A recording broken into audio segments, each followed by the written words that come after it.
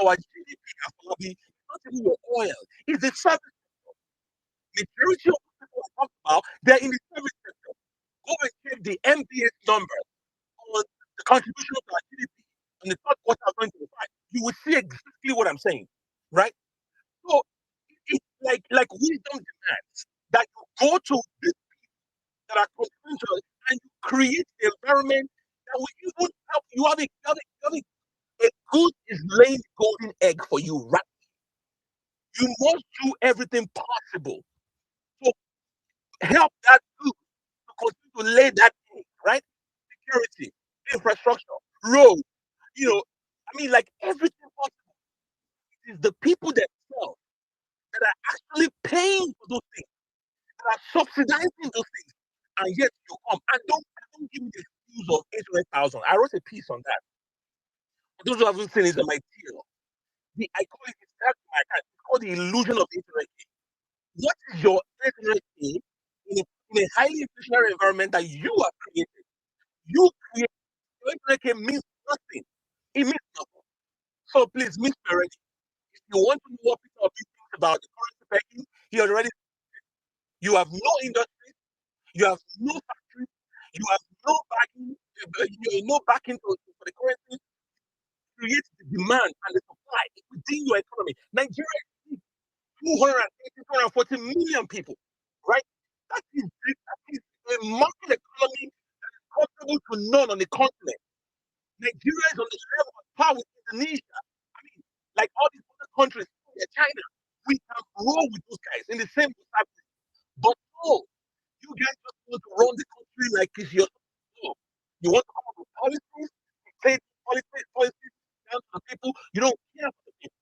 So, brother, the simple answer to your question: if you want to know what people are thinking, the man has been talking. So that question is like a talking point. It's what you guys go to say. But the man has been talking. It's because you don't want to say what he's saying. It will help the campaign to have all of these ideas in the PDS that somebody can say, okay, this is his ideas, and this is what's going to be. Like 2003. Where's the people? But let me just all right, wrap it up. On this particular individual that everybody's talking about, I mean, like, it's the best thing sliced bread. I don't think so. I haven't seen any example of sound economic policy or ideas. Yeah, I know.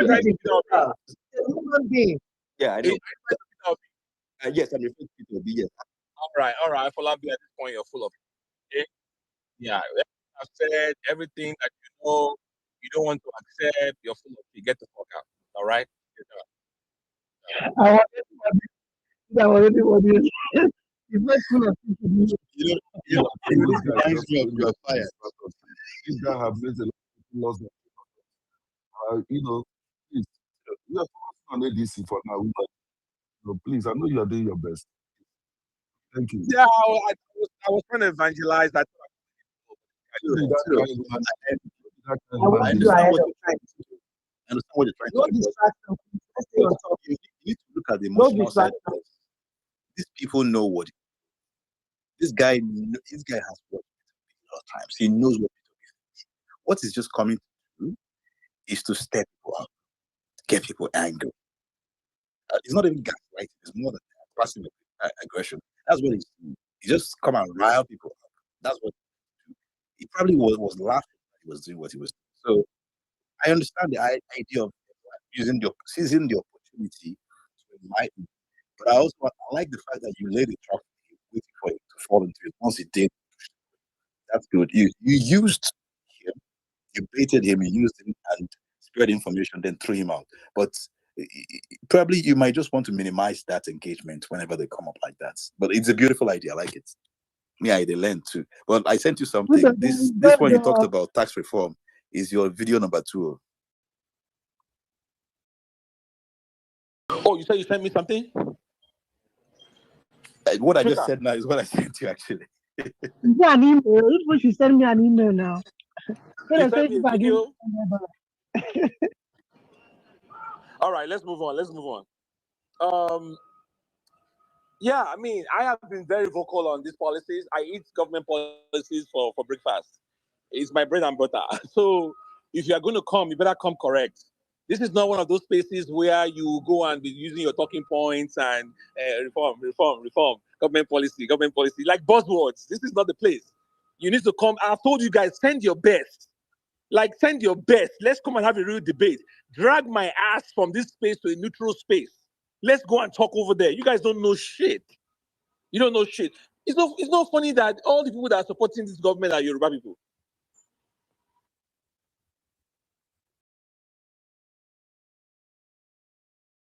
Sorry, I'm done. Moni Carigo, who is next? I want tribalists. No, yeah, we have Apoli. I can see Apoli. Engineer, if you want to just say something in a minute, Picking up for you. Apoli. Can you hear me? Hello, I can hear you. Can I go ahead? Yes, please. All right. Good evening, everyone. Thank you for bringing this space up. I had a lot on my mind that I wanted to get rid of. And I'm just going to speak to the topic. And I'm going to start with the ADC. I think it's high time we begin to list our opponents. I was going to call them enemies, but actually they are just opponents. They are not enemies. So I'm going to start that our top opponent is BAT. That's our top opponent. And then in the ADC, we have Atiku and Amechi. And when Grandmaster earlier made mention of the WhatsApp group in Anambra State, that's when I did a little digging, and I remember that we had a very top opponent in Anambra State. He goes by the name of Solution City. So I think we should not forget these people. We should not forget that APGA is in alliance with APC. So I think all these people in their covens are beginning to meet, they are beginning to strategize, and they are beginning to cause confusion for us everywhere. The articulated coven is a coven we are very familiar with, and I know we have their number, so we are going to deal with them as we always do.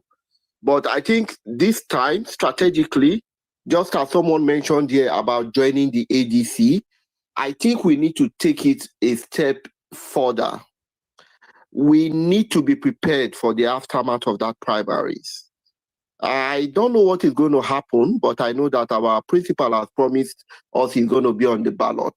So with that in mind, I think we should begin to prepare for the aftermath.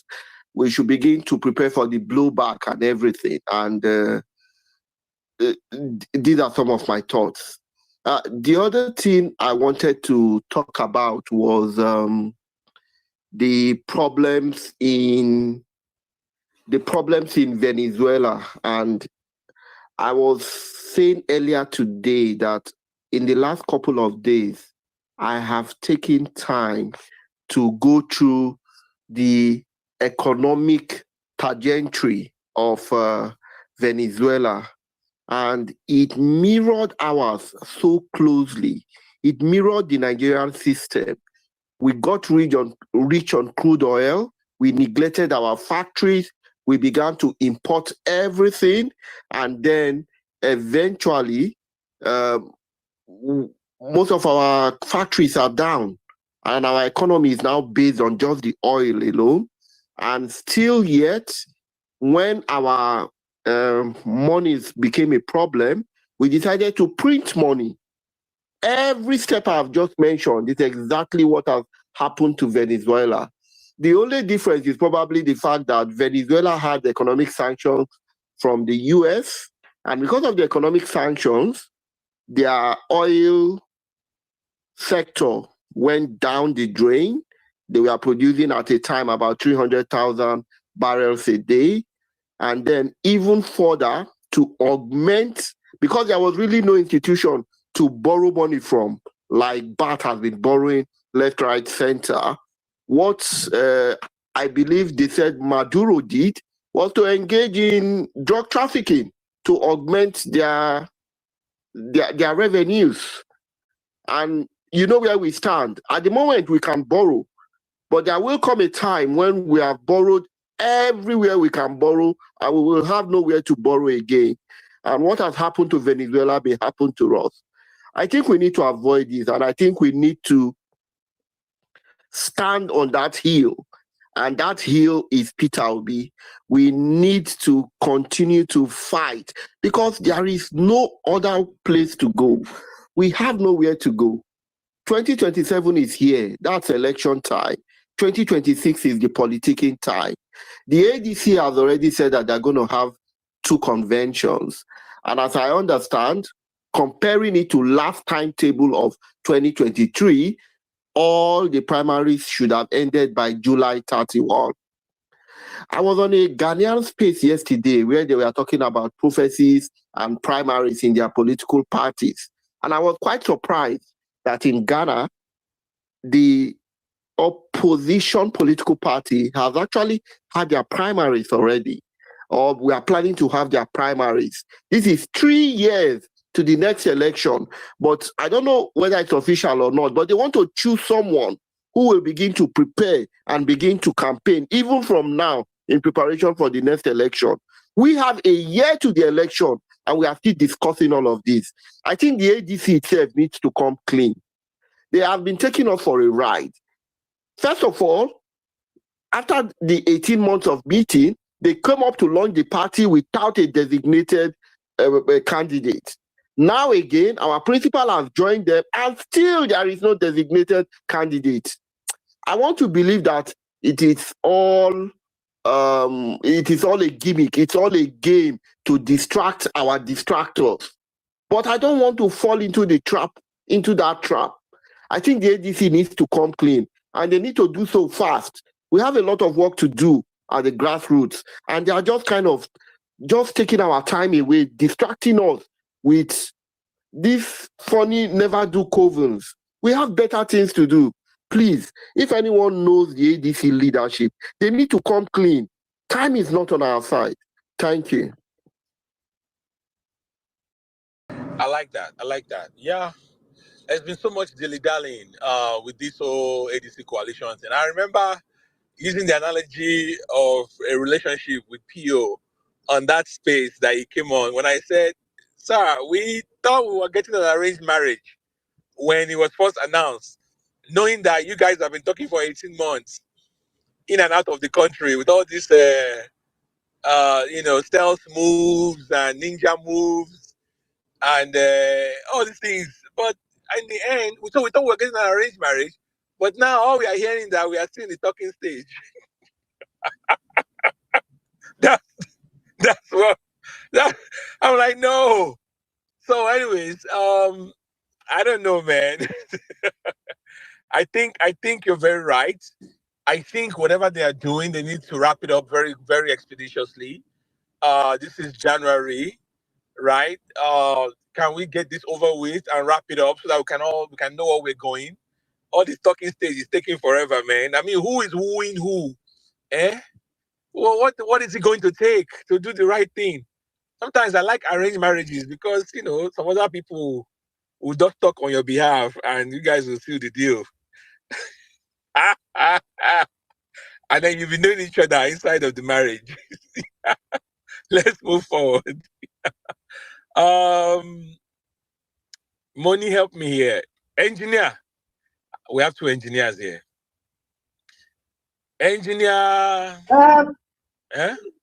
Engineer, okay. Engineer OJ should be Engineer OJ, okay? Yeah, and then we'll come then back we'll to not the come engineer. our own.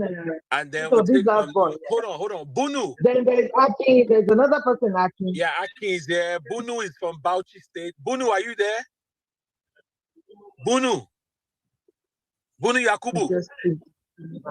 Okay, you don't sleep. All right. Let's take those and then we'll pull up some new speakers. We have some new requests pending. Engineer OJ, go ahead. Okay, yeah. Good evening, Nigerian, and thank. I don't know. The co-host Molly, your speaker is on. I don't know. Thank you. Okay, yeah, thank you. Good evening, Nigerians, and thank you, Tudo. You know, actually, I think our path have crossed several times, and you know, I just have to come in respect to, you know, the reality of the topic you put forth in your platform tonight. You know, well, basically, it's you know a reality that the ADC party have existed before the coalition, and the coalition came in, and then we have the coalition that completely collapsed into the ADC. That makes it a political party, you know, of fronts, you know, fight now. So it means that there is no coalition again. So the ADC is now a political party.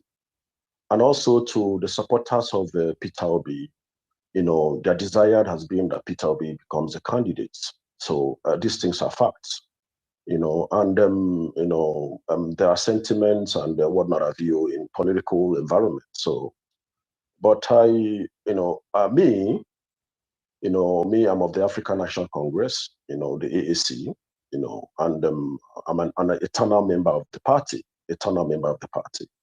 So I also believe that if your leader gets into a political party, it would be quite encouraging for you to, you know, wholeheartedly join that political party and defend that party. And also, you know, I also believe, you know, that political parties' ideology is what keeps members of that party committed to that party. So, and then they start pushing forth, you know, on how to serve the people.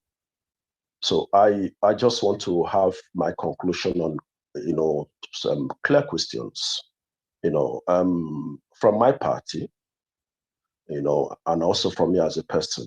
I would love to, you know, you know, the policy framework of the African Democratic Congress, the ADC.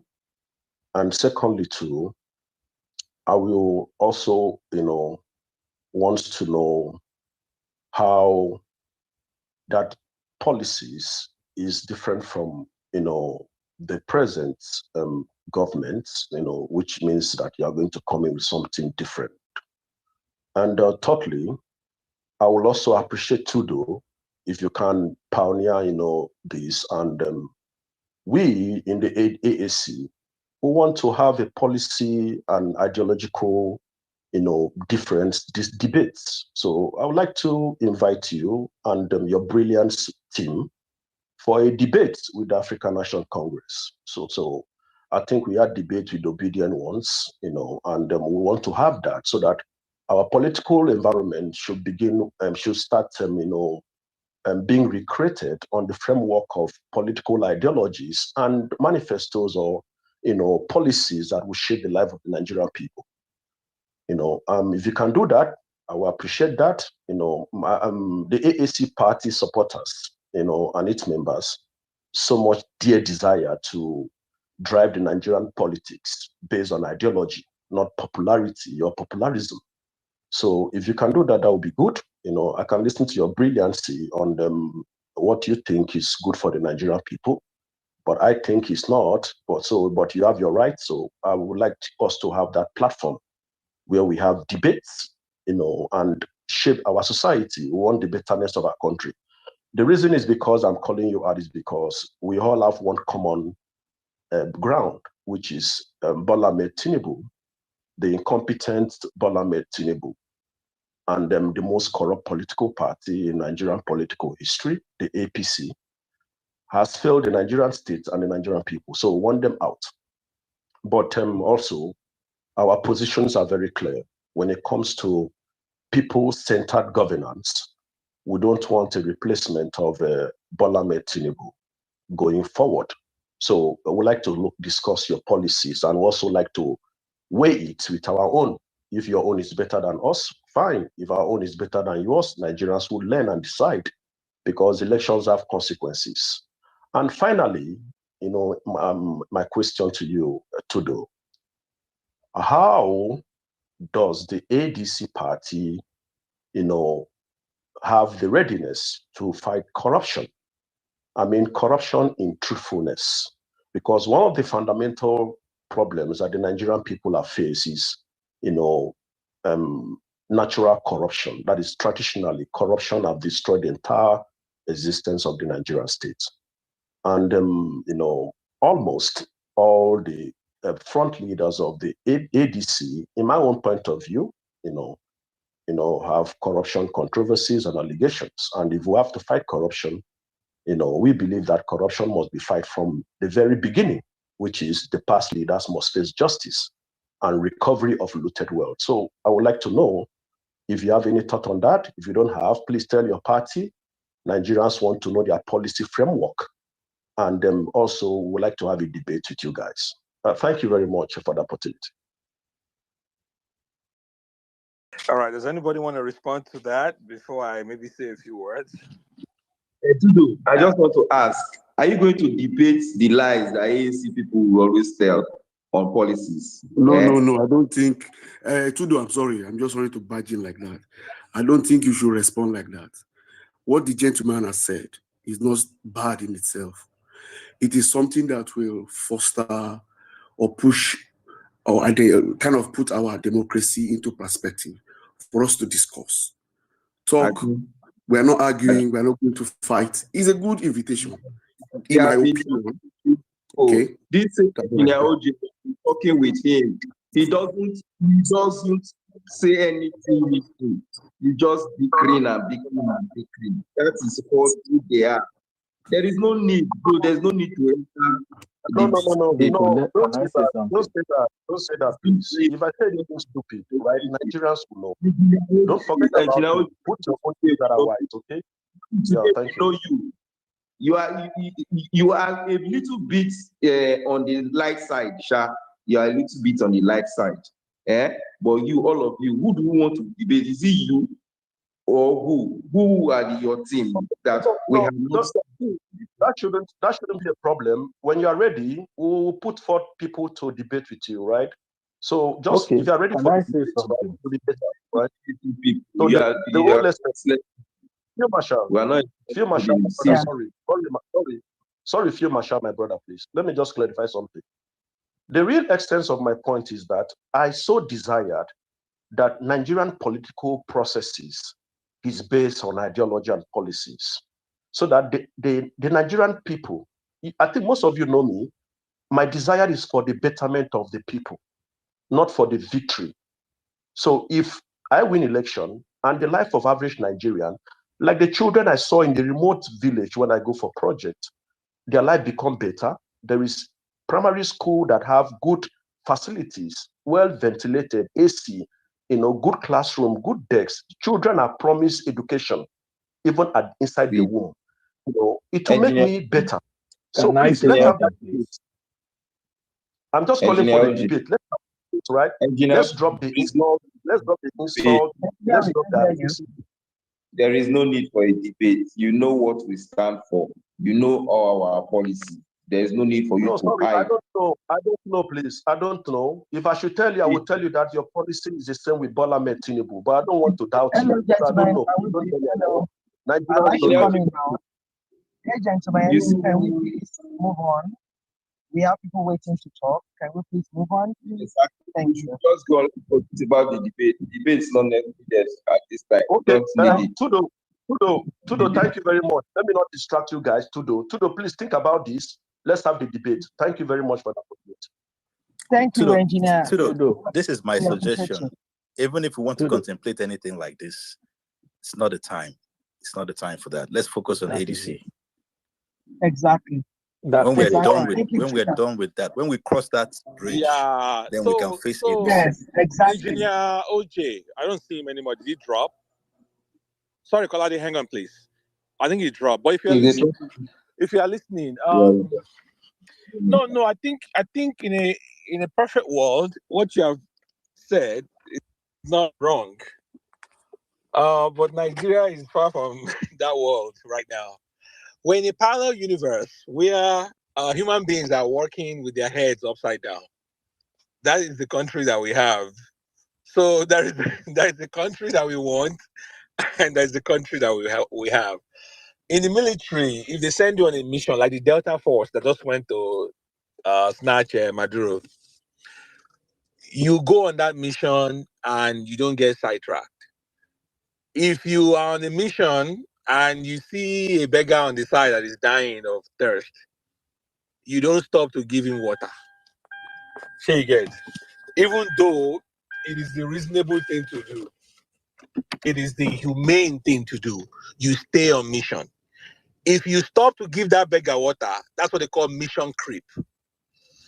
Because the time you're spending to do that honorable thing, nonetheless, you are jeopardizing the primary objective for which you have been brought up and you've been called. So you have failed at your primary calling. We are obedient ninjas. Our primary assignment is for Peter Obi. And we are shaping that narrative and we are driving that conversation.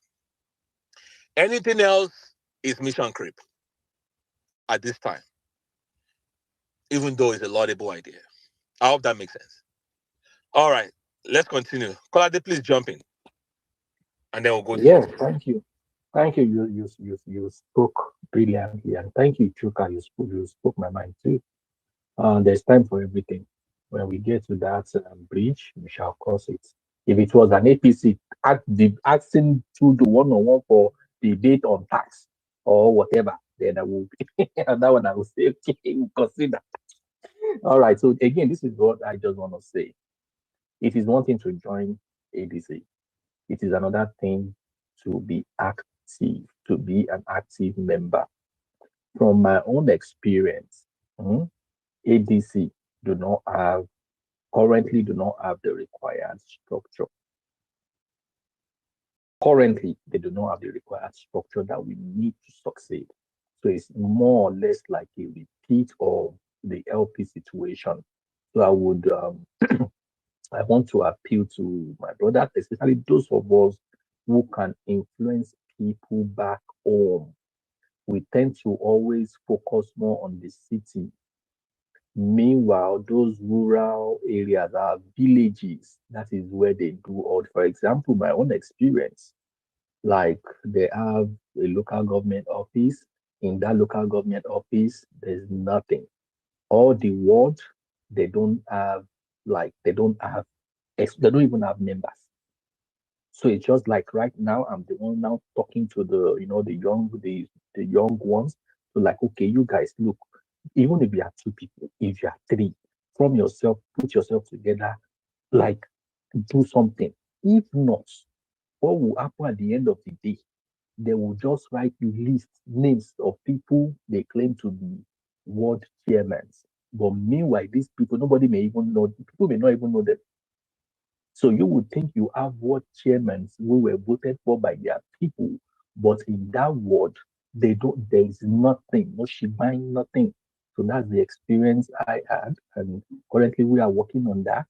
So I will also appeal to my brothers, please reach out to these your villages, to those get someone there to take charge, get people to go join, let them start that meeting so that when the time comes, that person will be the one to say, I am the should volunteer. If it's one person, he should volunteer to be the ward chairman.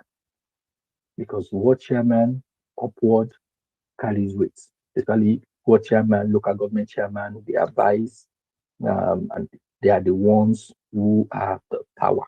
So it is one thing for us to join, it is another thing for us to join strategically. Do not fight with the old people there. Do not just parley with them. What we need right now are just people we can take care of. And when the time comes, you get it, we will then let them know what we need. Or you begin to talk them into it right now. That is what we need to do. Do not fight them and do not let them see you as coming to just take over and just dominate. We need them. Thank you.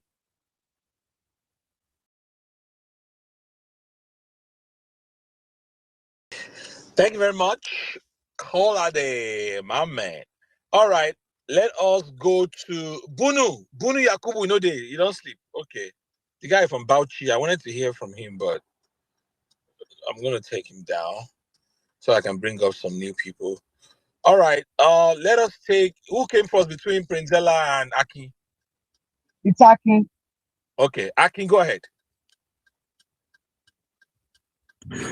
Tudo, as usual, thank you for your everly passion to talk about Peter Obi. You have been kind of keeping this thing burning in my mind and all of that. And I thank every other person that have contributed. My concern, you see, I raised this concern the first time I saw Peter Obi in one of the first meetings that he attended with the ADC some months, I think last year. My worry was at the time was, looking at the array of people in that gathering at the time, something just came into my mind.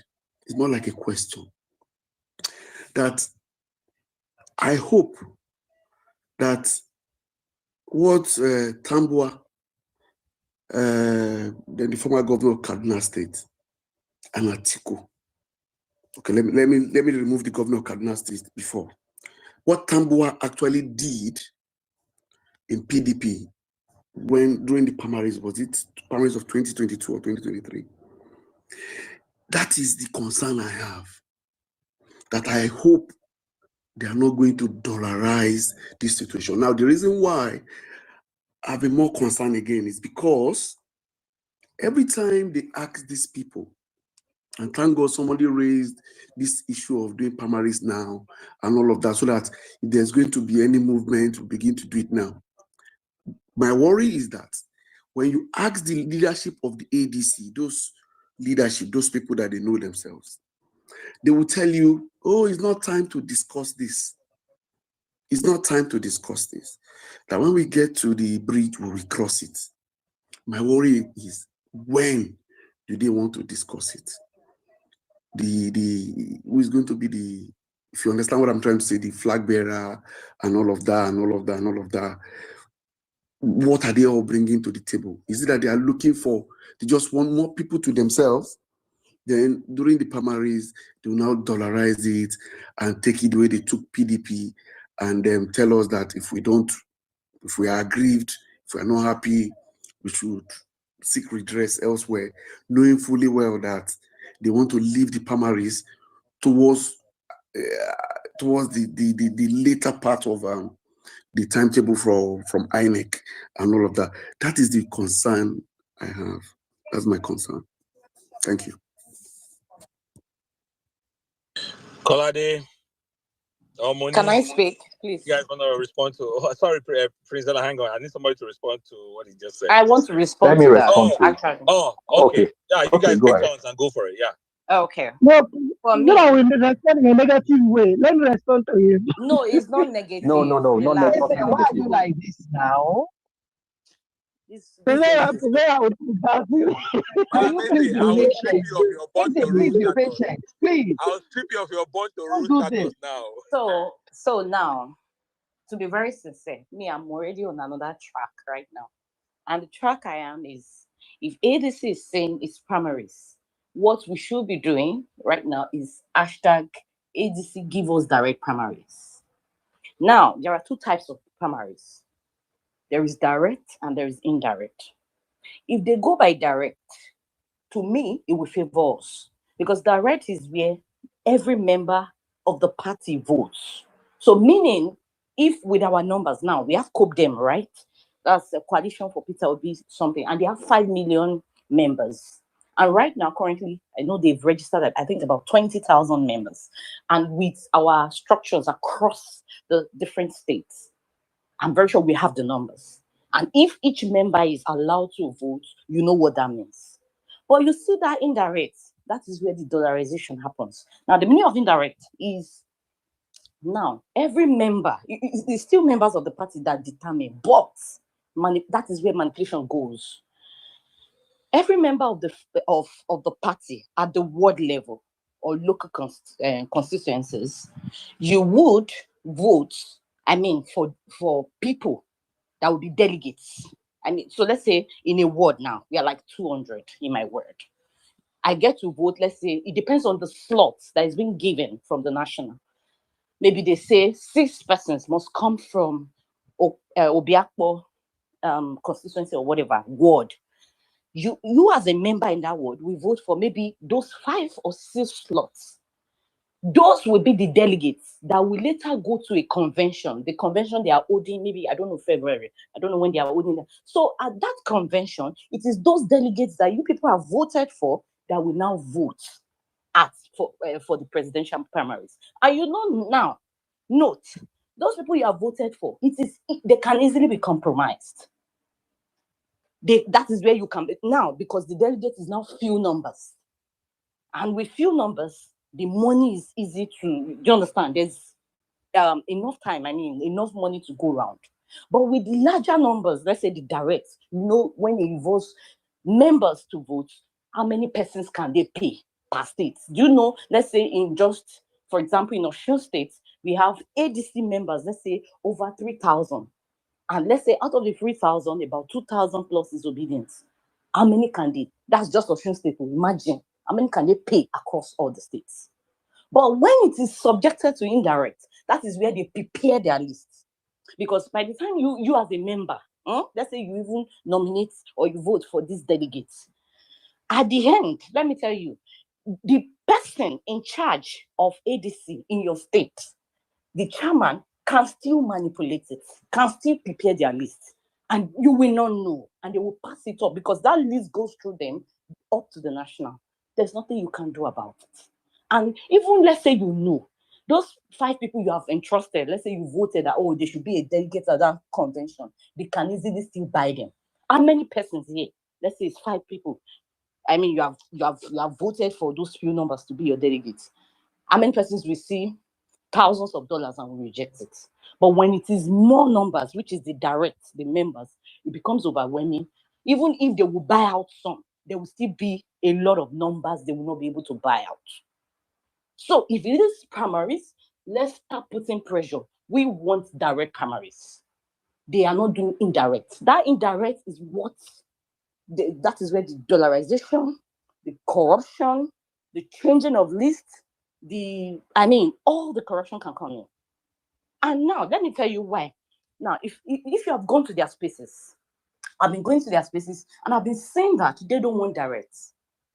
The other camp, the articulates, they don't, because now their excuse they are giving is, they say that when they open it to direct, the opposition, which is the APC, can easily, bring in, let's say, register their sponsor people and register people as members and still come and vote, and let's say vote for a weaker candidate that will face them. But your counter now should be, if it is indirect, it is open up for corruption, for dollarization, for changing of lists. That is what you'll be using to counter them. So it is direct or nothing. If they want primaries, that is where we stand a chance. And at that way, we will start registering our numbers. See, you have to overwhelm them in every state. That is where we have a chance. But that indirect, I'm sorry, I don't subscribe to it. Because there's no how they want to promise you a free and fair, my dear. See, you will not know. They will do it clean and you will not see it coming.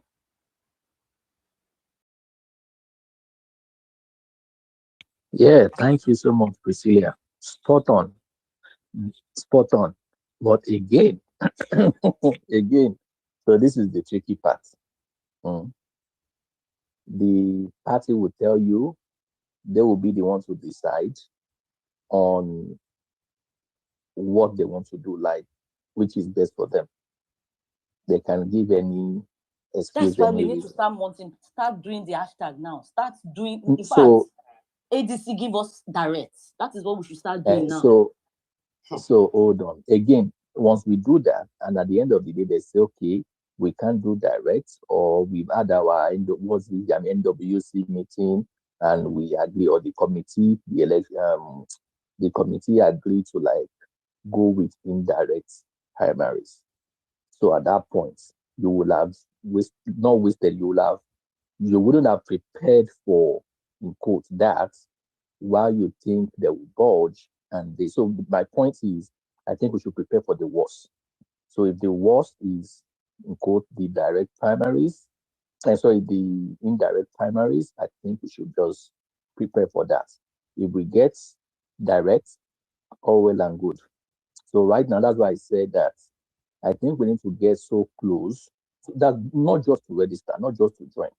You need to get involved. You need to get involved, like get close to those who are there, who are up there. If you are talking, you should be talking to your what's it called, your local government chairman, if you are not the whatever. You should be helping them do things. They should see you as their person. So like that, you will get information. If you get information, you can feed us with information. We can blow things out. We see things going. You get it other way. And there are things you also see before the primary dates that you can tell that no, this is good. Like this is not it. There are signals you would also get. Again, it's where we found ourselves. Our principal took us there to say we should just go, we should just go deal with that. And we have no choice, we're going to deal with it. So that is what I think. But spot on, Priscilla, thank you so much. If we can mount pressure to get that, I would love it.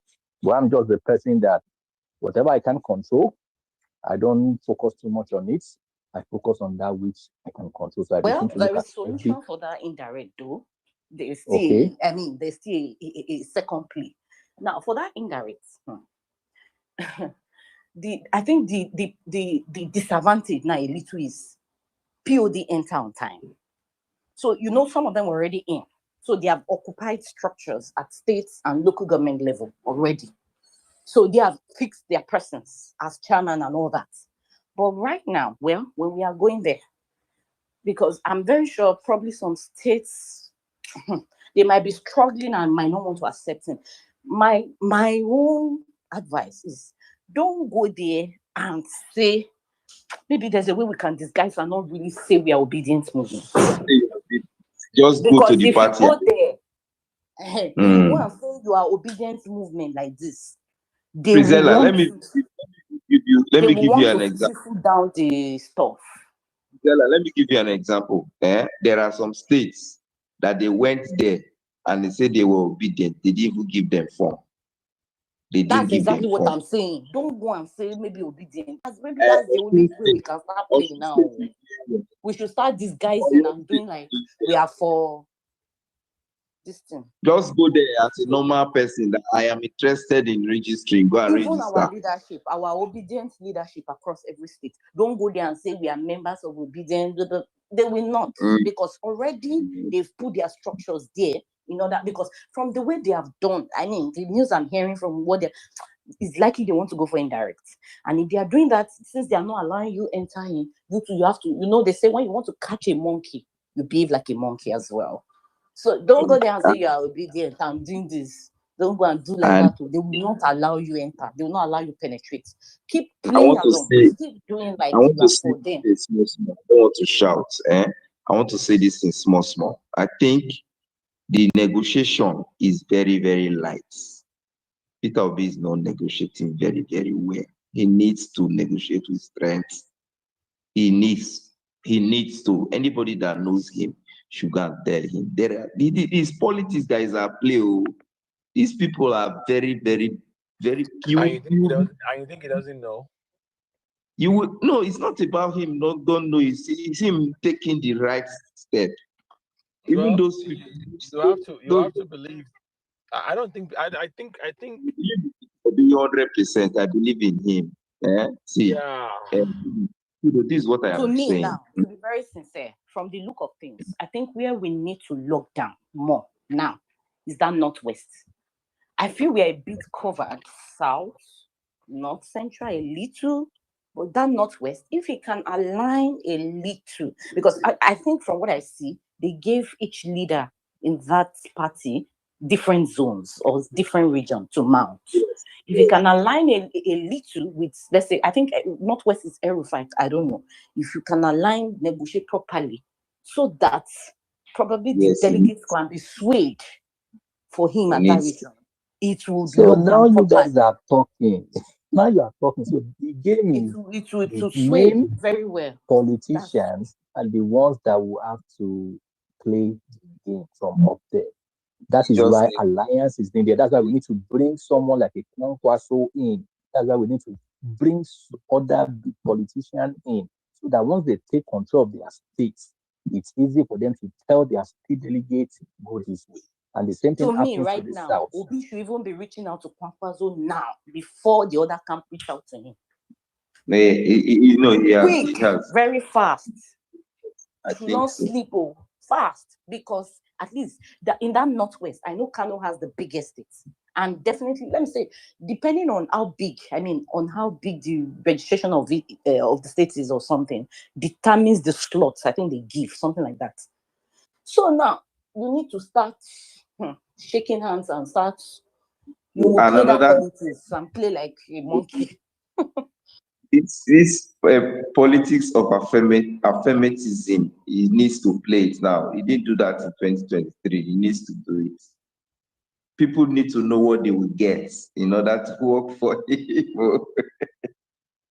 All right. Thank you, guys. There is this thing. This we call the Smart Ballot app. If you have not heard about it, you're on a long thing. Smart Ballot app. Just search up Smart Ballot app. There is a Twitter page, and follow that page. And there's an actual app. Believe me, this thing is a game changer. I have been given a tour of it.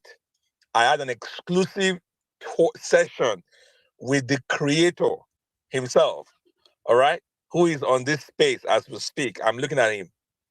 Very smart man, okay? This thing is a game changer towards 2027.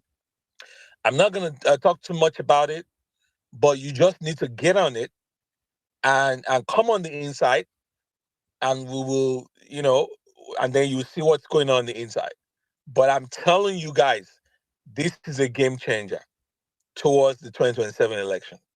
So look up Smart Ballot app. You can download it on the App Store, or you can just look up the page on Twitter and see what it's all about and get on it. Get on it ASAP. Guys, no time to waste. No time to waste. Get on the Smart Ballot app. We're talking about organizing right down to the grassroots, to the ward level.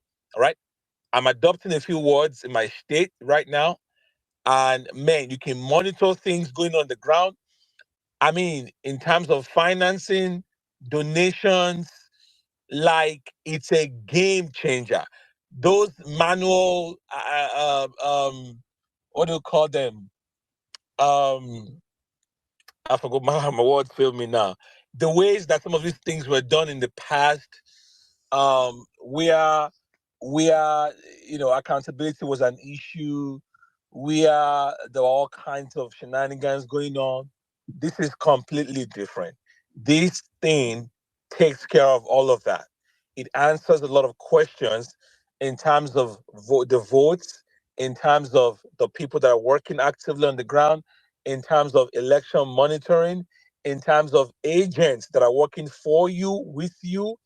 It basically locates those people, all right, wherever they are on the ground. On the ground, you can adopt word. We talk about adopting words, your own word. Even if you're in the diaspora, you can organize on the inside. You can join groups, right? You can have your people on the inside. You can monitor what they're doing. If you're sending money, you can actually see in real time what is going on. This thing, I'm telling you, for the opt-in time, it's a real game changer. So if you've never heard about it, look up Smart Ballot app in the App Store, or just look up the Twitter page and follow that page, and then come on the inside and see what's going on. All right. Thank you, guys. We are still here. We're still talking. ADC is the party, and Peter Obi is the man. God damn it. So everything okay? And I don't smoke. And I don't smoke weed. Oh, just a Before you guys handful. go and accuse me. I know they smoke loud, dude. All Oh right. boy. Anyway, Yeah. Where are we? Where I are we? think Where are Priscilla we? needs to talk now, or she needs to give her contribution. And she hasn't done that. She just commented. Who? Right, my sister Priscilla. Yeah, Priscilla. Okay. See where Peter Obi has put me like this. I'm just doing kaku up and down. I don't even know. I'm just looking for how to just make him. Oh, this is such a tight corner. Oh, primaries. Also, if anyone is into jazz, if you are into jazz, that can I'm just the man, ask me on choco. Priscilla, hold on. If anyone is into jazz, I've gotten some offers scholarly about block automopo that can block bullet repellent. Please slide in my DM. Thank you. Do you know at some point I was thinking, should we go and kneel down for this article? I don't even know. I'm just, my head is just calculating so many things. Oh my God. Anyways, God will help us. The first step, let's just register first. Let's even start somewhere. Let's start registering in our numbers. Let's start from there. Registering your numbers. Whatever thing we are doing, we just have to be vigilant. You understand? Those people. Do you get? Let's even start. That's the step one. Though. I'm not going to lie to you. We need to first register because whether direct or indirect, members are involved. The only thing is the difference is the indirect few numbers votes. I mean, Tudo, caller, please. I'm angry and I since I see this news now, my stomach will do. Wait, somebody is talking now. I want to ask question, please. I want to ask question. Please. He's Vic, because I have done so many things for this and so many people are whatever they want. And when the party say whatever they want, keep quiet and accept it. I spoke to Peter Obi. It is the people who are leading him, all those kind of nonsense rhetoric. He's trying to use, this intelligent sounding way of saying things without really saying it to try and put people down. So me, like I've said, right, I'm 1000% sure that the ADC, like nobody is going to shake Tinubu in today's Nigeria without Peter Obi and the way he energizes the Nigerian youths and the Nigerian people. It's not going to happen. It does not exist anywhere. Take it to anywhere you want to take it to. It's not going to happen. So I'm just waiting to see if ADC is ready to remove Tinubu or not. That's where it is, right? Because I think it was Mr. Colley that made this argument. This structure that you are talking about, I think we had that structure. He didn't win Tinubu before, right? The reason everybody talks about, there is nobody in the political space right now that does not talk about P2B. You cannot have a political discussion without name dropping P2B at least once, because all of us know. Like, this guy is literally the most important thing in Nigerian world. Like, if the whole world was Nigeria, is the most important thing in Nigeria right now. Yeah. You can't even, like, sometimes, right, you would start space and not want to mention P2B. Before you know it, his name would just be entering everywhere. I mean, imagine we told somebody, we said, hey, bro, your candidate has run the country into the ground for 3 years. The guy had no reply. He had to go and say, okay, what would P2B have done? I mean, he does not. Yeah, that's the mentality. Everybody knows. All of us know.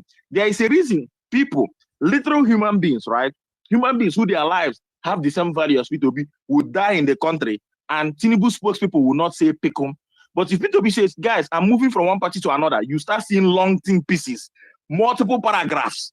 People write those things and revise it and edit it. It takes hours before they come up with those tweets. Yeah, that's what I'm telling you. That's what I'm telling you. So there are people who are paid on taxpayers' dollar, who work on Saturday, who work on Sunday, who stay awake in the night, right? These people will not even tweet when Sokoto gets bombed. They will not tweet them. But once P2B just says, guys, I'm going to reuse this handkerchief that I used before. P2B has reused the handkerchief. Like the fly on my wall that I've been monitoring all day. Yeah. So all of us actually know. So personally myself, right, I'm just hey, we'll do what we need to do, but I'm not afraid of somebody trying to bully me out of the coalition. It's impossible at this point. No, right? it is, It is and that's doable. that's It an is excellent doable. It is that, doable. that's an excellent point. The dilemma model thing. I mean, I made the case earlier. It's. I mean, my opinion is pseudo intellectualism. Nigeria, people want to sound like they sabi book, so you use all these big words and all the, so that you know. Whereas, I like the way you said it. You are masking your bias. You think you are, but you're not. You're actually not doing a good job at that because we already know we can see through what you're doing.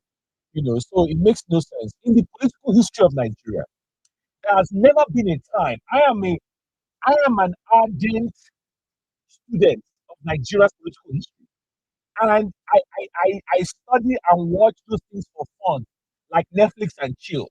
Okay, there has never been a time in our political history where you dictate to movements, you tell them what to do. It's the other way around, guys. It is the other way around in Nigeria's political history, right? Go all the way to pre-independence. Okay, like I mean, I've done this speech over and over and over. Where do you want to begin? Right? One of them begin with the national youth movement that morphed into NTNC because of disagreement between the likes of Philip and Nauro and the rest of them. Eh? You want to talk about when we started, having all these solid political parties, we started having like an action group. You want to talk about like all the way to the north, the likes of the People's Election Party, Aminu Kano then, or Sadauna himself, who was the godfather, even though what's his name? Tafawa Balewa was prime minister, right? These guys, the ideology that was backing these guys, the movement behind them, right? You don't tell them, you don't talk down to them, you think that this is your leader. No, in fact, I talk about the Zikis a lot. The Zikist movement was one of the most badass in Nigeria's history. He got to a point that Zik himself had to distance himself from them. Like before they were proscribed because somebody has made an attempt on the social officer like wanted to fight the guy, but the guy has escaped. So they put that legit on the cities, and for that reason the colonial government started to proscribe them. I mean the list is endless. How about even economic movements that we had? The likes of Michael Lemodu. I talk about this guy, the grandfather of organized labor in Nigeria. When post World War II, this guy organized what they call the Cola movement, cost of living allowance, because of all of the colonies that have fought on behalf of the British Empire in the Second World War. It had its impact, aside from people that went to fight, the economic impact of the war on the various colonies. Michael Lemodu and the gang came out and started protesting that the government needed to pay citizens cost of living allowance. Can you imagine that happening today? Where labor decided to go and ask government because of this experiment that is going on now. It has affected our lives. So we need to give us allowance to cushion the impact of this experiment that you are doing up and now. Can you imagine that happening? Can you imagine NLC or TUC going to demand cost of living allowance from and the government bonds? They bonds, right? You took us to that war, you fought that war on your behalf. Look at the impact of our lives. Give us money. That is in our political history. Right? I could go on and on and on and on. Several movements we have had in our history. It is not you dictating to movements. Movements are run by people. They are people led, right?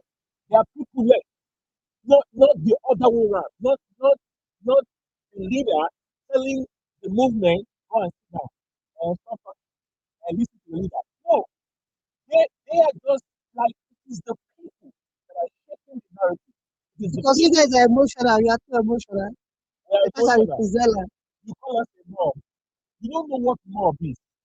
You guys, like, I don't know whether you know, go and read Nigeria's political history. Like, we are a vibrant, politically vibrant people, okay? I mean, the days of welfare, when they would douse you in petrol and light you up, that was a real mob. Now, for somebody to fight up, mob. You never see mob. Exactly. You never see mob, right? So I completely, completely take issue with somebody suggesting that sit down and listen to your leader and wait for your leader. No, we are hiring. We are the ones. The leader is working for us, right? The leader You is know, working for the we've people. been listening and waiting for our leader for how many years since Nigeria got independence, and look at where we are, right? Let's No, change things out. Peter Obi understood what those portraying. Yeah, that's what I'm saying. Those who are saying go and wait for your leader, people have been waiting on their leaders. Look at where they've ended up, right? Has it got The up? Nigerian people have been turned into like floor mats, literally. And when Nigerian you people say, to and stand. the other part, when you say, when you call out the government, they say, go and ask your leaders another way. Not to begin that conversation now. The other way about, ask your government. Okay, when we go and ask, the same you people will come and shield them. Okay? The same you people that say we should go and demand accountability from them, when we do, you will flog us, or you will flog, give us family strokes of the thing. You will harass us with, you will oppress us, and then you will shield them. You will shield them. All of those corrupt government officials, whenever we demand accountability, the same you will shield them, and the same you say, go and ask the government, how can we do both? So, anyways, I digress. The point here is that we are a pressure group. You guys don't understand. If you don't understand what it means to be a pressure group, go and study Nigeria's political history. Maybe you have a sense of appreciation of what we are doing. And what it means to be a pressure group is you are the core. You are the one that is capturing, right, the very essence of what the people are saying, the yearnings and the aspirations of the people. That is what pressure groups do, right? That is what pressure groups do. We are the ones that are sounding the alarm. We are the canary in the coal mine, if I can put it that way. We are the ones that are sounding. We are saying this is where it hurts. This is where politicians will do what they do best. Going to that place, negotiate, discuss, but outside that door, we are here. And you need us on the outside. You need us on the outside. Because you know it's the people at the end of the day, right? It's the people. So all of these people that are saying, listen to your leader, you guys on.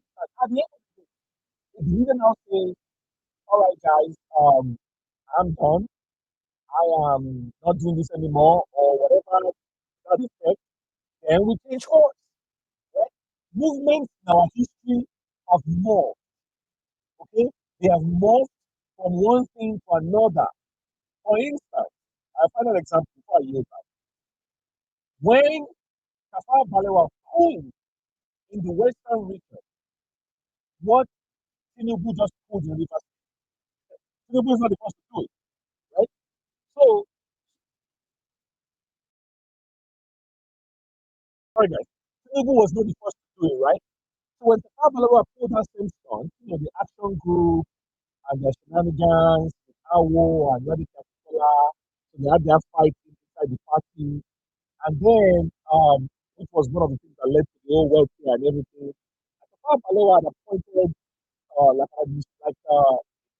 he bought a kind of, an administrator in the region and everything, and it was a mess. It was a mess. Ultimately, Tafawa Balewa himself had interest in the region.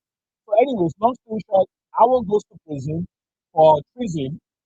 For some reason, the final inquiry that was set up did not indict Lade Kapitola for some reason. Those guys came out and Action Group was defunct. Those guys came out and became something else for the next election cycle. And then coalition started moving around, alliances were formed, that led us to the next election cycle that we have, about. So You had a bunch of people who are just fighting and killing each other, and then they morph into something. And then you have on the other side, you have you have the likes of the other people's party, you have the People's Election Party, you have the Middle Belt Alliance, you have all of those guys that form like a badass coalition, and they went at it again. My point, bottom line, guys, is that in our political history, we have had movement, we have had parties, we have had ideology, and something happens, an asteroid will come from outer space and hit everybody, and then they get up again, and then they reshape, and then they reorganize, and then they keep moving. And we've been doing that, and every information of that has led us to where we are today.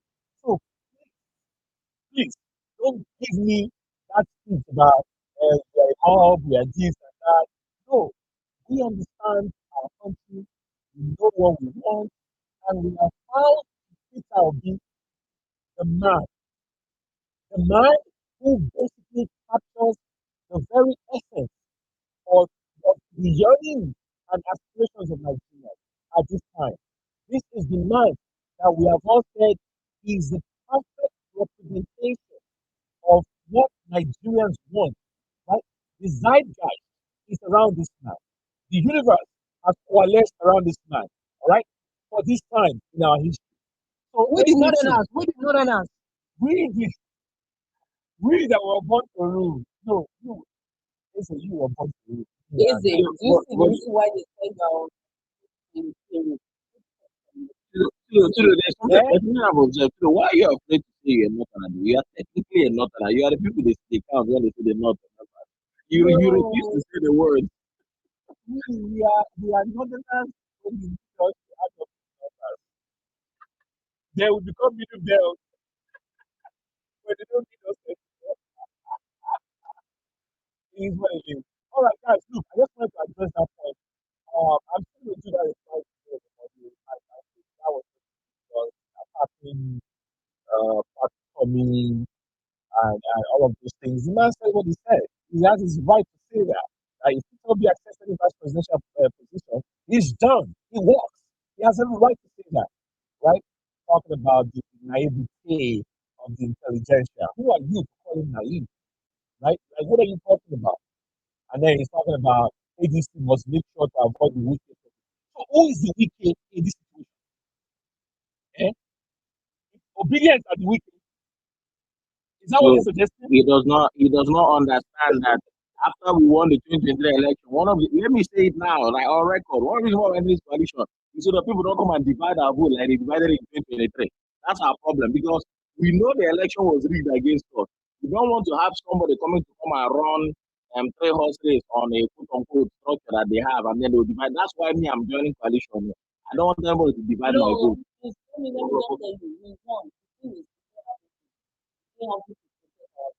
We're saying the same thing. One of the reasons why APC was able to read is when they are doing their rigging, they'll be giving some to some other parties and giving some to other parties. So nobody is doing 3-horse race. Nobody is doing 3-horse race. Be serious with your life. Be serious. If it will be the let Nigerians get to work and save their country. Nigerians want to do it by themselves. They don't even want you to stress and collect money and do this and do that. No. Do the right thing. Don't come and throw us back into the 2023 voter party, give them to do whatever they want. Already celebrating that they raised this come.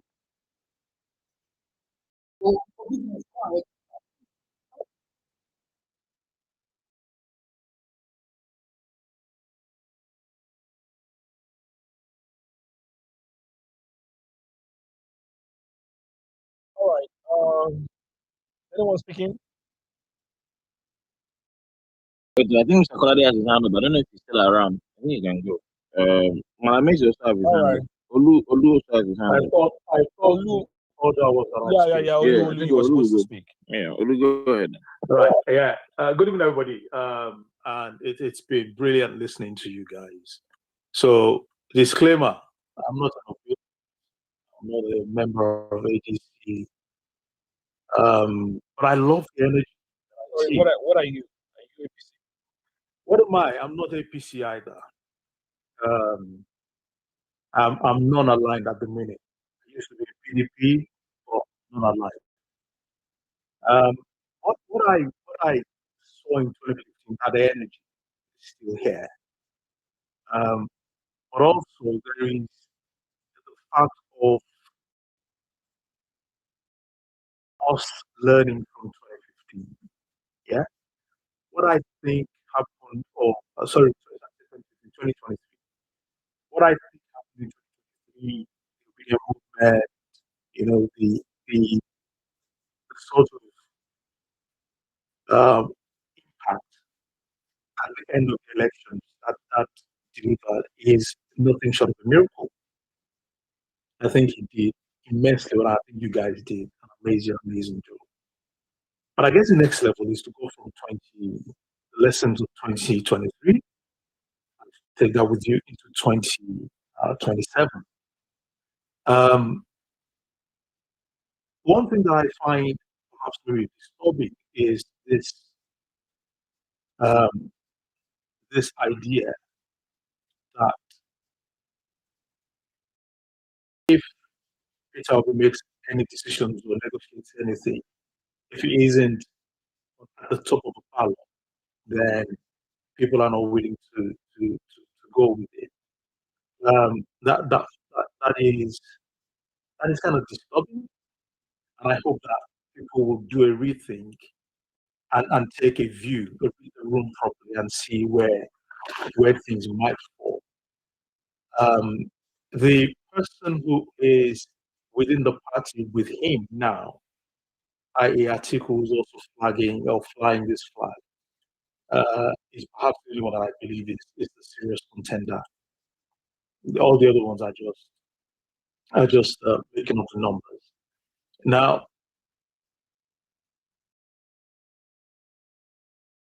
people would say Peter left PDP in 2023 because of Wiki. I believe differently. I believe, this is my reading of it. I believe that Peter is not scared of Wiki. I don't think he's scared of Wiki. I think because he's a veteran, he's been around this circle for a bit, he understands how it plays. And because he knew that there was a person within PDP that wasn't going to respect the unwritten agreement or whatever it is that political parties had to rotate. And as a result of that, he preempted that. He knew that was going to happen. He moved. But now he's in a coalition or an agreement or arrangement that has the same person in the same political party. And I think for him to have decided to join and be part of this arrangement means he's done a lot of thinking, because it actually took a long time to join. And I think Prinzella has some solid idea of how these things work. And I hope that within your ranks that she's used. She has a lot of like experience. I don't know you. I don't know. You see a lot of things right about how these things work, and you kind of identify where the challenges might be or where the challenges might fall, depending on which approach the party adopts towards its primaries. I think Peter perhaps got to the boat a bit late, but also that caution is also good, because it looks like he's made a very informed, conscious decision at this point to now go, yep, I'm joining. And that means there must have been some conversations. And him delaying joining must have been because he didn't hear the things he wanted to hear. Now, I don't know what he was told. I finally flipped him. Oh, yeah. But let's assume what he was told was that there will be a promise of a free and fair primary election. Yeah? Priscilla is telling you guys you need to join. You need to I almost swore that. You need to effing join in your number. You must join. You must join your life depends. You must get on that boat. You must get on that boat. You must get on that boat um, with with open minds. Yeah, open minds, filtered but open. I have seen candidates coming to parties where the people they came into the party with didn't want to work with the people they met in the party, and that became a massive problem. They lost at the end of the day. So with their candidate, I'm not going to name names, but we've been there, we've done that, we've got the t-shirt. So you join en masse. Whatever it is they decide to do, your movement needs you to be inside the parties across Nigeria. And that gives you guys a lot of leverage. It puts you at the close to the discussions within the parties. Yeah.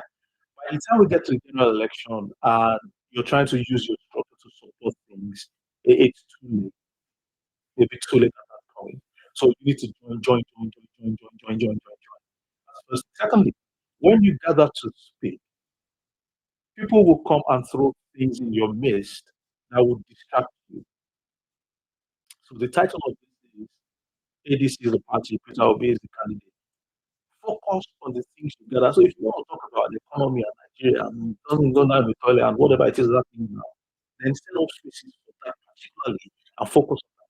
When you're talking about this that you have there, this is about the opinion movement and how you make impact on those things you need to focus. When everybody comes and telling you wants to use those style to raise money, ignore. Question. Focus. Yes. Question. Go ahead, sir. Yes, please. I can see your line of app, which has a lot of civilized approach, if you may say.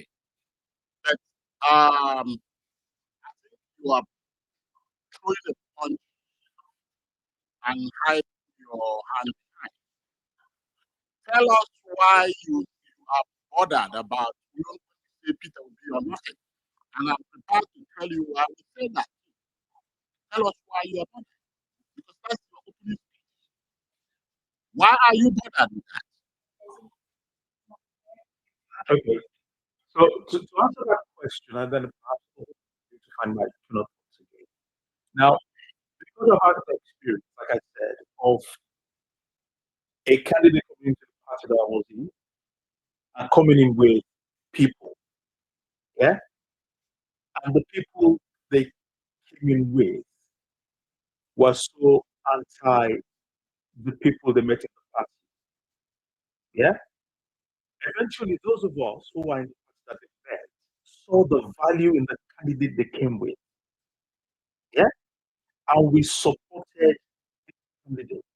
Because we read the room, we read what the public was saying, we knew he had acceptability.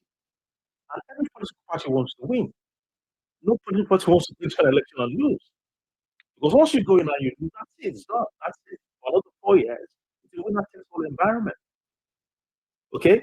Now, because once their party, their preferred candidate they came to the party with emerged, they had done a lot of damage that it was now difficult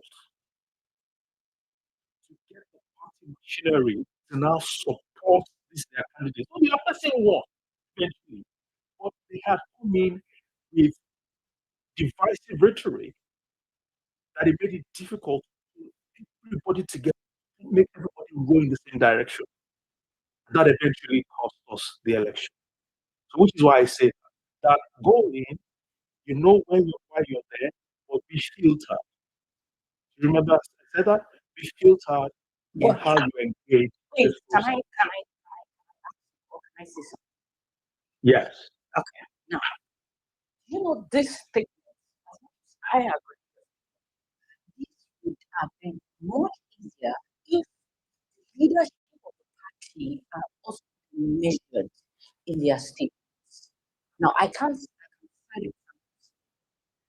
Now, the leadership, I mean, the leaders from various regions, like, I mean, the ABC secretary, if you attend the space, college apply, okay, well, this well, it's like on space. And it was, if I truth will be said a lot, it was like, I know they should go and ask somebody. This is somebody you know, I mean, like you're in conversation with him, you know you join, then you're not enjoying. But to some extent, you should have some privy to information that people in the public are not. And you come up with somebody who went, I mean, you know you were going to be influenced. You choose the project that would already the importance of people being, I mean, it's like a trigger. People like that make you come on space. This is also a leader that is to mount the south or something. And it show Peter Obi a lot of good. For everything obedient, we don't just do it unprovoked. Unprovoked. It is always there's always a problem to it. Or it's just frustrating all the fight. But it's the reaction that see. I mean, just came Okay, Priscilla. or something else, and you expect us to just hold our hands and begin to run over us like train and walk like that. It's not just that. Where before, I mean, I just happy to declare and enter the ADC. The people we are supposed to be in coalition, the coalition brothers and sisters, did flyers and posters on the timeline. I mean, putting Peter Obi as vice presidential. You know, it's not everybody that has that tough skin, right? To look away from this thing. There are people that react. I find it fair. I mean, me as an example, I don't. I mean, I don't have time to take that bullshit when you're doing that. Every day they are here corrupting people. For somebody who came through the national mind. So when we are making statements, I always like it when there is a balance. Don't make it look like, oh, obedience because of the damage we've done. The question is, this damage did it just happen unprovoked? What did you think somebody just want to be mad? Wake up and just start talking to everybody? There is no damage here. It's a repair Okay, or a exactly. damage they So cause. Priscilla, can I quickly? So you see, there's this adage that kids do not throw stones at a barren tree. If you see an orange, why would you be throwing stones? If you see an orange that has lots of orange, you will see children throwing stones at it, throwing sticks. Because Peter is the bigger guy. That's why these guys are doing that. They know you guys know what you have. Let's revise the adage. Some of us are living in that tree. If you throw stones at me, I will throw stones back. Some of us literally live in that tree. I hope let me tell you, they are testing waters with it. I mean, a media allow it to registers in people's mind and it sticks. That's one thing. There are some of them are testing waters. If you don't push back, they will think, oh, the populace have accepted it, obedient movement have accepted it. Then they will push back. You know, these are things I mean, you know, they traditionally say some of those people to trade out to fill the pulse. Yes, so you're echoing what I'm saying. You see, you have something, and what you have is what gives you the confidence to go or be or not. Now you must let that translate into how you engage these people, such that you hold up what you have high and don't come into the gutter. They know what you have. They know they know what they're up against. You guys must stay focused on what you're trying to achieve. Like you said, join. Get that machinery to get people Well, for me, I feel as much as we are joining, there are some certain narratives that we should not allow to fester, especially for persons that don't have firm minds. Do you know for some of us, some persons might have, strong heart than some. There are some persons that can be easily swayed away by misinformation. And you just have to set it, keep it right. Okay, now when I say this to you, it doesn't mean everybody will have the sort of discipline to be able to do what I'm suggesting.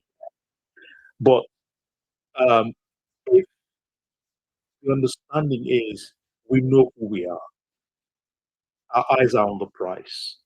We're going to keep marching. Eventually, a lot more people will get the message. A lot more people will fall in, and you will get to where you need to be at. Now, so I'm going to leave that and talk about the primaries and what about method, the party. So the party will decide. Sorry, before you go to the primary, Yeah. can you see this way that division of labor? So what Yeah. you presented is excellent, and there are people that have that gift that will buy it and be pushing it. And that's another division of labor, the other persons, like people here, they'll become ninjas, you'll be nothing guys, and they'll be made reference in Arise television, in Channel. They use that line that people are saying it is OP or nothing. And that's to tell you the message, right? And lastly, Tele Momodu said that when he spoke with Obi in Ghana, he said that what he observed is that Obi doesn't want to send his followers, he's listening to them. So that means they have talked to him. They asked him as a question. They have talked to him about being a VP, an article, 80-year-old man. And maybe he's considering it because he's not desperate to be president. The way we are desperate to be president through him. And that's why we are putting pressure. Why other person that have that role, that give what they have suggested, and leave the room and be rubbing their shoulders and the rest of them, we are the coconut head and say, no, it has to be this way. And what do you know what that has done? It has done so, it has spread that notion of being a VP. The voices that we are saying so now, they're less than 20. Well, there's something you said here that is brilliant. That Dele Momodu confirms that Obi is listening to his people. That's all you need. That the person who is the spearhead that you're coalescing around behind is listening to you. Focus on the task at hand. Now let's go to the primaries. Now, All right. primaries like Priscilla did a beautiful job. Yes. Hold on. So I think it's probably your first time in our space, and yes, we are ninjas. So you see that small logo at the top left corner of the space? Yeah, it's just to the space. The gap is there for a reason. What I enjoyed is I was like, today she's using shorthand. Today she's using shorthand. Today she's using shorthand. Like what the fuck? I used to write it out. Hashtag Obedient Ninjas. And if you do a search on hashtag, you will see us. We've been around for a minute. So I have taken time throughout the space to explain what we stand for and what we represent. Okay. And we are very confident in our position and in our approach. Right? And we have no qualms whatsoever. And like Prince Ella was just telling you, everything that we have done, in fact, the very idea of the ninjas was in response. Nah, Tudo, you took the words out of my mouth. I wanted to tell himself that you know, be or not, it was not even our invention. I wish we could take credit. It wasn't our invention. They literally put it in our mouths. They literally forced us to say it. That's how we have. It was a response to the way they were moving at. We think this coalition. And we're like, no, we're not going to take this line down. Okay, so we responded, and that was what gave birth to the idea of Obedient Ninjas. And then, so we are very good with our approach. We are very okay with it. At the end of the day, listen to us. Don't listen to us. What do you have to lose, right? Majority of us are not in the room where these conversations are going on. We are just outside the room, shaping narratives. And the beauty there is we walk the talk. As we are talking online, we are also doing the work on. We are also doing things, believe it or not. We have done some things already on the ground, and we are still doing things. And more importantly, to that point you made, that when we come together, we should just focus on why we are here. We shouldn't discuss policy, economics, whatever. I totally disagree with you. So one of the hallmarks of our spaces is that exactly, which is to dissect government policy. Why do we do that? We do that because APC folks like to somebody's. Could you please mute your mic? I'm getting the feedback. I'll come back to you so that you can continue your submission. So, Olu, your mic. Please mute your mic for a second. Thank you. So, APC people like to say, like to talk as if we don't understand government policy. We can't explain government policy. We don't know how governance works. Like they have this condescending attitude about them. And at the end of the day, like I don't know if you were here when I engaged that one APC guy. All they have is talking points and buzzwords. Reform. These reforms are working. Oh, this reform. I believe in this reform. But when you want to dissect, when you want to say, okay, let's go down to the minutia, right? Let's talk about the details of this reform. They have no clue what they're talking about. So what we do here is actually to intellectually engage and say, okay, let us come and dissect these policies. And that way we can demonstrate to everybody that is listening that we know our shit and we know what we're talking about. And to the government, to the coalition people, to everybody concerned. We're not just pushovers, we're not just rabble rousers, right? We're not just rabble rousers. We do our research and we know what we're talking about. Yeah. The key thing for me today is that we did not just arrive at where we are right now out of the random blue. We had like discussions and deliberations and we're like, hold on, look at how it is going, right? If Tinubu's reforms were all good, there will be no point to use and counteract them. I mean, if this guy did the subsidy removal thing properly, I will not be able to say it was done in the worst way possible because that would be factually incorrect, right? The other thing I wanted to say to you before you carry on was, sorry, I think I added a T to your name, sorry about that, was please, this thing we say about 2023 being a miracle, we need to stop saying it like that, right? The miracle that happened in 2023 actually happened for Tinubu, right? Because miracles are aberrations, right? That's what they are. 2023 was literally Nigerian people wanted to vote P2B and they went and voted P2B. That's literally what happened. So the norm was the outcome that P2B got. Exactly. Yeah, that's what I'm saying. That's what I'm saying. Was Tinubu.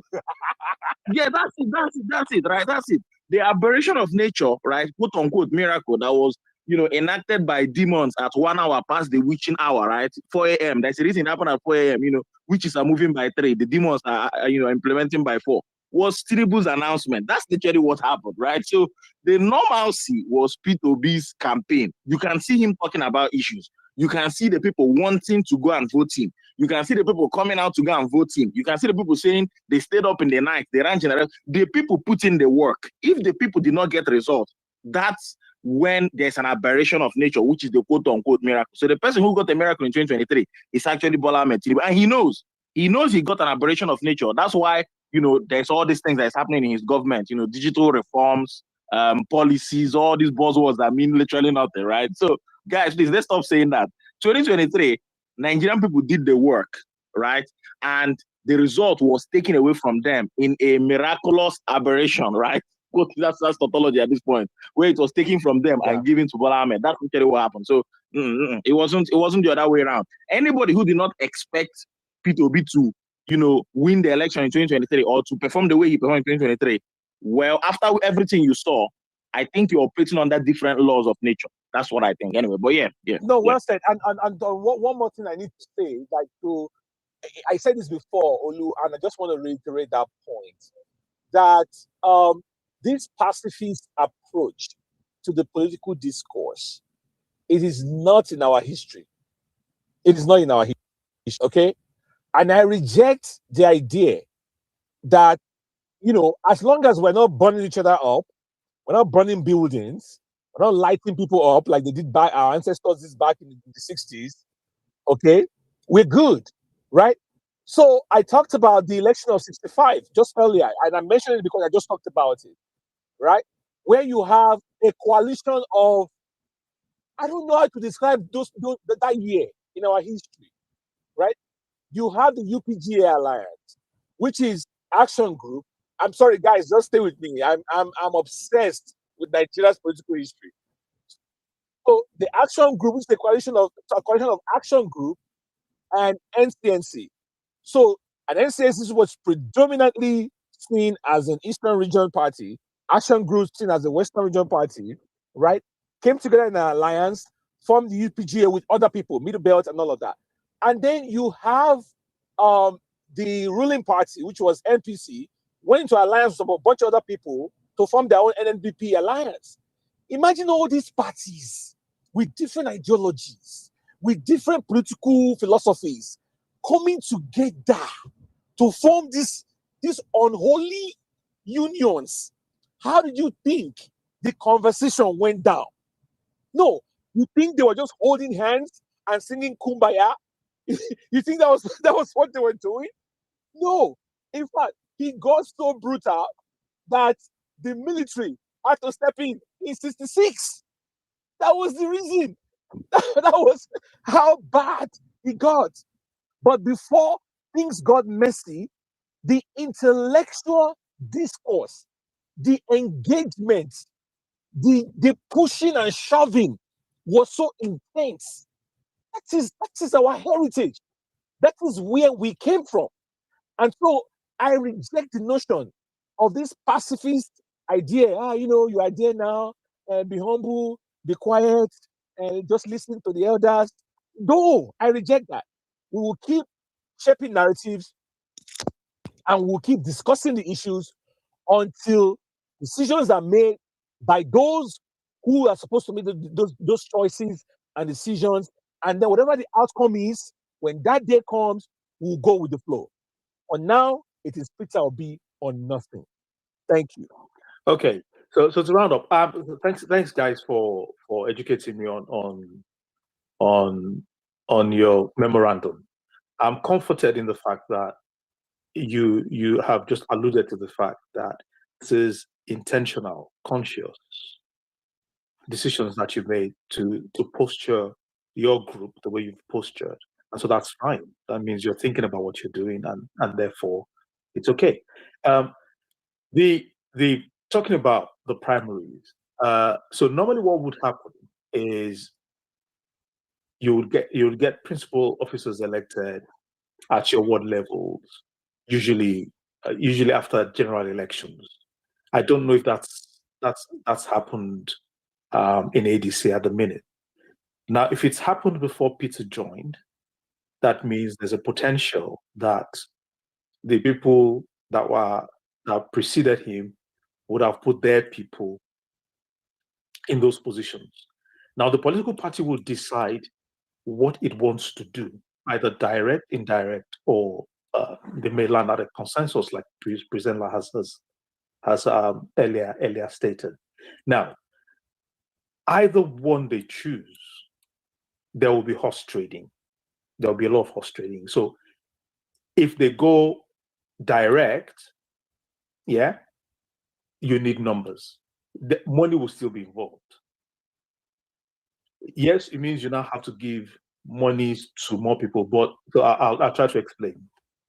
If you had indirect and you had a select number of people, sometimes Mr. was saying 5, sometimes political parties will decide to use more or That's less, indirect. depending on.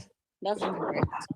That's indirect, yes. Yeah. Sorry. That's indirect. Sorry, I said direct and I went to indirect. Sorry. Thank you. You're allowed.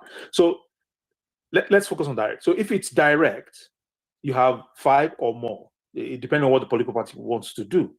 That way, you're spending money, and the potential for things to change in terms of numbers is there. Like you were saying, Priscilla, they can swap names, they can put people. You can vote now. Tomorrow morning, you wake, you find different name going to your party headquarters and all of that. So all of that is there. So there's vigilance required. That is 1. 2, monies will exchange hands. Definitely. It's the nature of the beast. Monies will exchange hands. It's just that large amounts of monies will go to a fewer group. Yeah? In indirect, monies will exchange hands. It just means smaller amounts of monies will go to many more people.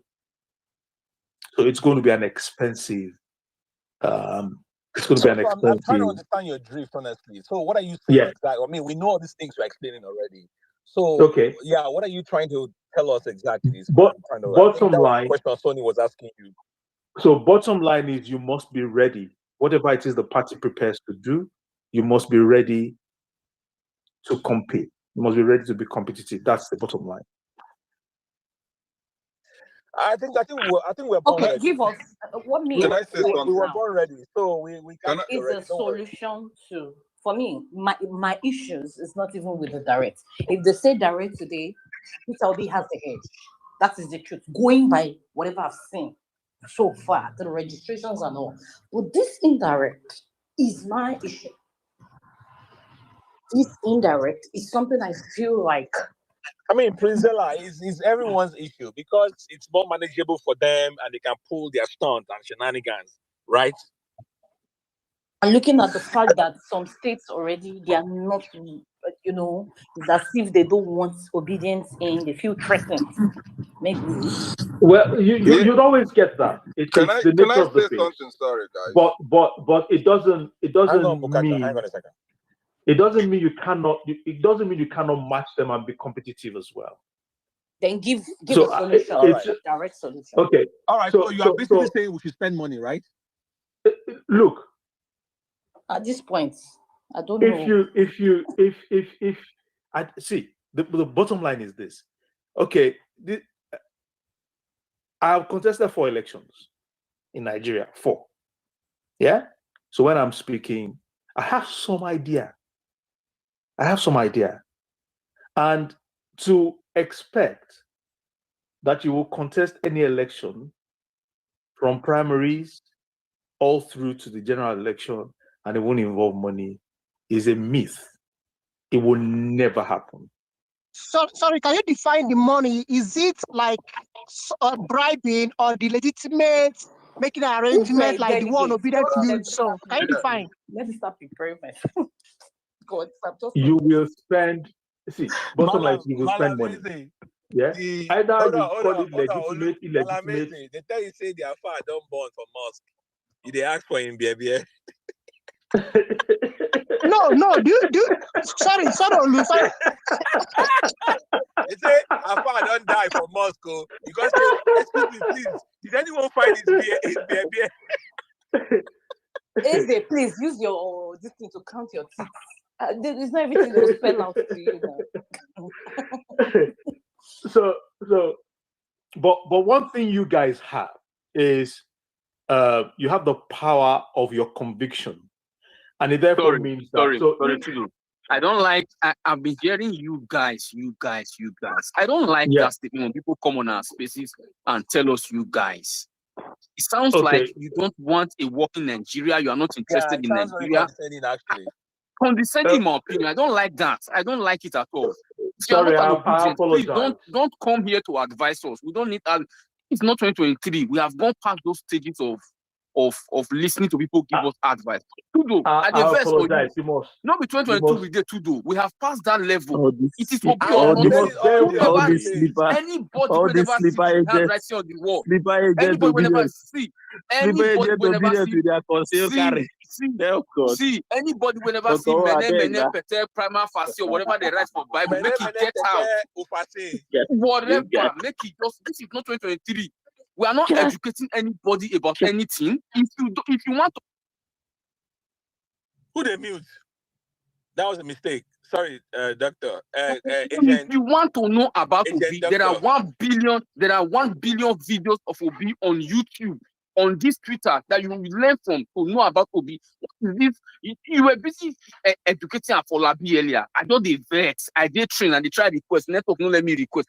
I want just come here, just shout for you to do. My body the boy. Now I they try calm down. I don't hear you guys from Mr. Olu for the past 20 minutes. I did listen keenly when people ask. I don't like that condescending tone. I don't like it. Don't be telling us you guys, please. I don't like it. If you are not a Nigerian, don't advise us about how we should run Nigeria. We need Obi now or never. Anybody who is not interested should not be advising us. It's that simple. You know they touch you. Nigeria know they touch you. You know they touch your family. You know they touch your friends. You know they touch your villagers. What are we saying? You guys. I don't get it. I beg. I apologize if that triggered you. So I'll replace that with obedience. If I say obedience, your apologies accepted. If I say obedience, is that a better way of categorizing it? Is that better? Doctor, would you prefer me to say obedience as opposed to you guys? Okay, so I'll use obedience. Now, one thing obedience. Olu, hold on, please. Are you Yes. an obedient? Are you an obedient? He's not. No, I'm not. Then what are we doing here Doctor, today? you are late to the party. What Doctor, are we you doing are here? late to the party. He's See, not no, obedient now. you should not be advising us. You should not. You should not be advising us. No, Madam Moni, please see my anger. See my anger, please, Madam Moni.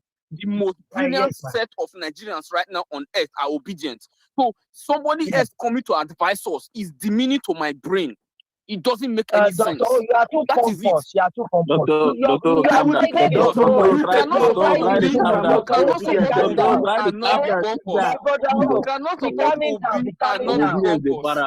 Mama, you cannot support Obi. You cannot support Obi. I swear to everything. My own no reach like this.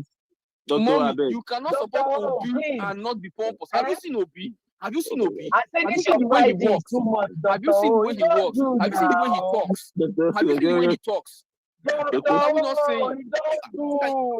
Waiting. The man don't apologize. I say don't do now, my brother. Don't do. Doctor, I want you to imagine. Now here you cool down. You see the vet. Yeah. I want you to imagine that someone stepped into your church of truth on Sunday, right? Treat it like that, I beg. Let's Olu carry on. Olu, I beg, carry on. If you tell Dr. Odo treat he will kick the person out. All right. So let's it's do okay this. now. Please. I get what Dr. O is saying. And I don't know why sometimes it happens in the temple. Olu, what you have done is actually very sacrilegious. No, but Tilo, you have to forgive him though. He didn't do it intentionally. No, I don't think he did it. We allowed it, but on some level, you have only in this temple, only in this temple. Yeah, you have desecrated it. You have desecrated the temple, Olu. And but you have to offer some sacrifices to the gods to be forgiven, so that that's true because even when you commit sin unknowingly, you still have to take penance. That's still true. Look at that. When you sin against the temple, there are certain things you can do to be forgiven.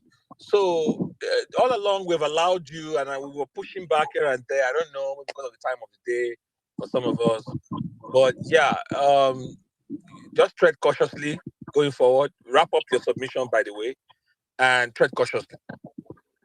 Okay, so in wrapping up, I mean, I apologize, but also, so first time on with you guys having a conversation.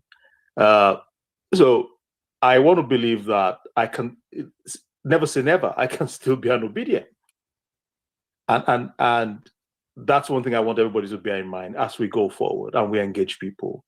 And thank you for accommodating me and letting me be part of your space. Thank you. God bless you. All right. And the man who just spoke to you doesn't believe in God, but that works too. That's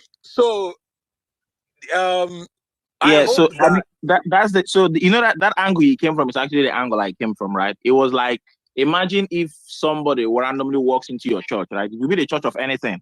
You have the potential to convert them. So, Mr. Olu, can you please register for ADC? Can we follow you up so you can at least start from there? Sister Princella, how did you get to this conviction now? Yes, now I didn't listen to the altar. Okay. No, he didn't say that. I didn't hear that. Are you open for that, Mr. Olu? Please. But guys, jokes apart, I think we've not let this person really throw out what he really wants to throw out. My own opinion. From what he's saying, I think he's an experienced PDP person. I may be wrong,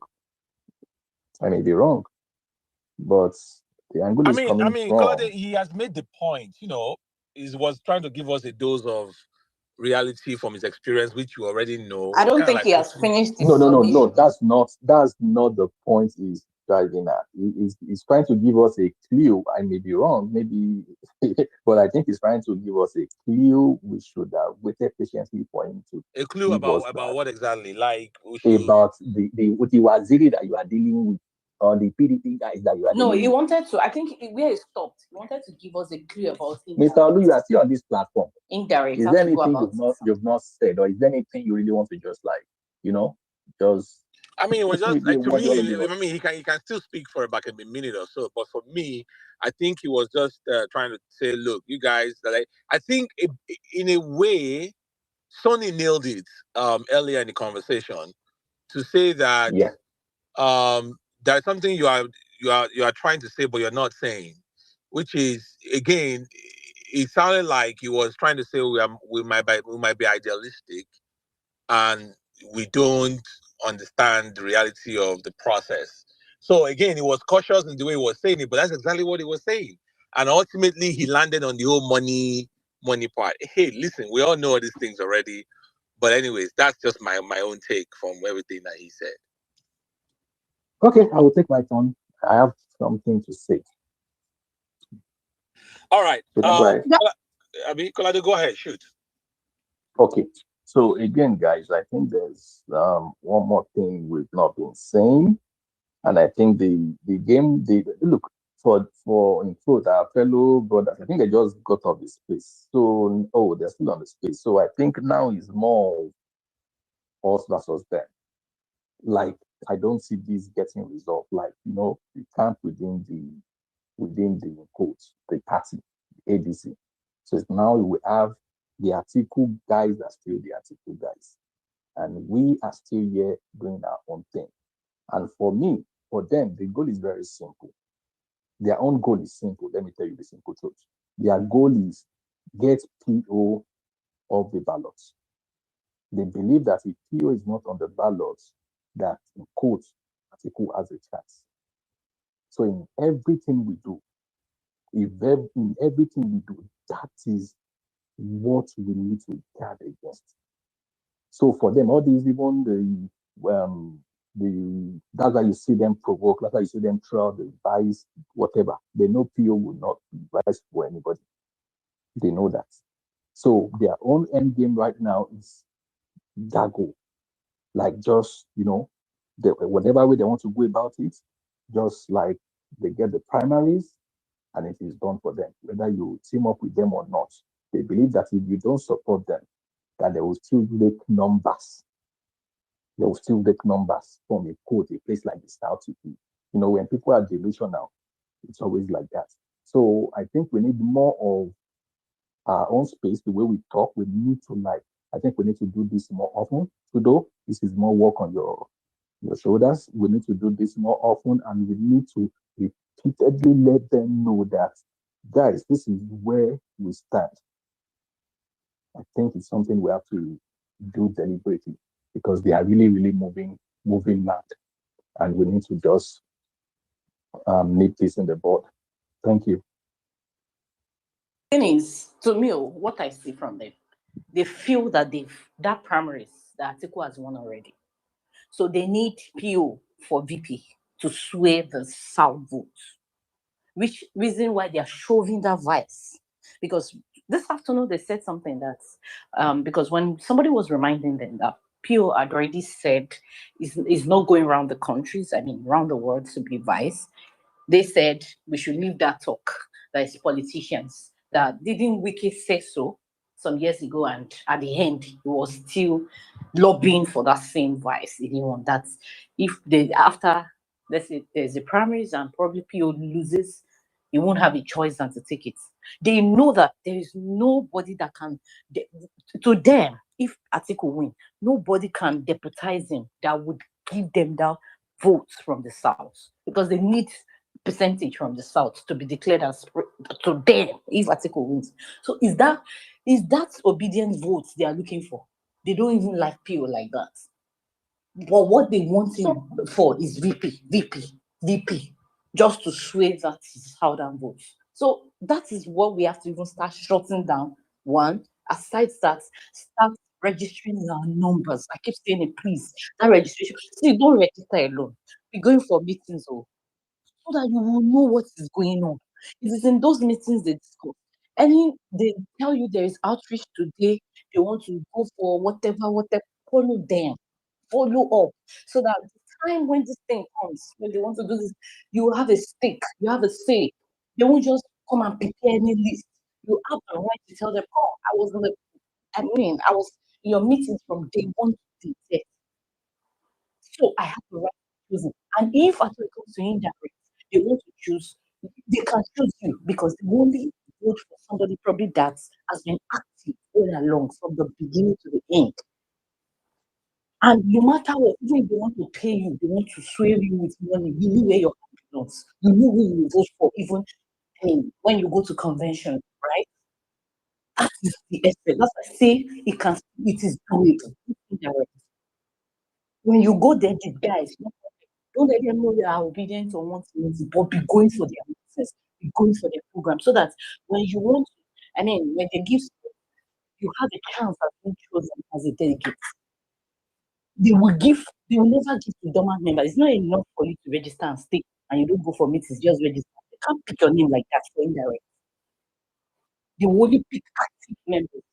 So we need to be very strategic at this point, very intentional. We know what we want, and I still believe, to me, it is doable. I'm not giving up, but we need to be doing it together. We need to be cohesive at this point and be moving in our numbers. Don't register and stay back. If they have meeting in your work, let's say you are 25 in your work, let's like 22 be obedient. And there's no how they want to, they want to vote delegates that 3-4 obedience will be there. If they want to, and when they are writing down, is that night, don't sleep. This thing is serious, so we need to be very serious. I don't know. I'm so desperate about it. Okay, sorry, just a quick one. So, what Ella was saying, why it is funny for me is that these people said that Patutomi has said if Obi didn't win, he will walk away. Then that Aisha Yusuf said the same thing, obedience.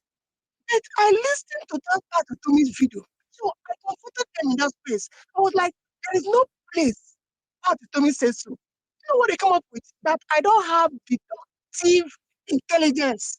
I don't have deductive reasoning. So I should be able to deduce what Patutomi said.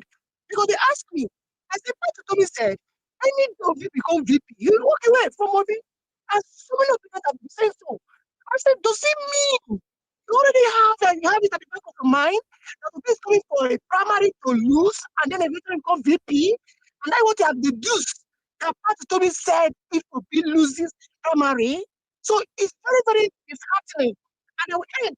It's heartless and wickedness, act of wickedness, that somebody is pushing 80-year-old man what they cannot do to their parents to be the helm of affair of a complex country with big baggages and trouble like Nigeria. It's very heartless. They are on the anonymous listening. You guys are very heartless because you can't do that to your dad.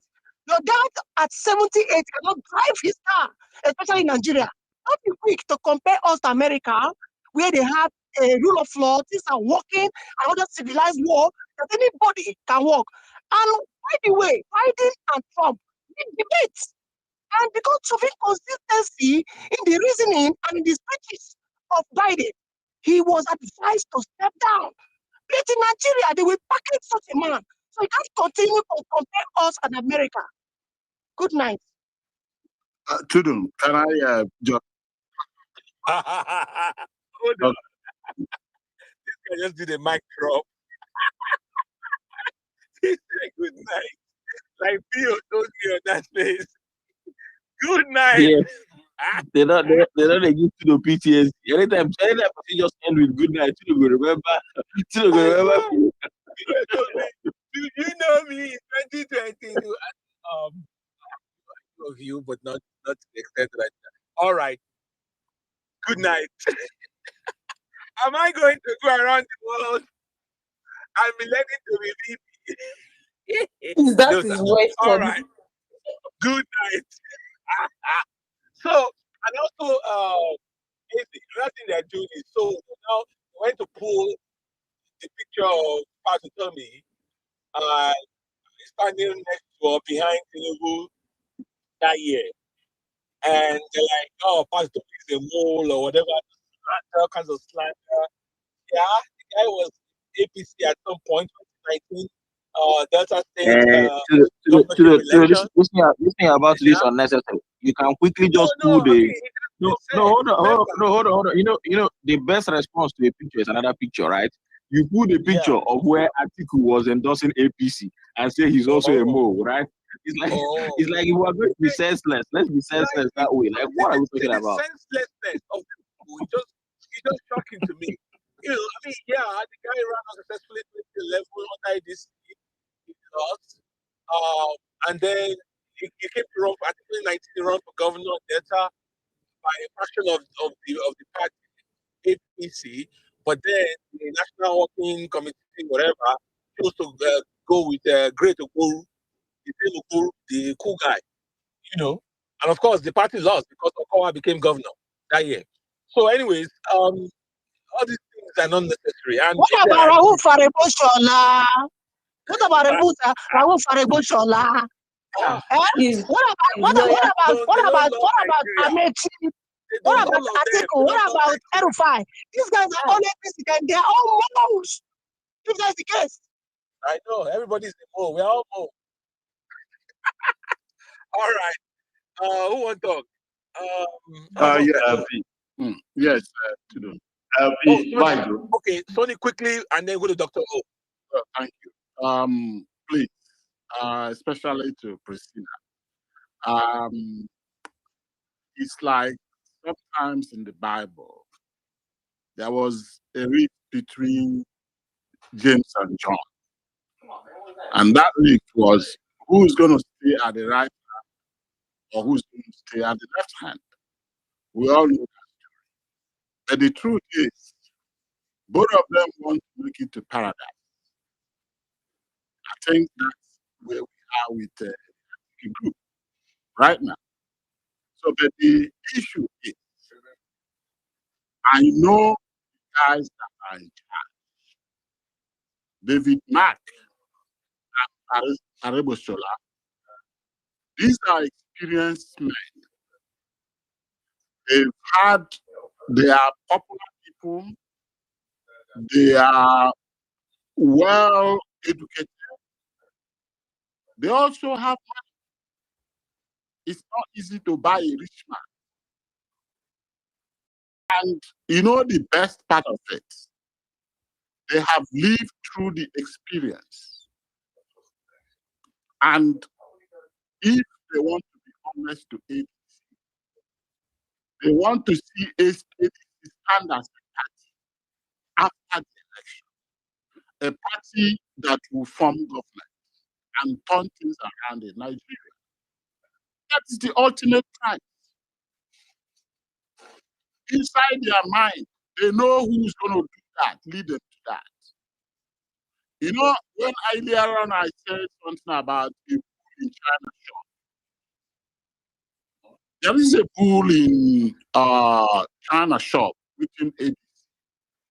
And for you to take out a bull out of China shop, you must do with some kind of, you must have the skill to be able to do that.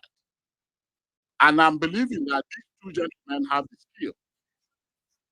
They could do indirect, direct, whatever. At the end of the day, they are the ones that are going to take a file of who's going to represent ADC and hand over to INEC.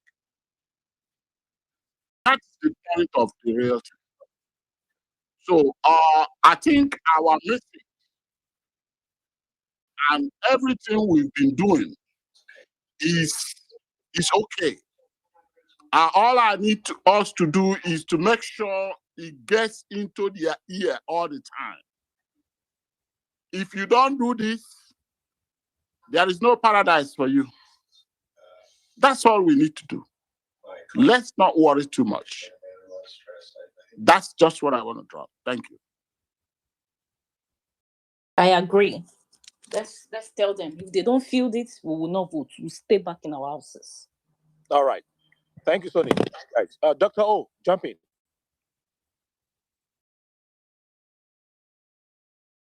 Doctor. All right, doctor never ready. Doctor, don't go the fry plantain. This is Has somebody who anybody fry plantain. asked themselves? I hear. I am here. I am sat. Sudo.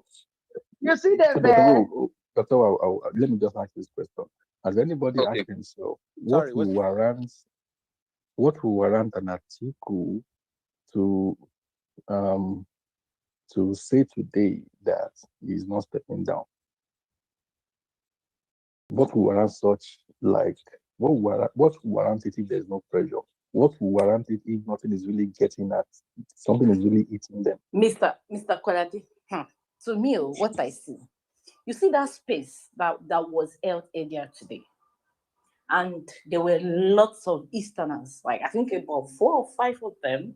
Remember, Sheil was on that space. And they were talking about the pathway to PO, blah, blah. They were fronting this northerner. And, immediately article was getting more support. If you notice, you were on that space, Sheil came up. And he started, you could see that message sat well with him. He loved it. He was not doing like his neutral, speaking from both ends, but we know that the narrative sort of suited, his father. So maybe, let me tell you, Sheil being on space is very deliberate. It takes feedback, this information back to his dad. See what's going on. Don't worry, it's covered. There are people from their divide that is rooting for you. So, I don't know, so many things playing on. They are listening to, the spaces, they get the feedbacks, they have their representatives on the space. Some of them listen anonymously and all that. And they are taking it for what it is. That's why I say, don't come on space. And that's why I am very deliberate about that VP they are pushing. By the time you push that VP, you will see them come up. They will be saying yes. They'll start just more people, agree to that. I just don't want to agree to that thing. If I enter that space, I go push for Atiku as a DG campaign, not There's a reason why Show is very visible right now. He's very visible. He's very deliberate. He's on spaces. He's a very deliberate heart. I want you guys to know that. Happy New Year, guys. It's my turn. Emilio, commit your mind. Calm down now. Calm down. They calm me down. If your mic will never good, you go about your leg back from mine. Guy, calm down. Calm down. See, there's something we are forgetting. Is it this article will be combination already been beaten hands down that your PDP boys are projecting? I don't understand. Is it another projection or the same one that Buhari made a mess of, that they are projecting that we must follow their path or what? Again, there was a Buhari of Buhari is dead. So automatically all Buhari's votes are now for those clowns, they fail to learn from the pages of history that ticket is already a flop. And there should be something new on the ballot. And right now, the most courted bride in the Nigerian political space is PU. When you're so blind by greed and ambition, just to make enough of dough out of the serial runner, that is the way you think. There's no difference between these clowns and bats. I don't see any difference. You can imagine going to tell your 18-year-old father to come and start running for election, running up and down because of a few. That is wickedness of the highest order. You understand? See, Nigeria now, the way we have sunk so low, we don't need somebody that will be pushed around. We need somebody that will be going around on his own feet, agile, and has the mental capacity to pick us from the depths where we I thought you just wanted to make a short comment. You are taking my time. Can I speak, please? When is Atiku talking 80? Who knows? Is it your next? Dr. Salam alaikum. Lord of Zachariah, can you people allow me to speak? Who are you that you want to speak, chef?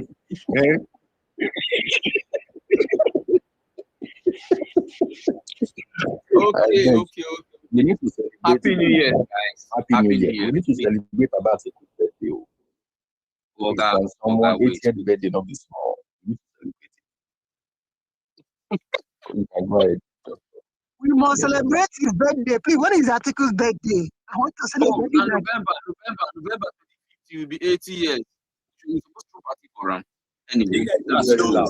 Very loud. You guys don't know this. Yeah, this coming November now. Which other November again? November 2026 will be 80 years. You need invites from now. You can never get invites. That's We need to start celebrating with these stickers. Wait. Happy birthday. Wait. Agenda. Engineer, where this first son. Peter will be first son. Ninja. No, Peter will be last one. Ninja. Flyers and stickers. We will share for birthday November. Happy birthday in advance. Happy birthday in advance. Around the world, we don't retire. We need to put the age group agenda don't start. Now we put for Ninja. Happy birthday. Happy birthday, Baba. 80 years old, 20 years before you become a centenarian. It's not easy. We will bring out his age mates around the world that have retired and match them with all of them will be better people. All of them will be better people. Anyway, everybody mute your mic. Let me speak. Thank you. Never. Happy New Year, guys. Happy New Year. I'm proud of you. I'm not proud of ObiDients. Sorry, carry on. I swear to God. See, Madam Moni, let me start.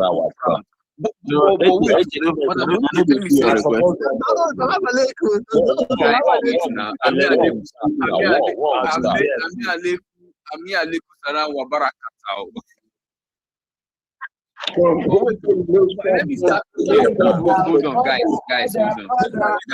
on, guys.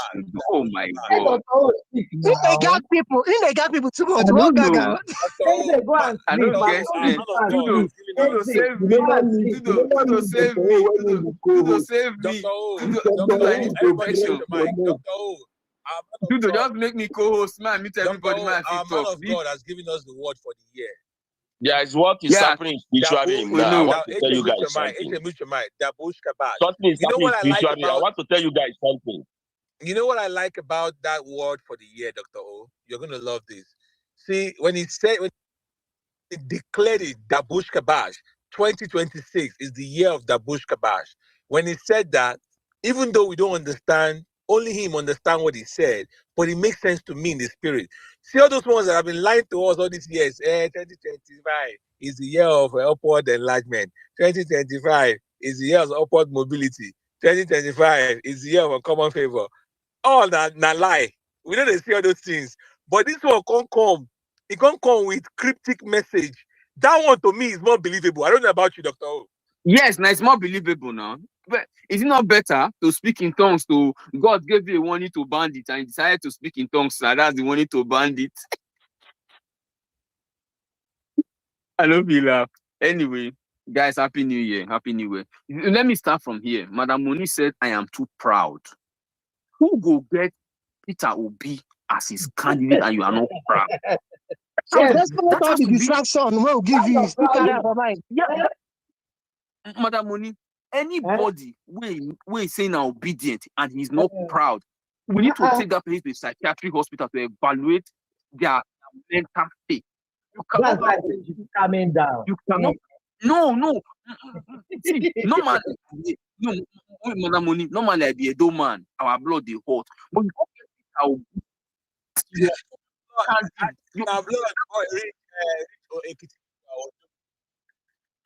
I don't know about those ones. Doctor, you're supposed to say our blood is hot sometimes because you're already now at D7, but you're not doctor. Look every time your blood is hot. Your blood is hot sometimes. Mute your mind. Mute your mind. If you know what happened in that election, you'll not be saying, "Oh, I don't talk again." I am proud that I am an obedient supporter. I am an obedient. This is not 2023. Obedience, please. If you are listening to my voice, this is not 2020. This is not 2022. When we went on spaces and arguing things with these people who don't like things in life, who don't want things to happen to them, who do not, they just like their suffering. We have gone past those stages.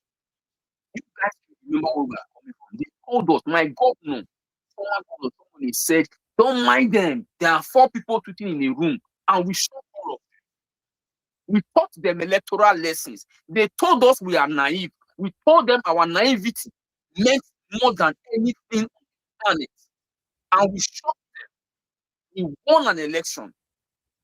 May Buhari, I don't believe in afterlife. It no go better for now wherever it is. If only Buhari had a brain, like a brain of a fowl to do something good in his life, Obi would have been in Afro by now. But that's the fact. What I'm saying is, we are not coming on this basis, right? To educate anybody. If you can buy data, if you have a smartphone, if you have internet, if you want to share what Obi has been saying since 2015, go back and watch videos of Obi preaching the gospel of a better Nigeria for every Nigerian. Go and watch. You don't need me to tell you that in this 2026. I don't have that patience. I don't get that time to teach anybody. Just go on YouTube. Just go on this Twitter and type it at Obi on your search button. You see videos, tweets, and everything you need to know about Obi. Just go. Not the way we teach you now. He don't pass those time. What would he have done differently? I don't care what he will do differently. If you are not mentally retarded, you will not be asking that question, because in 2026, look at your country. Look at how you are running your country. A normal human being would be like, this one is bad enough. Let me try something else. And let me try something else. No. They told us Europe was bad, and they packaged a fraud and gave it to us.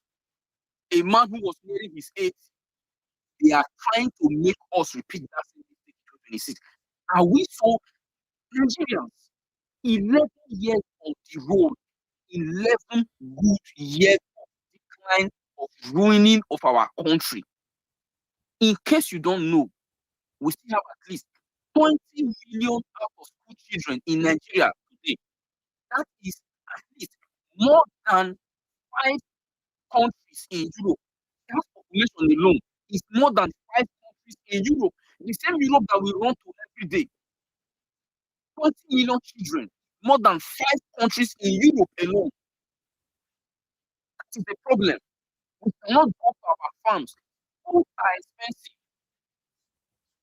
Insecurity everywhere.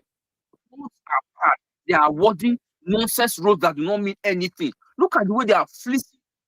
In case you don't know, your power sector, they stole how many $millions from your power sector? You don't have electricity. The same man who told you, if you must have electricity in my first 4 years, is in France sleeping. Nigerians. And a man since 2015, okay, let me come to recent memory. Since 2022, he has been speaking to your conscience and telling you, I can make Nigeria livable for you. Obi came on the space on the 30th of December also and told us, I have nothing to benefit from this thing. I have lived a better life than most of the people who are insulting me. I bought my first house in 90-something in the UK. Go and check these records. And the man said, I have nothing to benefit. I am doing this for the future of our children. I remember that day. Yusuf was telling me, oh, let me go and give the baby to the mom. He told Yusuf, we are not even fighting for you. We are fighting for that little child that is already a month old. That is the person we are fighting for. A man that wants to lay a foundation for all of us. Today we say Singapore. If Lee and you did not do something in Singapore, Singaporeans will not be living a good life today. Why can't we copy those models and create a new country for 200 million people who should be proud as Nigerians. Who should be proud as Nigerians. Our God is nothing anywhere in the world. Wherever Nigerians go, we have this stigma like people with leprosy all over the world. No matter how good you are, how smart you are, they look at you first like a leprous person until they start saying, oh, okay, this one is different. It should not be like that. It should not be this one is different. All Nigerians are different. All Nigerians are smart. We should not be judged negatively and then it flips to positive. No. People are talking to us, and we ObiDients being on this mountain, and we are saying, ADC do not make the same mistake PDP made in 2020. It is that simple.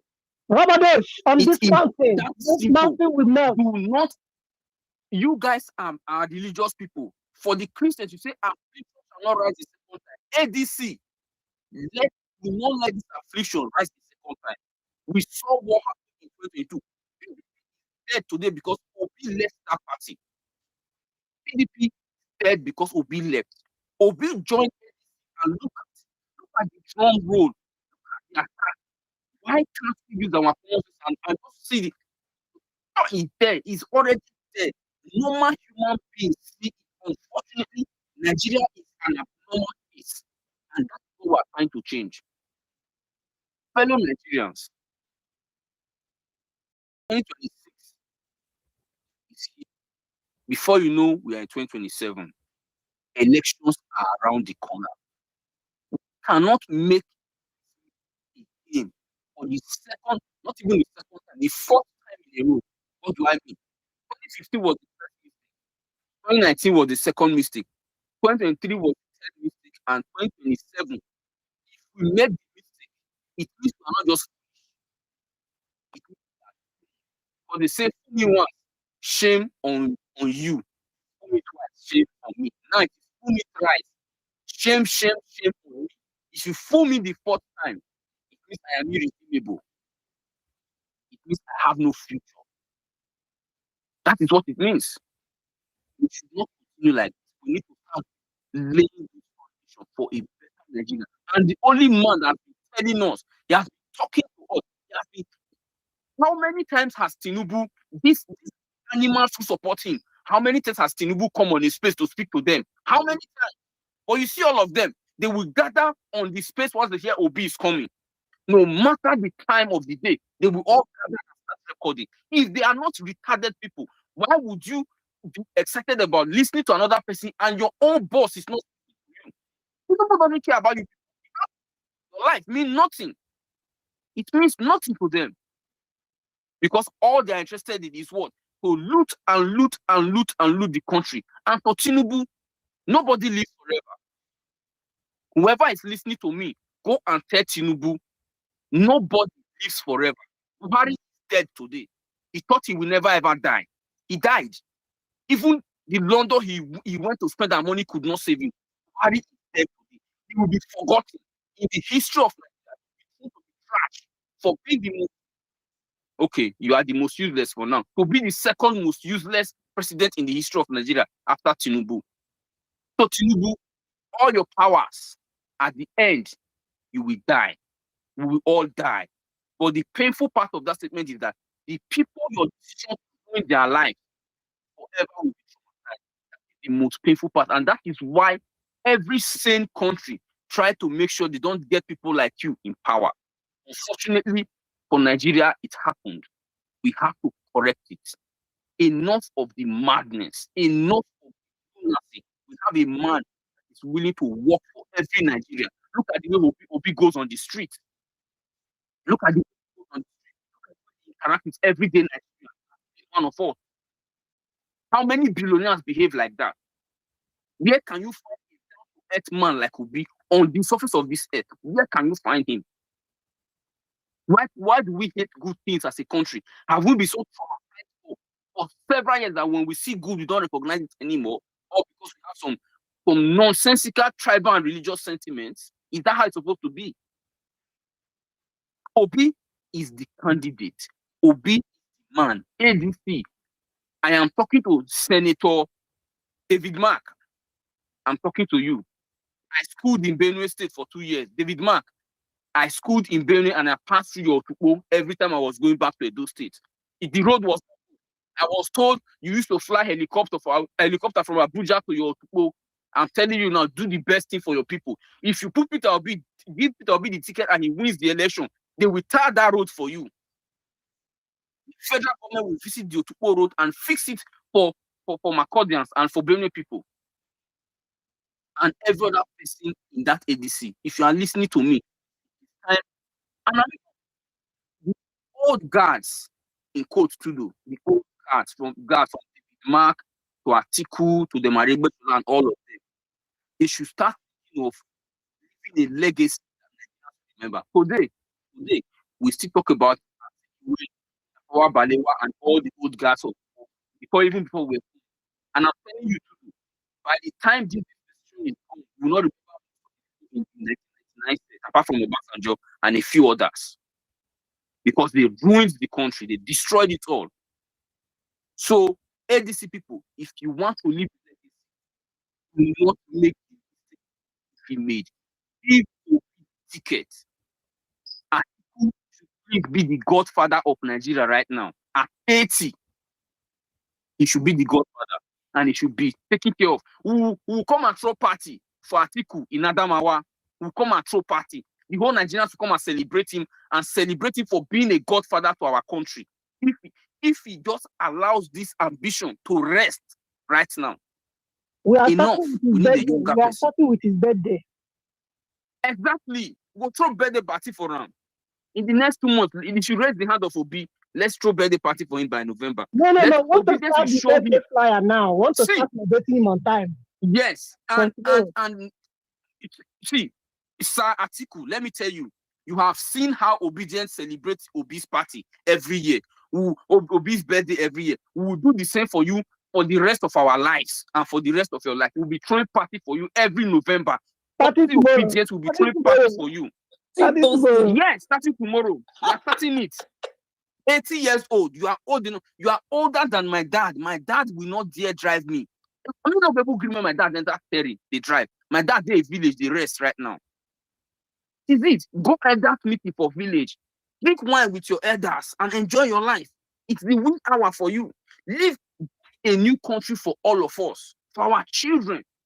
A safe haven for every Nigerian. That is what we want. Enough of the out-of-school children. And the only man that has been telling us he can do it is Peter Obi. He has been speaking to us. We need to give him a try. I'm confident he will not disappoint us. So please, Tudo, one last drawing ear for you. I don't want to use the word warning. Make a draw your ear. You not come here to teach anybody anything. Who want to learn about Obi, please go online and learn. If you are not interested in learning about Obi online, do not come on space and be asking us all those nonsense questions. You are here to deflect. Our agenda here is simple. Hold on. That wasn't what I was responding to. I dropped him when he asked that question. What I was responding to was his reason for supporting still the government. And he was trying to talk about the policies. So that was the one I engaged him on. Right? When he was now saying he has not said from Obi, I'm exactly what you said. Like, we have enough videos, we have enough writings from this man. I mean, you really have to be living under a rock somewhere to not know all of the things that Obi has been saying, right? So that lets me know that this guy is not genuine, and that was why I dropped his ass. But yeah, that is it. They are never genuine. They are just here to rile emotions up and do all the. Which policies is he talking about, by the way? Which policies? My sister-in-law was trying to fry plantain and beans, and she was telling me the plantain is very expensive. Meanwhile, they say Canada. I eat plantain every day. But Nigerians who live in a tropical area cannot eat plantain every day because nobody is going to farm. Everybody is scared. They farm plantain in my village, but they can't do it anymore because una terrorist brothers don't go occupy village, occupy forest. People are not farming plantains in Edo State again. One plant they expect in Abuja and in the north and in Lagos. What are we saying? We need to build a better country, I beg. Enough of this nonsense. Obi is the man. Now Obi will stand for. And lastly, Tudo, these boys that it seems they don't know what they are looking for. They told us they were PDP people. You're that breaking all up. they are is PDP. Can you hear me, Tudu? Yeah, we can hear you now. Go ahead. Okay. All these boys, all these new articulates, they once told us that they are PDP supporters. That is what they said. Now they have jumped to become articulate by force after Article left PDP. Why they not remain in PDP? So they are articulate after all, not. So you can see that the only people that have been consistent in this election, in this politics, is ObiDients who support Obi. Die hard Obi We have supporter. ex-obedience Anywhere among Obi them. goes, Some of them, they are those people that were, they felt. were never Let me tell obedient. you, they felt offended by that Edo State election. Ella, they were never That Edo obedient. State election. They were never I can obedient. tell you some of them. They were never obedient. If you were an obedient before, there was no reason why you should leave in the first place, because Obi has not quit. Obi did not quit. So why should you quit? Why should They you were quit? shading We are waiting for for Obi the during go that ahead from our leader. election. We are waiting for the go ahead from our leader. We have been waiting. Obi, tell us your party and we will join you. Anywhere you go, we'll follow. Obi is the queen. We are the bees. We will follow the queen anywhere the queen they go in terms of bees and queens and hives. We also forgive Atiku for deleting that tweet about the killing of Deborah. Yes, we'll Some forgive of you them if worked you for agree to Obi give in Obi the ticket. 2023. So it was Edo election that Madam, don't believe them, I beg. They didn't. Leave this matter. Leave this matter. Lastly, to do, and to everybody listening to me, 206 of you, it is Obi or nothing. That is where we stand. Obi, ADC, give Obi the ticket. Give Obi the ticket, and enough of this unnecessary Doctor, stop begging. jamboree. Doctor, please stop begging ADs. Let them do that mistake. Stop begging them. No. I have to stop appeal to begging their them. conscience. I just wanted to do that. No, I mistake. have to appeal to their conscience. They know what they are Calm doing. down. No. Calm down. Calm down. We need to appeal to their conscience. They need to do what is right. In case they don't know what is right, we're telling them what is right. And what is right is Obi for I president. think they don't know. Just give Obi the ticket. ADC, see what Obi and ObiDients did with LP. We will replicate the same thing and triple and quadruple it. That's what we will do. And with the backing of every other person that is now in the coalition, Nigeria will be better. Nigeria is already smiling to the bank already by next year. if they give Obi, even Are if you they the give mic? us numbers, Thank you. they give us targets. Doctor. Can I say something Doctor. real quick, please? More like a question, actually. Doctor. Oh, Bukata, hang on a second. You can't just jump in on a submission like that. Oh, okay, you're right. No, you gotta let it marinate, bro. You gotta let it marinate. You gotta let it sit for a minute. Let it percolate. All right. Maybe it's from APC. Yeah, listen, guys, listen. 1 John chapter 2, verse 19. What does it say? Ooh. Even the devil quotes the Bible. I'm in the spirit. It says they left us because they were not really part of us. Because if they were really part of us, they would not have left us. Yes, Papa. Yes, Papa. They are leaving us. Yes, Papa. Made it manifest that they were never part of us. Glory! Papa, talk to me. Papa, talk to me. Preach. Radabosh. Mashallah. That word came directly from the throne of grace. Dr. O, as you were speaking, that word dropped in my spirit. Not the man. It dropped in my spirit. Alhamdulillah. That word dropped in my spirit. So that is 1 John chapter 2, verse 19, for those who care to open it. Praise the Lord, somebody. Look at your neighbor and tell them, Mashallah. they were never part of us. Glory to God. Thank you. You have an anointing, bro. To break yokes. All right, Bukata, go for it. You've been trying to speak all day, actually. Go ahead. I've been trying to talk all day, man. I've been in and out, and then having connection issue as well. All right, thank you to those. You guys have been speaking very well. I actually requested the mic when you guys were talking about the indirect rules and direct rules of the primaries, and I remember Obi actually said that he wasn't looking. He wasn't expecting to get it easy. Like he was ready to put in the work, and I believe him, and he's been doing it.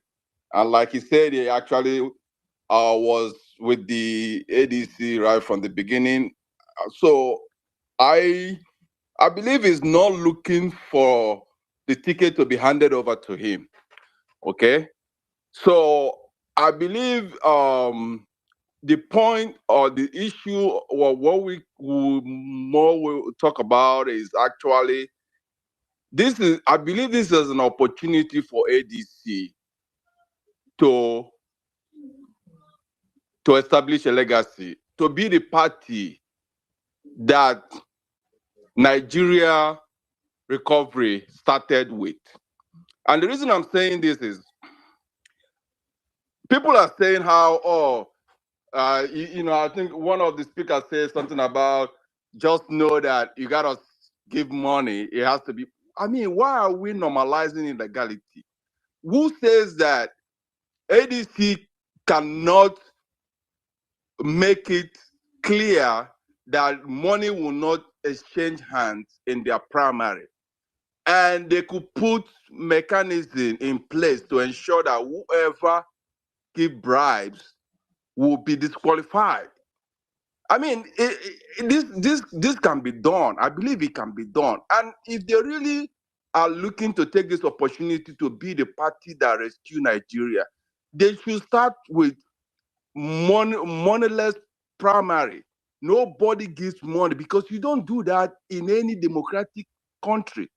Everything is being done legitimately. Bukata, let's phrase it as de-dollarized primaries. Yes, exactly. You have more ways with rewards than me.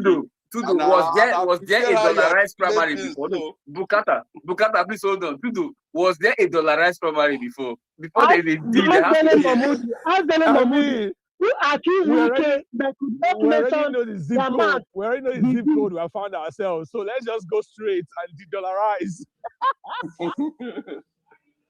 So I mean,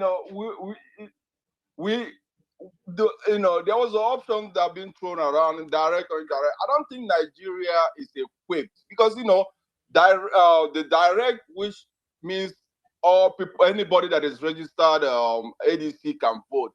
That means it has to be like the Americans are doing it. Maybe go step by step because on that one day, Nigeria doesn't have. I don't think the party itself is equipped logistically to conduct that direct and let every person from where any member to vote. So the other way around would be this indirect, and the best way to do about it is to have a strict regulation that there won't be any money shared to get the delegate elected.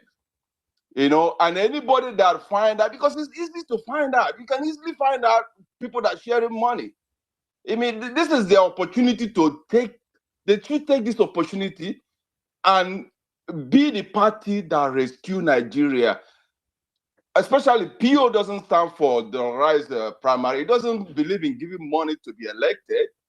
So, and we all know that the people that are clamoring for Atiku, they're just doing it because of the expectation. Nobody really like Atiku. I mean, people can like him, but I'm saying nobody's really supporting. Nobody sees Obi and choose Atiku based on just, I think Atiku would be better or is more qualified. No, all they are hoping for is to get that dollar.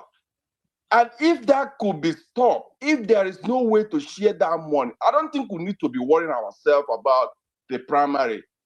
I just think that they need to put a plan together to ensure that nobody give out any dollar, any naira, any money during the primary. Do it as every other developed country is doing. Set an example.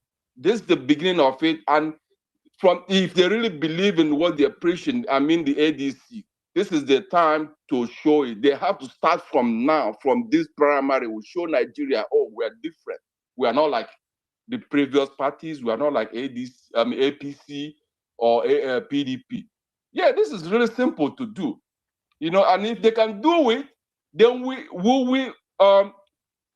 Obi will come out victorious. There's no two ways about it.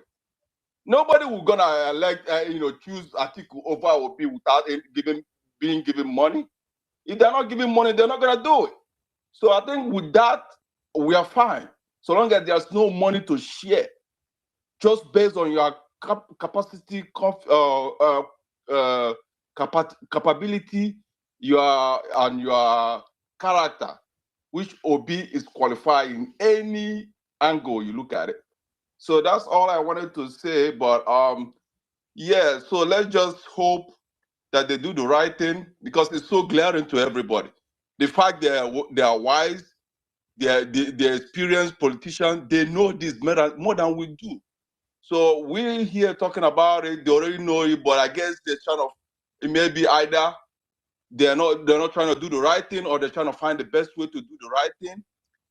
But we'll all will see. We're here. We're already in the ADC. We're gonna see how it plays out. But everybody knows what rights. At this stage of Nigeria, I don't think anybody that does not see Obi as a clear, better choice to take Nigeria forward, that person is either deceiving himself or he's just a stupid person. It's as simple as that. There's no two ways about it. So that's all I wanted to add. Thank you, guys. Tudo, it's my turn to speak now. My brother Iche. Sister Money, can I speak? Yes, you can speak. Thank you. Okay, thank you. Bugata, thank you very much. But for me personally, I think we have gotten to a level that we don't need to advise or beg these people again. You understand me? As it stands now, if a kid, just a kid, know what is right, know his left from his right, I believe that those people are the hems of affair in ADC. They know what is right. So if we keep on begging, they seem as if we don't know what we are doing. I just want them to do that and that is in their mind. You understand me? So what I'm saying is, as we are hosting a space, we have what we call space of light and space of darkness. As we are hosting a space now, I call this our space of light. Another people that are hosting a space of darkness. And if you should go to their space, what you'll be hearing is attack on PO, attack on ObiDients. You understand me? And they will not try to talk just the way or discuss just the way we are discussing. Which way forward? Because they don't have anything to say. You understand me? And for me personally, when I said that within me, for my mouth, I want, even for my heart before, I want PO. But the way things are going, I feel like I just want them to do that mistake, because it's going to be a win-win situation for me. Why do I say so? If PO wins, it's going to be for the betterment of everybody. Then if they push this article they are pushing, then everything is going to, they know what is going to happen. You understand me? And if they are thinking that at 11 hours, this is why they say they should allow this primary to be done right. At the 11th hour, if they want to do that, I believe PO is going to pull out. I've been honest, PO is going to pull out. Because once he's there and they do that primary, he will not be able to go out again.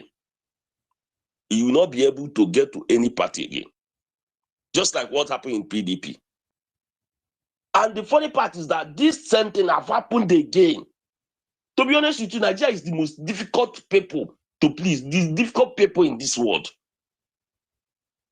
This same thing, it's not that this is going to be the first time. No. This same thing we are talking about here, this have happened before. And look at the party today. And now you are asking me to be begging these people to do the right thing again. Does that even make sense? On a norm, she's not supposed to be even be talking about this. We're not supposed to be talking about it. By now, they're supposed to be begging PO, come and take the ticket. But look at us here. Every day we are talking, and people you share the same country with. We come here to tell you why this man will not supposed to get the ticket, or why this man will not get the ticket, or why this man will be a second fiddle. When you discuss with these people, it always, for me personally, if you exchange war with these people, after everything, I always have a kind of mental breakdown. Because for me, they don't talk like, they don't listen like normal human being. We are not supporting PO. I said this yesterday. 95% of us, we are not supporting PO of what we are going to gain. But take a look at people supporting this man. Maybe they have been promised one thing or the other. And they cannot support this man without talking down on PO or obedient. And they cannot support this man by supporting this man alone. They have to infuse obedient. And for people who think that we shouting, we are just shouting event, in as much as we are shouting, or in as much as they know what is happening. But the truth of the matter, if what these people wanted is for us to self-pedal so that they will have their way. It's a kind of psychological warfare. If they just want that, like last year they were saying, okay, we should stop saying this will be or not, will be or nothing. That will be or nothing alone. It's like when we are saying last 3 years or last 4 years, when we are saying vote wisely, it triggers APC people. The same thing with Obi or nothing, it triggers these people. That's why they were pushed that time to come and talk down on everything and say we should stop saying Obi or nothing. Because they want to have their way. You cannot look at all these things happening in Nigeria, look at everything, and someone, the funny part is that they have one assignment, one aim, one motive. And obedient, resistable Nigerians have to. One assignment they have is to remove Tinubu. They don't care who is going to replace Tinubu. They don't bloody care. But reasonable Nigerians obedient, what we have is two things: to remove Tinubu and to put competent person there who is going to change things, who is going to turn things around. You see the ideology, we don't have the same ideology with these people. Even when you listen to them speak, you will start asking yourself, are these people normal? Look at what is happening, and people are pushing for this man. That's why when I say I just want them to do that mistake, believe me, any day, mark this word today, any day, you see that ADC, any day they give that great article, I give ADC 24 hours, ADC will just die in national debt. Take it from me. Whether Obi still remain there or not, any day they give that a ticket article, ADC is going to die in national debt, and they know this thing. But they keep on playing their hanky-panky games. We're up to the task. For me personally, I've already know what they are thinking. I've already know what they are going to do. So I'm not here to beg anybody. ADC people, if you guys are here, I'm begging you guys, give the ticket article. I want to watch movie. You see movie, I want to watch movie. Just give the ticket article. Nobody's begging you people. Imagine me, small boy, small me, begging you big men to do the right thing. If you guys don't have conscience again, give it article. Nonsense people. Thank you. Yeah, so we have the birthday celebration flyer already.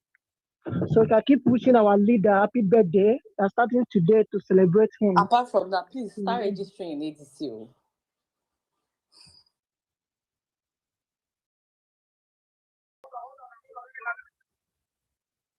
Register in our numbers. Okay, who is next? Dr. Barry. Are you there? Yes, I'm there. Good morning. How you guys? How are you, sir? Good morning, sir. Dr. Barry, snake oil seller. Oh gosh. Eze, if you talk again, I'm going to drop you now. No mind now. Eze. Very funny. Masala. If you talk again, I'm going to drop. All right, sir, go ahead. Yeah, thank you, everyone. I enjoy this space as people they para, and I'm getting educated by what you guys want to keep doing all over the years, all over the days, all over the months, every time since 2022. When I don't talk like this, energy, strong energy. When I know the year word, I know the year at all. When I know they see the picture. For a long time, I've been telling everyone who cares to know that the ADC is the business of Alhaji Atiku Abubakar. I'm saying it without fear or favor. They are just tricking Peter Obi to crumble his political career. What they need is the votes that Obi can bring. That's what they need. And they're using Waziri Tamboa to deceive Peter Obi as if he is going to be the candidate with him. That's why he was at that Enugu event. He did it to Yenson Wiki now in 2020, in 2023 in Abuja. We all saw it. He will do it again. Obi is not in the picture. Obi is not in the ADC picture. I am not an ADC person. I am a Labour Party person. But I'm telling you that Obi is not in the picture. They want to deceive him.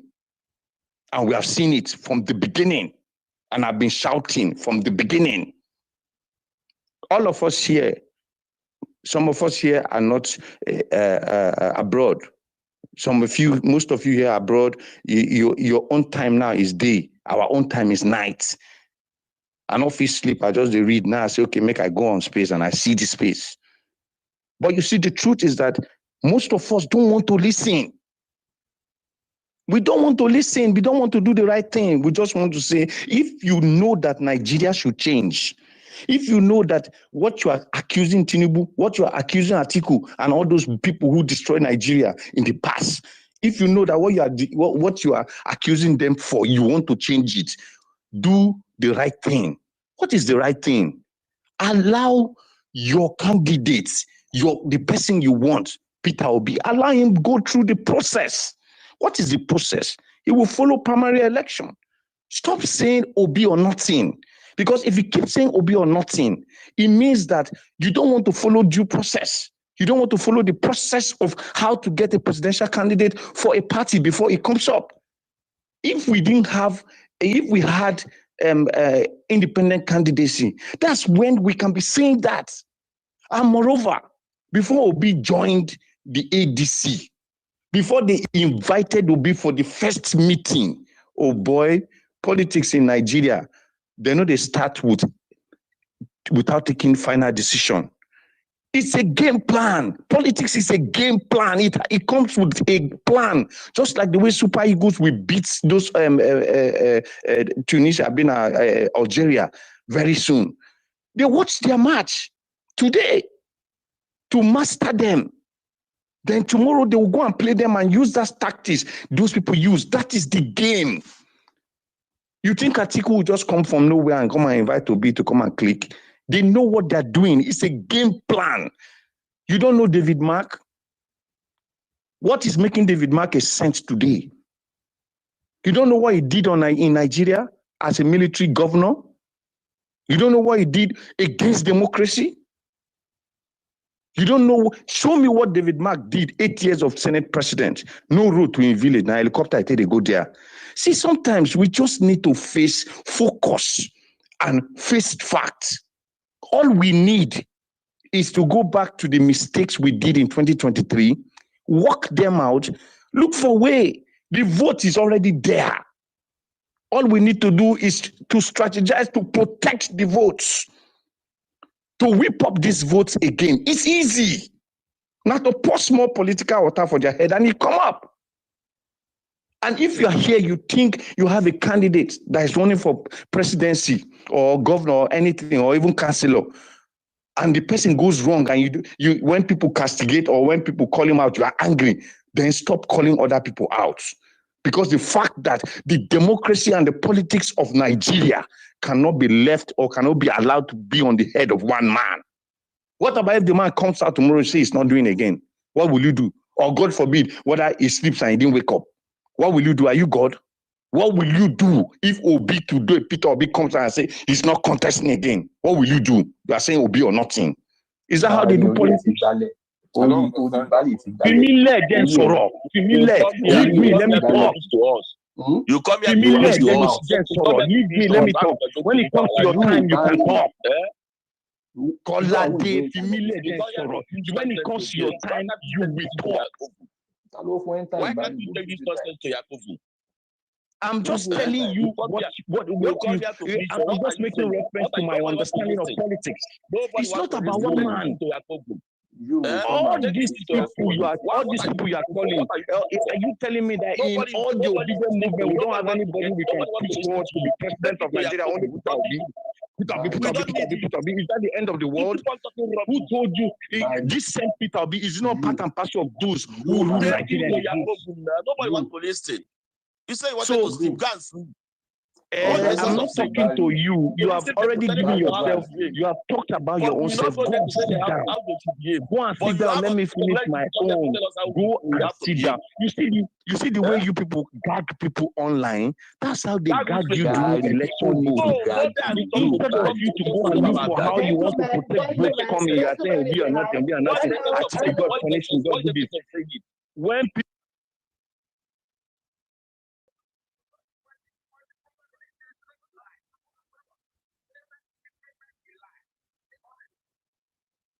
Hello. Please, we need to be civil. Let's take it easy. One person at a time. The place is getting too rowdy. We can't hear anybody no more. Please. You need to pay attention to what Barry is saying. Barry cannot come and insult Mr. Money. We don't need this man. Yeah. This one on Barry's own is enough. We are past this level. We are past this level. If you want to Barry, yes, I understand. Let me do this. I was waiting for this time to talk. Why are you muting me and allowing them get the space to speak? We don't condone this kind of statement here. We don't condone this kind of people here. You must hear the truth. You must hear the truth so that you can work hard and change. You must hear the truth. My brother, just wait now. You must hear the truth so that you can change and move forward. We don't want to listen. We don't want to listen. Nobody is buying to it. Are you not seeing that you don't even have respect for the host? No respect for the host of co-host. So how will you don't want to listen? What is all this? We don't want to listen. Take it to your co-host. Nobody is talking about any co-host. I am even more obedient than you. And nobody I am even more obedient. I'm more obedient than you.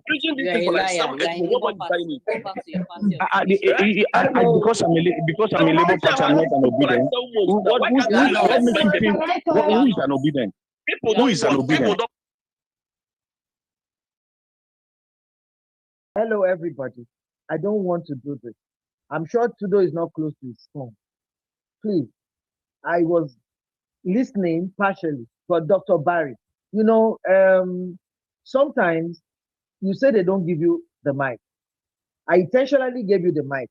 Unfortunately for me, you didn't disappoint me. Look at what you have done. You came into the house, you came into the space, and everywhere became so rowdy. Why do you like to do this all the time? You've been telling us this, and we have refused to listen to you. Can't you just leave us alone? Nobody is a child here. Please. You should always read the room anytime you come into the room of the obedience. We are matured, we are adults. Okay, we want to go into the bush. Why don't you leave us alone to just enter the bush? Because we're adults. If we were toddlers, babies, hey, you'll be carrying us and be giving us direction.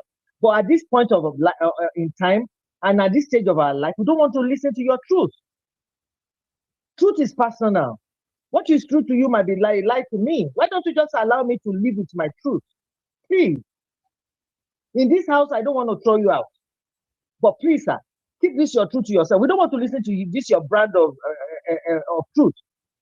You've told us several times, and we have heard you, but we are not ready to do what you want us to do. So leave us alone. Leave us alone, sir. Please. I'm going to move the mic to somebody else now. What is this man even doing on this space? Sister Money. A man who betrayed us. Let us not go back. I'm so sorry, guys. I'm so sorry. You know, initially the way it started, I know him so well. I've listened to him before, but I didn't know he was going to still gone by that. I thought he was coming to say something. You know why he went further? Because we kept mute. We kept mute. You think that we are listening to him. Money, let me tell you something. Money, let me tell you something. There's something you need to understand. When people, there's nothing I need to understand. I'm not telling you it's not. I did not tell you it's not. You are full of shit. I did not tell you. Thank you, you that you are not full of shit. You are full of people discuss Thank you, you that you are not full of shit.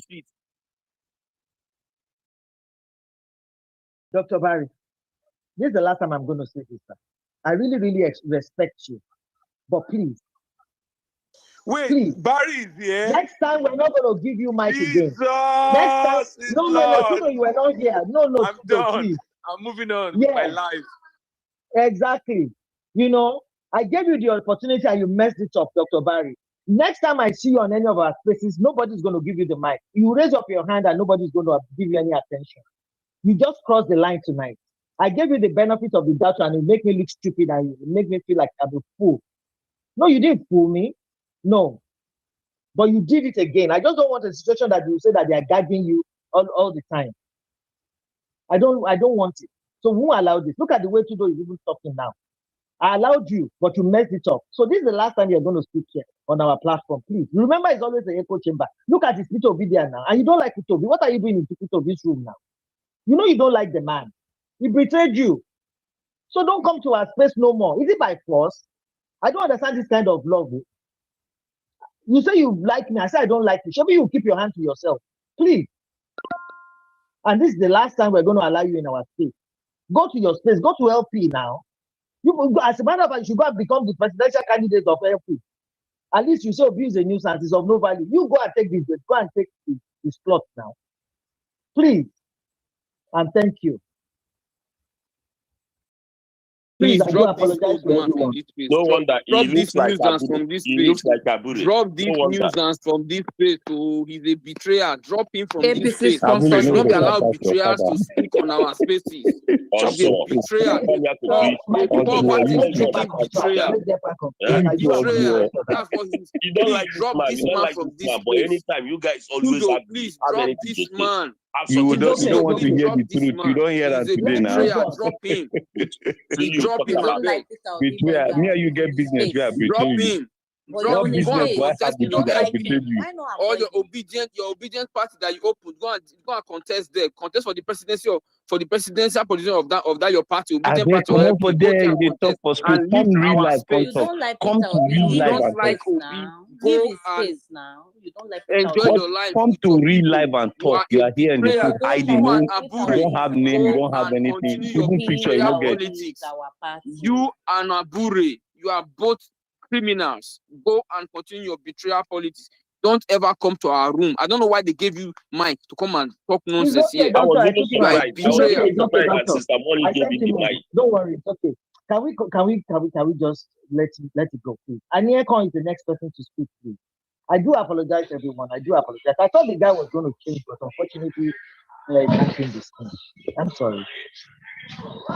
Okay, hello, good evening from where I am. Good My name is evening. Anik. Yes, my name is Anik, and I was the spokesperson of the Obedient Movement in Akwa Ibom in 2023, but I currently live in Canada. I followed your discussion, and I like the energy and what has been going on. But there's something I want to say about the whole ADC and Obi's appearance. First of all, I am delighted that Peter Obi has finally declared for the ADC. And it has given us a clear direction of where we're going in 2027.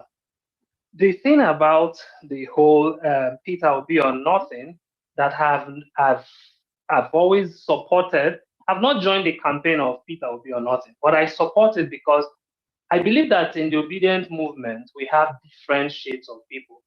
We need to have the mad people. We need to have the normal people. We need to have the aggressive people. We just need all shades in going to an election in Nigeria.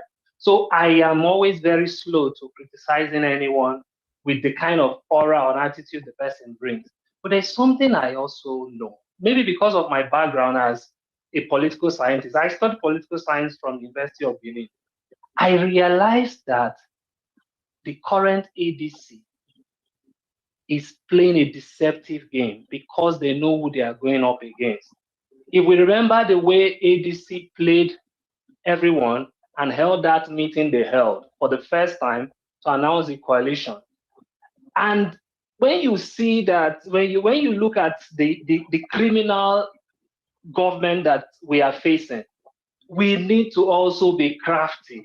And I also think that a lot of the tensions that are happening may just be a strategy within the ADC bloc. When you see people like Dele Momodu, people are coming out to shout. It looks like there is a war between the ObiDients movement and the supporters of Atiku. I like this energy because I think that if the ADC can predict, if the APC can predict the ADC, then we'll just go into the 2023 election and they will play us the way they played us in 2023. So while we vent this anger, we must also understand that politics is also an act that there has to be some manipulation. I don't believe that an Atiku, knowing what has happened in the PDP in 2023 because of going against the run or play, would want to bring that nemesis to ADC. But do I want an Atiku to make statements that looks like there is trouble in the ADC camp and make the likes of Daniel Bwala, the likes of Reno Mokri to be celebrated? Imagine a minister of the Federal Republic having the time to sit down and craft a narrative like Obi has accepted VP. The meeting has been done. Obi is now looking for how to craft a message. It tells you the confusion that has gone into their camp. So my submission tonight is that that we should all understand that there is an element of craftiness that must be brought into the ADC and even the campaign ahead of 2027. So if Atiku had released a statement today that is not stepping down for anybody, I think it is not a bad statement because we should not be predictable. And somebody had said something here that I'd written an article that I'll publish about Obi's movement to the ADC, where I tabulated 10 things I think would determine if ADC will win the presidency. And one of the things I said, which somebody had raised there, was that if the ADC make a mistake to dollarize their primaries, they will lose the interest of Nigerians, because that is the monster that APC and the PDP have constituted to Nigeria. So a credible primaries that has no dollar or no dollarization or no nationalization would see an Obi emerge. I would prefer an Obi to emerge from a contested primary because the ADC know who has winnability. It is only a fool that would think that an Obi without any structure getting 6 million votes that they agreed to give him can come into your party and you'll be talking about winnability, or you'll be talking about a northern candidate. We tested a northern candidate in Obi Atiku, even if the election was rigged, but it didn't give the kind of vibe that an Obi ticket gave. And so I think that the same playbook that APC used in 2014, where they went to their primaries and everybody knew that no matter the dollar that moved in Tesla Balogun Stadium, that a Buhari will emerge. That is the primaries we'll be going into. So I thank everyone for the energy. Sometimes I fall in love with the fact that at this time of the night in Nigeria, people can stay awake and be having the discussion. For some of us, it is not too bad because it's just about 6:30 in the evening where I am. And so I wouldn't want to take much of your time, but I like the energy. I'm someone that when I was spokesperson, if they tell me that people are abusing, ObiDients are abusing people, I would say, look, me, I don't know how to abuse, but let them abuse, because we need everybody. We need the good, the bad, and the ugly in this movement, because we are going up against a criminal gang. I thank you for the time. Thank you. Who else is there now that wants to speak? Can you please raise your hand? Field Marshal, I think I see you. Field Marshal, are you there? Okay, Field Marshal is not there. No, he is. Yeah. Tell him to unmute his mic. He's there. Oh, okay. Can you unmute your mic, Field Marshal? Or maybe you can't hear me. Who else is there now? Gonna Blaze. I don't think anybody can hear me though.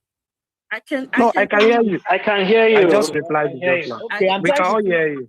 So it's gonna be Field Marshal cannot hear us, but Gonna Blazing, then my brother Jimmy, then Patrick. Let's go in that order. Thank you. Can the next speaker go for now? I have to do something right away, and No I'll problem. come back right after. Thank you. Okay. My brother Jimmy Omoluabi. Oh yeah. Komaro. Good afternoon, good evening, or morning, Lele to the Bams. Well done, guys. I've been busy all day today. I got the link late when Tudo sent it to me, but I've been listening. I've been listening in. I didn't even know the space was gonna be held today, so. But I actually wanted to say something. I was gonna host a space myself to address few things, but I decided to join Tudo's space to speak. So a lot had happened in this past week, and I've been seeing so much conformity going on within the obedient movement, and it's obvious it was gonna get to that point. When we have reduction on well-meaning spaces, echo chambers, where obedience actually go to get re-energized, get reminded of the things they've done in the past, who they are, keep standing on their grounds. When people join so many spaces, their thoughts, their minds get polluted, get diluted by all these things. And it's not just once, it's a compilation of you going to the spaces. So I'm not here to blame people for going on spaces. At a point in time, I got to understand the addiction that comes with being on spaces. I mean, it's therapeutic for so many people. When you engage in an habit for 2-3 months, it becomes a permanent thing within you. Some people just listen on spaces as if they're listening to radio. It's engaging, it's entertaining to them. But our presence on these spaces um actually gives back a very, very, very bad reaction, and it's telling on us. It's telling on we that claim to support Peter Obi, the obedient. It's telling on the people that stood on the right side of history. It is telling on every single one. I take some of those blames because I stopped hosting spaces due to some personal reasons.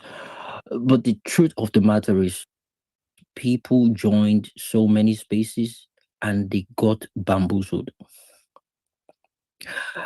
I'm here to remind the obedient what you did. And I'm here to tell people my stance. I'm not a politician, and I don't intend to be one. In fact, many of us, we went politicians 2022, 2023, 22 till date. We didn't join the movement to be politicians. We were not speaking as politicians. We were the beacon. We were the light. We were the people speaking as the conscience of the nation, as the conscience of what a nation is meant to be. We were not politicians. We're not playing all this politics, all these numbers. No, we were calling people out for what they did.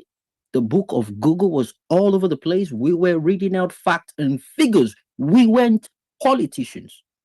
But all of a sudden, every single one of us now, we're playing politics. I'm not going to be part of that. It is going to be Peter Obi or nothing. And I'm going to explain why I'm still standing on that ground. It is simple.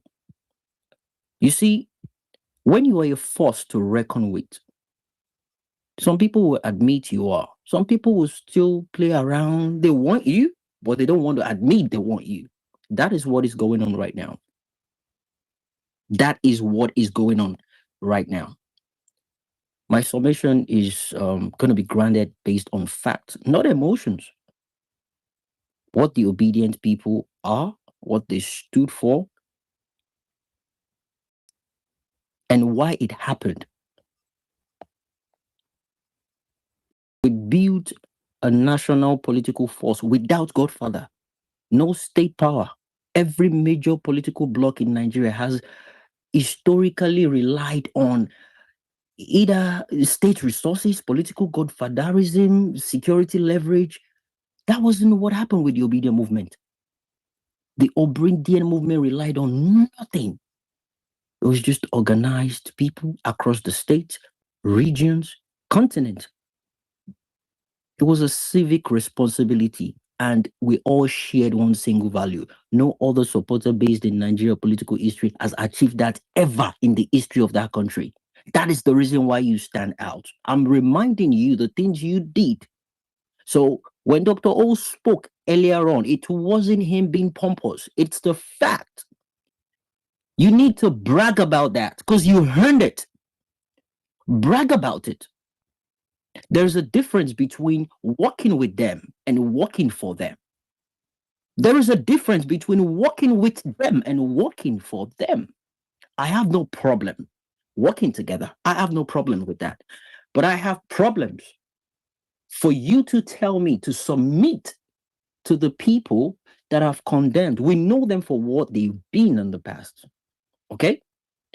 No matter how much we come together to form a coalition, none of them has ticked all the boxes Peter Gregory Obi has ticked. None. It is just commonsensical. Don't bench your best striker at the critical point of the game. It's just what it is.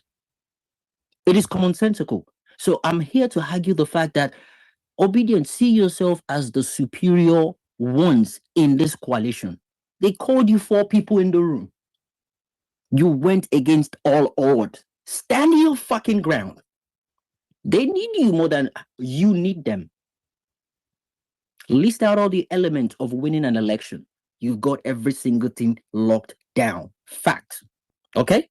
Fact. The only thing you don't have is violence. This is me being honest with you. The only thing you don't have is the radicalization of people standing their ground, giving it blows on the ground level. They're bringing weapons to the booting station. They're chasing people with guns and cutlass. You don't have that. That is the only singular reason Labour Party or ObiDients are joining this coalition. You need some people to do the dirty jobs. And that is just a fact. Take that out of the way.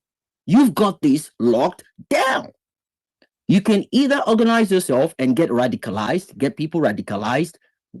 You are on a winning side. So in this coalition,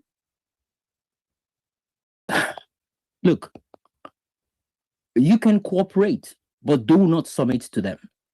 You can align, but never erase yourself. You can negotiate, but never forget your leverage. You are the people they need. They need you more than them. And that's the fact. They need you more than you need them. A lot of people look up to me, and that's the reason why I'm saying this, because I've been seeing different kinds of videos. The kinds of things we did back in 2022, 2023. We were holding spaces, calling people out, pointing out all the corruptions by these leaders. We have no problem working with Tom, Dick, and Harry. It will be on our terms because we knew the right from wrong from the beginning. We stood on that fact. And now they're beginning to see it. It is sad that we're seeing that people are suffering in Nigeria now. It is not my problem. It might sound insensitive to you, people just listening to me for the first time. It is not my problem because I saw it coming and I spoke about it. I told people how people will suffer in Nigeria. People thought I was exaggerating. They thought it was an hyperbolic statement. We spoke about these things. Dossier, N6, every Saturday. We just list out the names of these politicians. We did for Atiku. We did for Ganduje. Name them. We did for El-Rufai, Gwegwe of Kaduna. Should we start reminding ourselves the things we did? Emma Konyo Nikirara. And they want to walk with you. Don't be used. Stand your fucking ground. They need you more than you need them. The only difference is the radicalization. Stand your ground. Don't let anybody bamboozle you. Don't. You've shown it. You're superior. Hone it. You've earned it. It's not you being pompous. No. They belittled every single one of you. They said all sorts of things about the obedient. But guess what? People want to be with you. People want to walk with you. Nah, you didn't do all that to be Vice. You didn't do all that to support PO for Vice. So here's my point to some of my fellow obedient brothers and sisters. Don't bury yourself before you die. Okay? I understand some people might still go ahead and support PO if he ends up being vice president. You don't need to start talking about that now. In fact, some obedient are already committing that suicide, saying, yeah, if PO is going to go for vice president, don't do that. Let things unfold. You keep pushing for your candidate. Keep pushing for Peter Gregory to have that ticket. Keep pushing for that. Let that happen eventually. Whatever is going to happen, let it happen. But don't submit. Don't give excuses of, why can't he collect vice? Atiku has done vice 2 times. I don't give a fuck how many times he has done it. I don't really care. It is PO or nothing. I deliberately pull back from the whole, madness going on in the political scene. But that doesn't change the fact that this man is still the most credible candidate that can figure out what is going on in that country and get it right.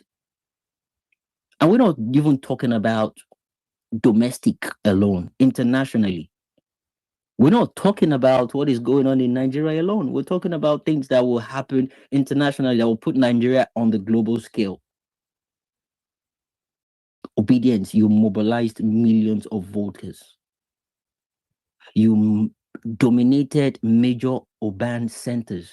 You won the Federal Capital Territory.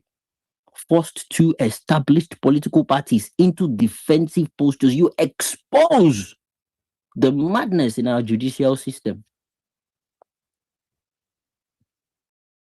People were gathering money for people to go register for vote, registered themselves to vote, funded logistics collectively, defended polling units voluntarily, monitored result independently, documented irregularities in real time.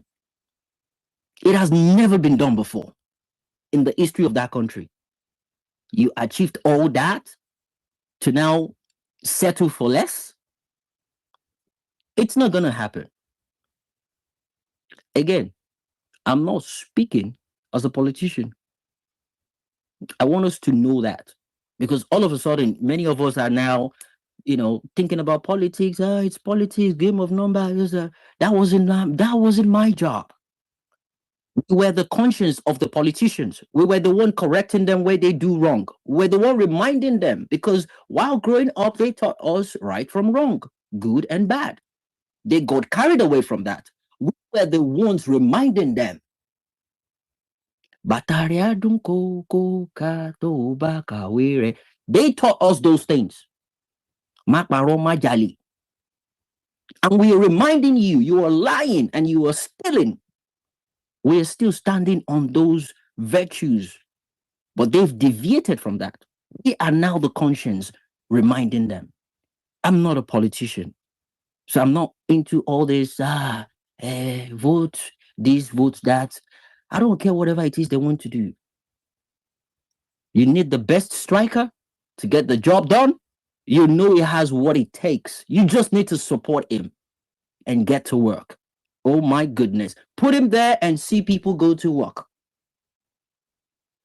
This is just a minor reminder. Hopefully when the space come again on Thursday, we'll have a longer conversation and a deeper debate to talk about what you've done in the past and how not to belittle yourself. Stand your ground. Are you back?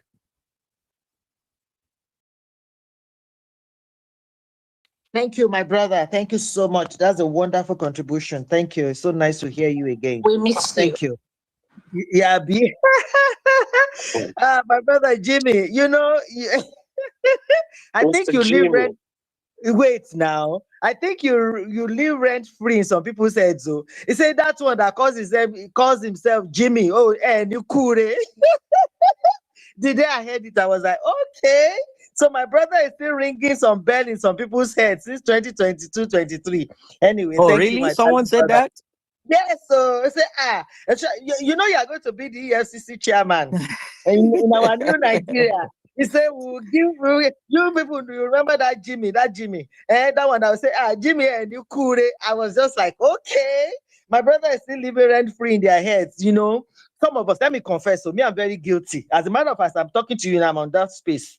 Me, I listen to that space to know the level of damage they are doing to themselves, to know what they contribute, but I never speak on their spaces. Are It's you always good even to there? If nobody's there, is there right now? it's always It's good for always you to stupid. listen to what they are saying and doing, but you don't have to contribute. It's when you contribute that they now insult Obi and Is everything. there? For He's instance, always they're speaking. already crying because he knows what he did. They're already crying now because of that thing of birthday that Eze did. That I put from 1946 to 2026 or Is it something not like Dr. Who that obituary. raised that idea? That they should do flyer for But baby. Eze did it like it's obituary poster. That's it. Anyway, let's move on. I've told myself I'll not be discussing their space on our spaces. It's not necessary. So thank you, my darling brother Jimmy. So good to hear from you. Gonna Blazing, are you ready now, my sister? I think he said his name. Oh, It's supposed to be Field Marshal. Is Field Marshal back now? If not, we're going to take Patrick. Okay. Oh, okay. You Oh want no, to Ghana close? Blazing is back. Okay, all right. Okay then. Yeah, I actually came up because when I heard forget his name now. Anyway, he came. Is it Dr. Barry? Yeah, I was gonna respond to what he was saying. I didn't understand why he was saying all of that, and it seemed like he came to just crash the party and Exactly trying to impose his own thoughts and project what he thinks on everybody else. I kind of felt it rubbed me off the wrong way. That's why I requested the mic, because I spoke earlier and gave my thoughts. So we're good. Yeah, thank you. Thank you so much. The problem is, you see, it's been going around saying that when it comes up, they don't allow him to speak and everything, they gag him and blah blah blah. But to me, he always comes up and sounds like a broken record all the time. So, but initially he started talking, but after some time he just derailed. I just realized that there was a bit of argument because I wasn't listening to that my phone, and my brother was just correcting him and everything, and I had to just drop him at the end of the day because we've heard what you have said before. Your truth is true to you; it's not true to everybody. So we don't need you to come into our space. Thank you, my sister. Everybody that spoke actually spoke very well. So by the time it got to me, they'd already exhausted the points I was going to pass on to him. All right, all right. Thank you very much. Appreciate you. Field Marshal, are you still there? If not, I'm going to move on to Patrick. Then after Patrick, we'll take Fab. Field Marshal, no? Okay, Patrick. Thank you. all right. Good morning from here. Now, you see, now we know where we are going to. Now we have a house. Now we know where our principal wants us to go. And you see that idea where people want us to forget who we are. We are the warriors of Nigerian politics, proven with fact. We came from nothing and became the only thing. There is no Nigerian politics without ObiDients. And if these people are waking up or thinking that we're going to settle down for less, they don't even know what is coming. That is just the truth. It has been stated from day one, even before they accepted the coalition, Peter Obi or nothing. We stated it. Peter Obi is with us as we are with him. So if for them to even accept the coalition with Peter Obi in the first place, they understood the terms and conditions before the coalition and everything. They know. They always go out and say, don't mind the obedience. They say Peter Obi or nothing. So for them to even allow PO in their presence means they have agreed to it. So the part where people are actually being confused or worried is the part I don't really get. I think I watched something whereby what's this man called? This NMPP man, Kwankwaso, was actually saying he's ready to become the VP of Peter Obi. I laughed. I said, now you see the gold you want to put your hand. We are not holding anybody, we are not fighting anybody. But guess what? Peter Obi comes first. And I always see, I like what Mr. Jimmy said, yeah? But why we have people like Mr. Jimmy, some of us should actually go and join the ADC. Because we cannot be far and support our principle. We have to be inside the house. So that when the time for noise comes and they say people start shouting, who will be inside the house shouting as well. I, for one, I have moved and I have joined ADC. And I'm going to be standing at the back of PO. If the time comes to shout, I will be among those shouting. If the time comes to clap hand, I will be among those clapping.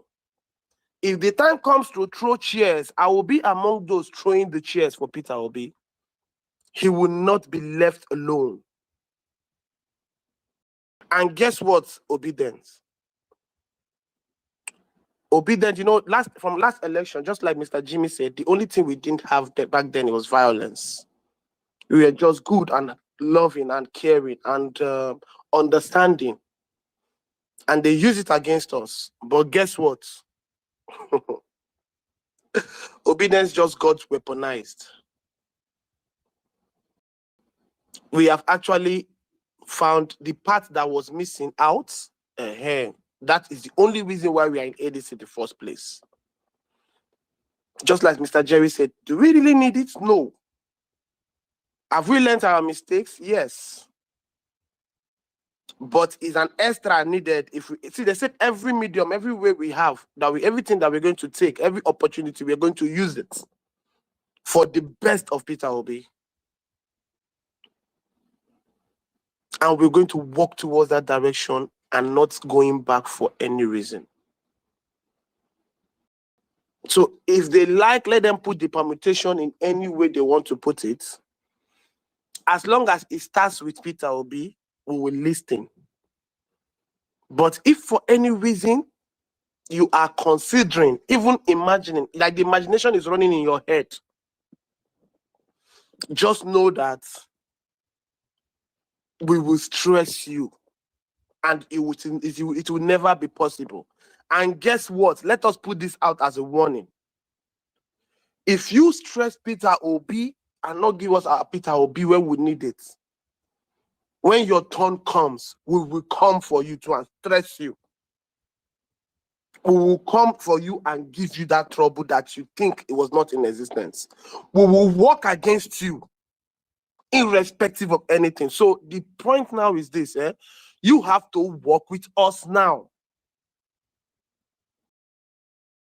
If not, when that time comes, we will take it personal.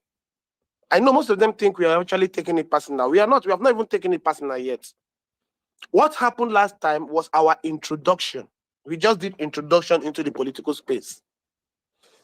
But this time, we have actually collected our welcome document. Now we are welcome into the political space. We have all varieties right now. If you want the angel, we've got them. If you want the Glasgows, we have got them. So whichever method of it that you want, we have them right now. One thing is for certain.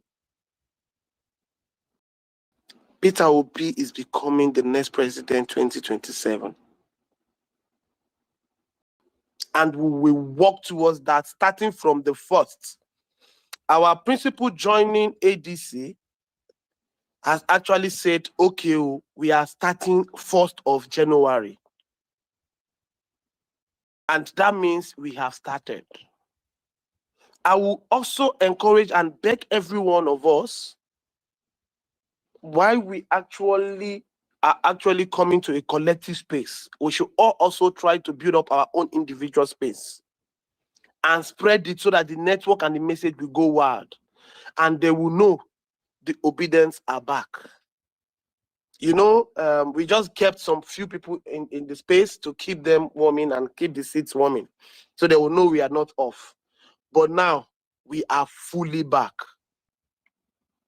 And for the fact that we are fully back, we will hold our ground against all costs. We have seen the worst already.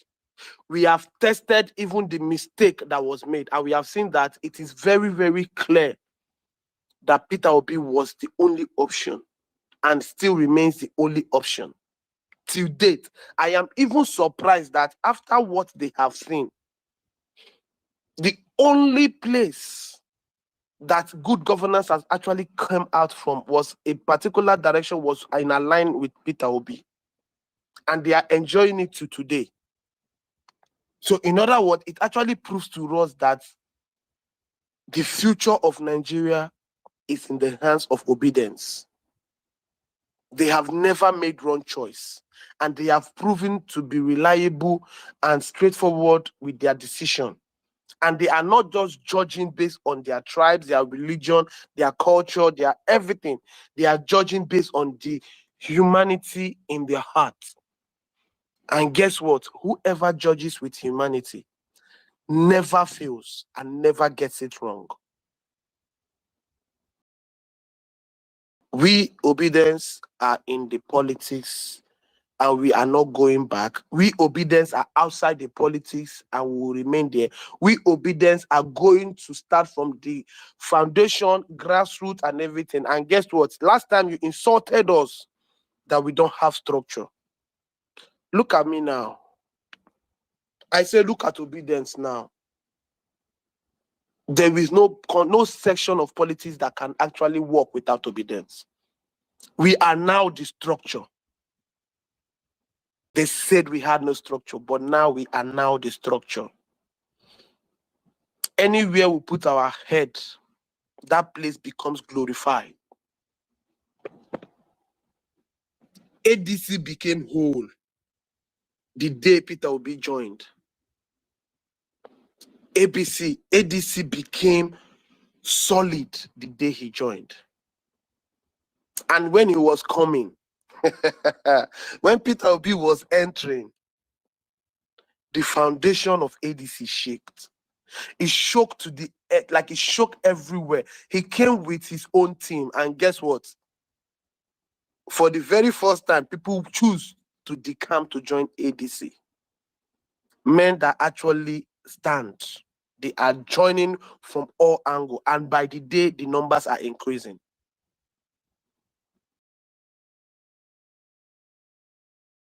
And now they understand too that if for any reason we do anything against this guy, we will lose woefully. And guess what?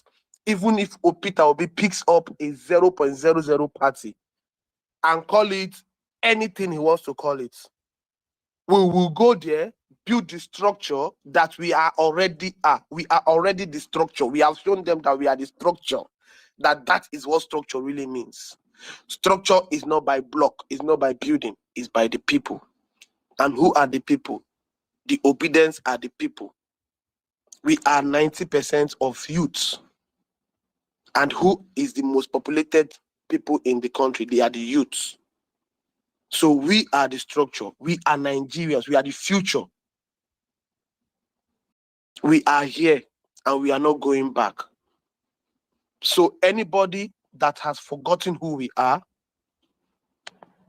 let this be a call towards who you are.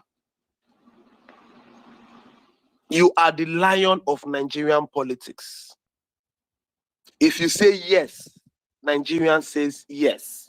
If you say no, Nigerian says no. From the day of from past election till now, they have not even slept. They did not even focus on governance. The only thing they are focused on is trying to convince and deceive obedience. But guess what? Every day we give back to new children. And they continue to see. And we are going to stand on that. And we will not go back. In that limelight, I'm saying this one more time. Even if I am with ADC, I stand as Peter Obi or nothing. If that is all it takes for me, that is where I'm standing. If tomorrow they want to misbehave, I will pack everything, and I'm sure over 50, or if not all, most majority of the people in ADC will move. And guess what? You know, there's one narrative they always paint that the Northerners, they don't like, is a lie. You they are more obedient than we can even think now, because these people have shown them shege promas. They now saw what we saw. They are now with us, and together we will fight for good Nigeria, and that we will get. Thank you very much.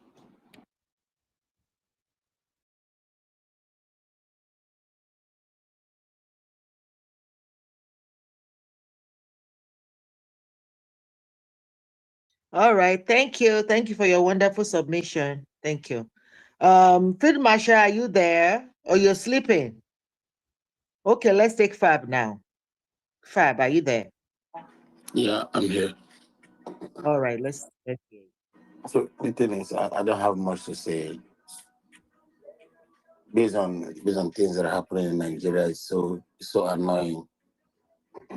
So annoying, and as a human being, as a youth, you look at the political class and you get provoked, you get angry. Why? How will someone like Atiku, we respect him? Our principal is 9 ADC, no problem. But let's say things or judge things based on common sense.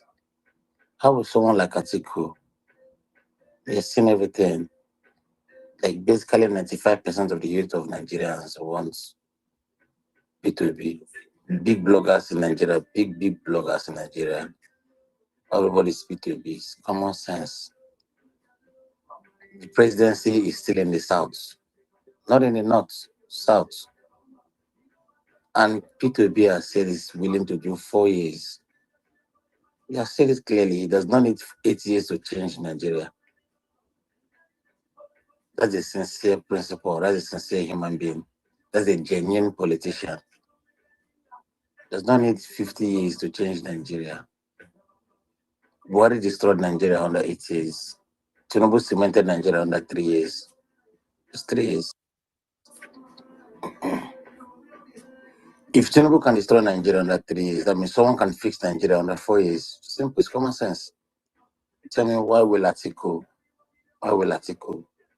And he claimed to be a patriot. This is the problem. Nigerian politicians are not patriots. They're not patriotic. That's why they envy P2B, they hate P2B, they jealous P2B, because he's patriotic. It's not. This man left governance how many years ago? The only governor that does not collect pension, that does not have any property tied to his name given to him by the state government. Nothing. He left billions. Everybody knows the story.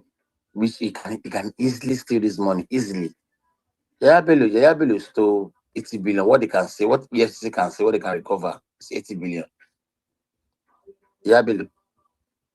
Malami, a Sharia court judge, a Sharia court attorney, son. What the FCC could find, what they could recover from him was 212 billion. Now imagine the man that came out here.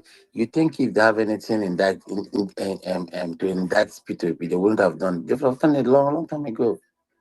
This just shows you. And after he left government, this man has been spent. Now this man has spent on education. Every nursing school in Nigeria, because there is million. It's common sense. What is the problem with Atiku? What is the problem with Atiku? At times I look at that. When I look at all these things, I just smile, I just laugh. At the point you start asking yourself, Atiku, are you working for APC? It's common sense. This man is not telling you he wants to do 8 years, 4 years. It's telling you I can fix Nigeria within 4 years. I can fix Nigeria. And it's not rocket science. Governance is not rocket science. It's not difficult. I live in America. I live in Las Vegas. I can drive from here to Washington.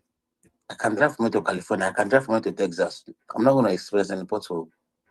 Human being like you and I build these roads. Not angel.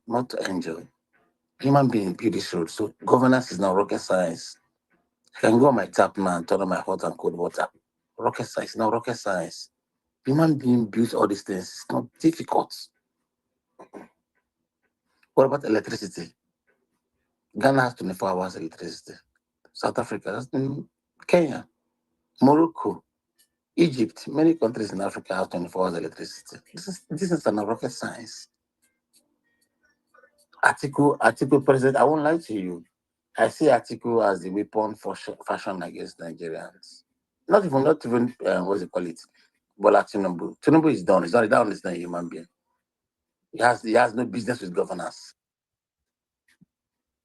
Just the same way Buhari has no business with governance. Tinubu should be doing one cocoa business or selling weed or crack in the country. He has no business being a president. Not in any way, in any form. I see Article as the weapon fashion against the growth of Nigeria. For real, I tell you. Why will you want to challenge P2B? Why? It's obvious. Look at him when P2B come on stage, when he hosts a Twitter space. Everybody's there, every youth. We ask them questions, ask them difficult questions. We talk to our principal. We are democratic. We talk to him. I'm not a Gen Z. They don't look like this. It's about Gen Z. No, not Gen Z. Everybody want a good life. Even the APC supporters are not having good life. They're not these guys. They're even more miserable than us. We didn't have 1 or 2 people living in abroad. Our Xmas was fun because we sent money back home. But the APC supporters, these guys are nuisance. These guys are frustrated human beings. What is your problem? Peter Biki, when you organize space, someone asked him, are you willing to be a vice president article? He said something very crucial. He doesn't sound aggressive when we speak. Listen, I didn't thought this things I've been taught in going to Malaysia, going to Egypt. I didn't thought this thing just to become a vice president. How can a sensible human being look at P2B and say P2B should be a vice president? How? Professor Sibanjo with all his professorship. Nobody had. You can. I don't. If I start asking how many people here, can you tell me who was the vice president of Goodluck Jonathan? Probably many people are not going to. They're not going to know the name because the position of the vice president is useless.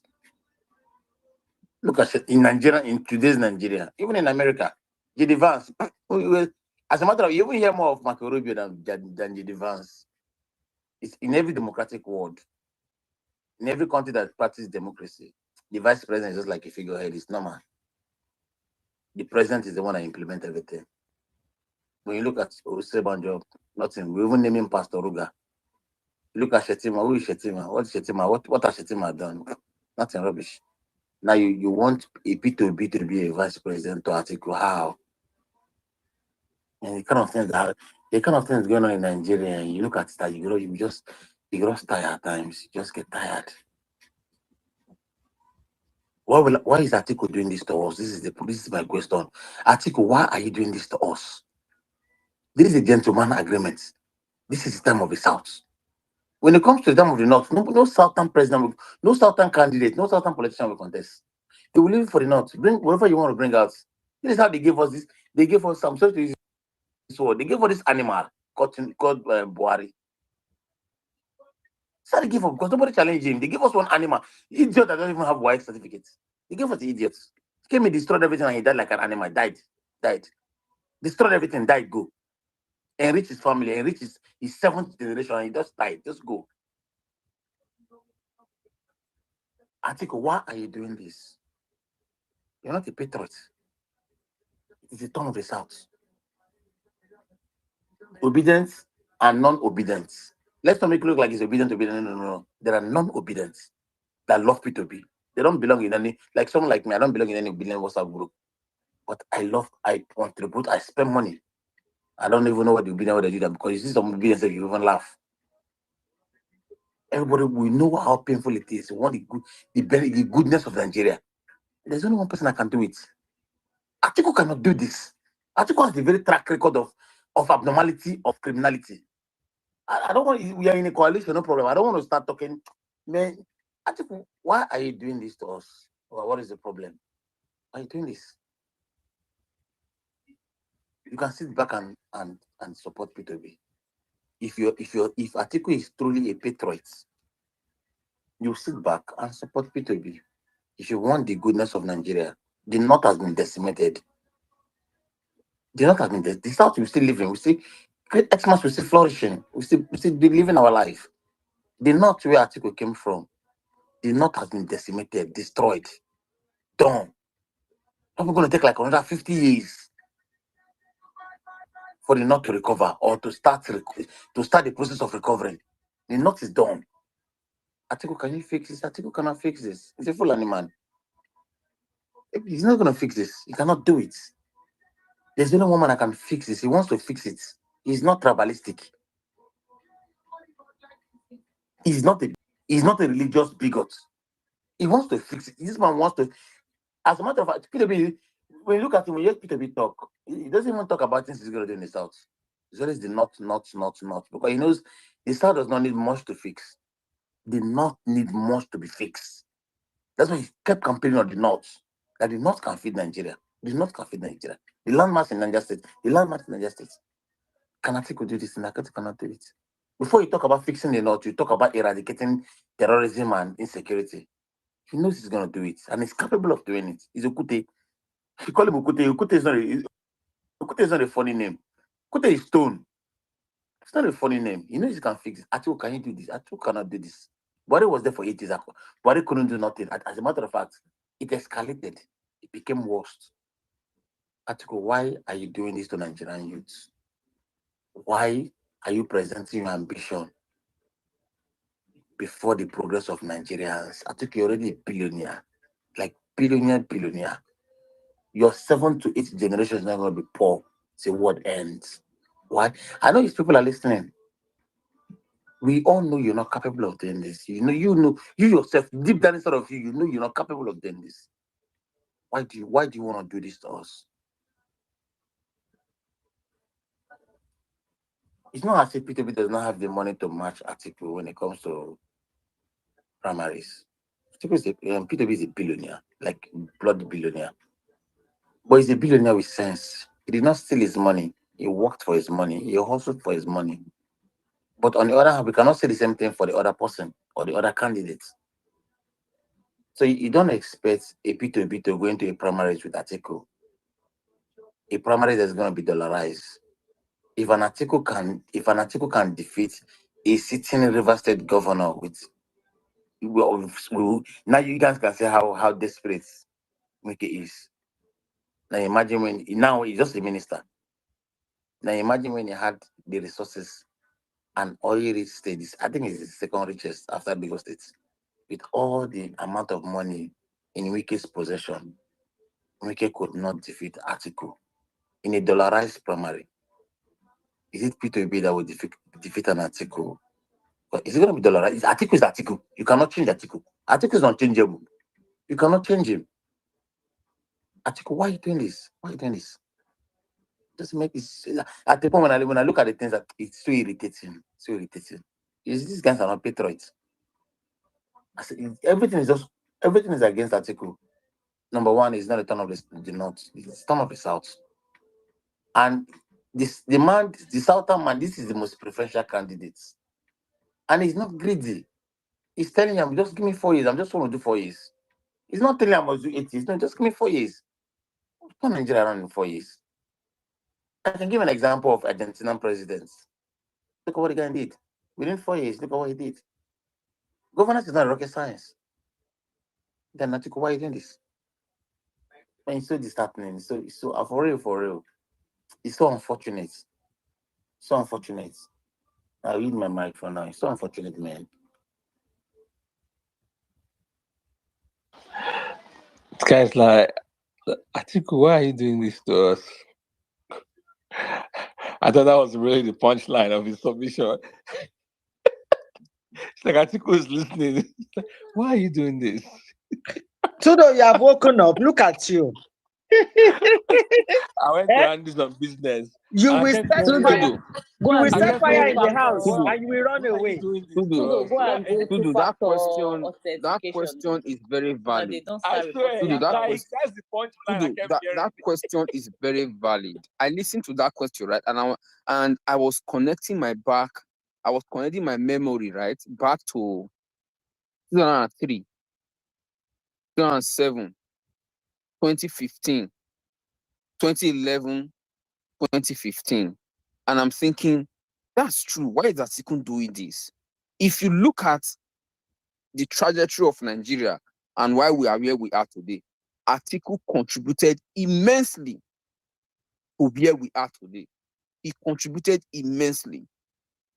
If only he had not fought Obasanjo, he would have gotten that ticket in 2003, not 2007 rather.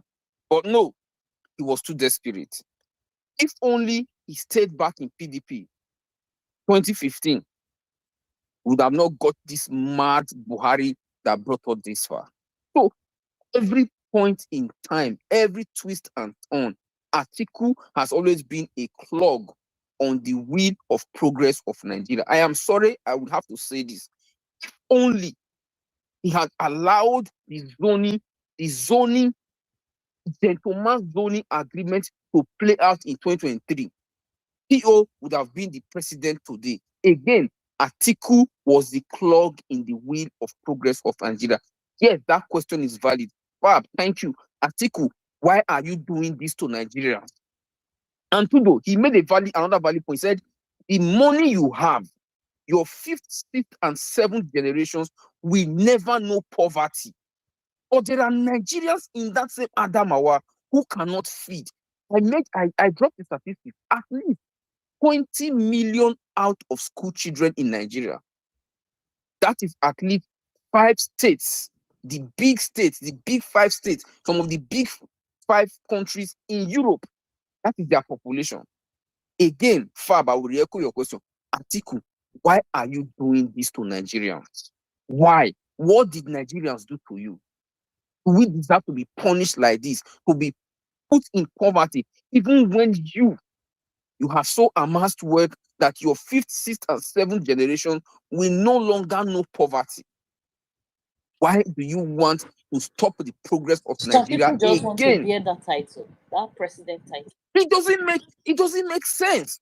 It doesn't make sense. It shouldn't be ambition alone. You are putting the lives of Nigerians at risk. Look at the slaughtering of Nigerians since 2023.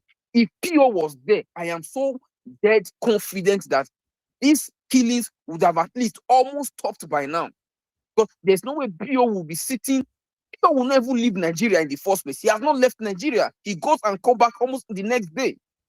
See, but you have a president who goes abroad. For those Why? around him, all those daily, those are the people even pushing and encouraging this man to keep coming out. Because this man is not really on social media space. It's those people, intels, that go back to tell him, don't worry, you are covered. You have this, come out. They are the ones. People like us. It's just sad. It's just really sad. It's really sad. Seriously. That question is very valid. What did Nigerians do to Atiku? We should be asking these questions. What did Nigerians do to Atiku? What did Nigerians do to his gang? Because the 3 people who brought Nigeria to his knees, Atiku is one of them. Atiku, Tinubu, and the dead Buhari, empty-head Buhari. They brought Nigerians to her knees today. See the suffering across the country. What did Nigerians do to these people? Have they not stolen from us enough? Have they not ripped our wealth enough? Have they not stolen our commonwealth enough in that country? Why should we keep quiet and allow these people to continue to ruin our lives, ruin the lives of innocent children? Nigeria should be a country that every Nigerian is proud of. But today we hide our faces when we travel abroad. What sort of nonsense is this? 80 years old by November this year, and you still want to ruin the lives of Nigeria at 80? At 80, how many more years does he have to live? At most 20 more years. But Dr. O, never wish a happy birthday under my post. Once I don't do flyer. I don't wish him. Go check him. I don't wish him. I beg. I don't write you. I don't eulogize now. Beg and make it go. No, make it go rest. I repost and they say the other one look like obituary. So I just removed 90 for this. They cry for that one too much. Man, it's really annoying. Seriously, it is really annoying. It is really annoying. Enough of the nonsense. He needs to just quit at this moment. He needs to quit. He needs to quit. Nigeria, Madam Oni, please wait. Yeah. Nigeria has the average age of Nigerians is 19 point something years. Why should an 80 years old be planning to ruin our country again? 90 point something years. That's the average age of Nigeria. Of Nigerians. Why should an 80 years old be saying he wants to contest when he's 81 to become president? To be doing what? Dementia would have been setting in. Look at the Ebola Blue going to France every second. Why Nigerians cannot even access good medical care? Enough of this nonsense already. Madam Money, I better take mic, no vex. Hey, I go carry the mic, Ojare, because I know you and Tudo now, both of you then give check. And you know, keep share the money. They say they don't give una money now. I make una know they talk about Tinubu. You guys don't talk about Tudo. You don't talk about it. So they give me $200 every month. Give me Tudo money. I'm here. Have I not been making references to Tinubu since I've been making my submission on this I space? don't go hear you. No bribe me. I don't go hear you. Now the money where you come. And I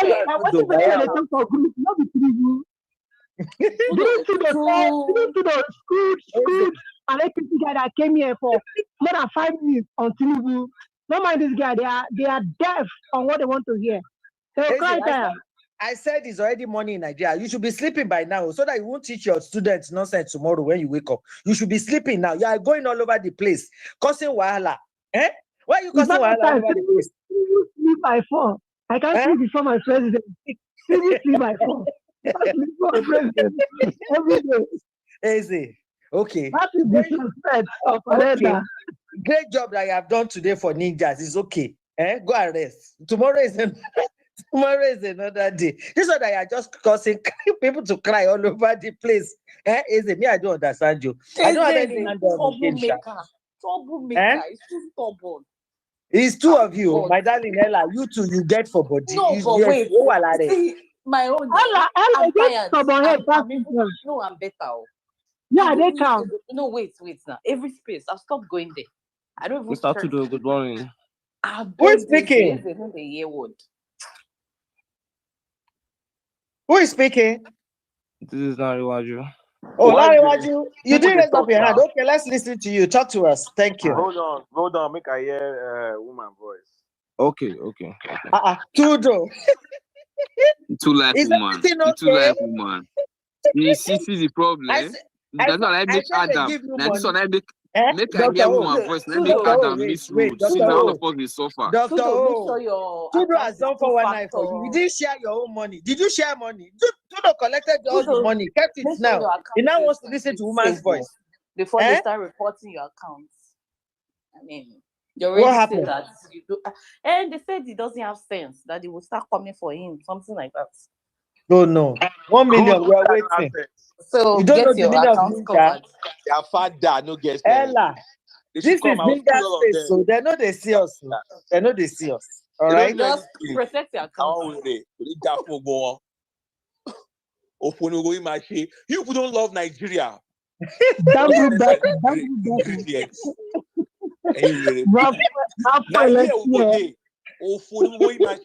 don't love Nigeria. You think you don't love Nigeria.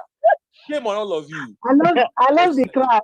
You know what they say, we are shouting from outside, but now we are not in the ADC. So now our party. But wait to Tudo. What of those idiots that said that we should come into the coalition, that they are for the coalition, that if Obi is there, they will support Obi. Now Obi is there, why are they not supporting Obi? Why are they still supporting Atiku? If they didn't have that agenda before. all these people are very useless. Like you read that verse, they were never a part of us. They were not for us. They are all criminals, all of them. You say Bible can still be useful, Doctor. All of them are under every I space think currently. Yes, now. All of them are on that space currently. And they are all In fact, the same guy, like that. Doctor, I the think guy I need took to his time. I Wait, need to design an image for that. the guy took his time to break it down. He said they were never part of us. That was why they left us. He said because if they were part of us, they would not have left us. So they have left us so that it can become very clear that they were never part of us. Part of us. Never. But Tudu, that is tautology. That's over I explaining. swear. It's Yeah, like that's one Going around in fasting. That's circles one to repeat fasting. the same thing. Tudu. If let's say pain away for body, say they left. He pain out for Yeah, body. no, the guy was addressing 1 John 2, chapter 2, verse 19. He was addressing the issue of people leaving the church and leaving their group. Yes, So that was what it was paining. It was like paining the pain him. away. You're The right. pain now. Yes. Oh my goodness. You see when crying started. Not today. All right. Tudo. Let's take Seeking. No. Where is Olarin Waju? He left. I think his network dropped him. Yeah. Seeking has come up. Oh no, Priscilla, do you still want to say something, my darling? Please allow those that have not spoken to speak. Okay, please. all right, no problem. My brother Seeking, go ahead, sir.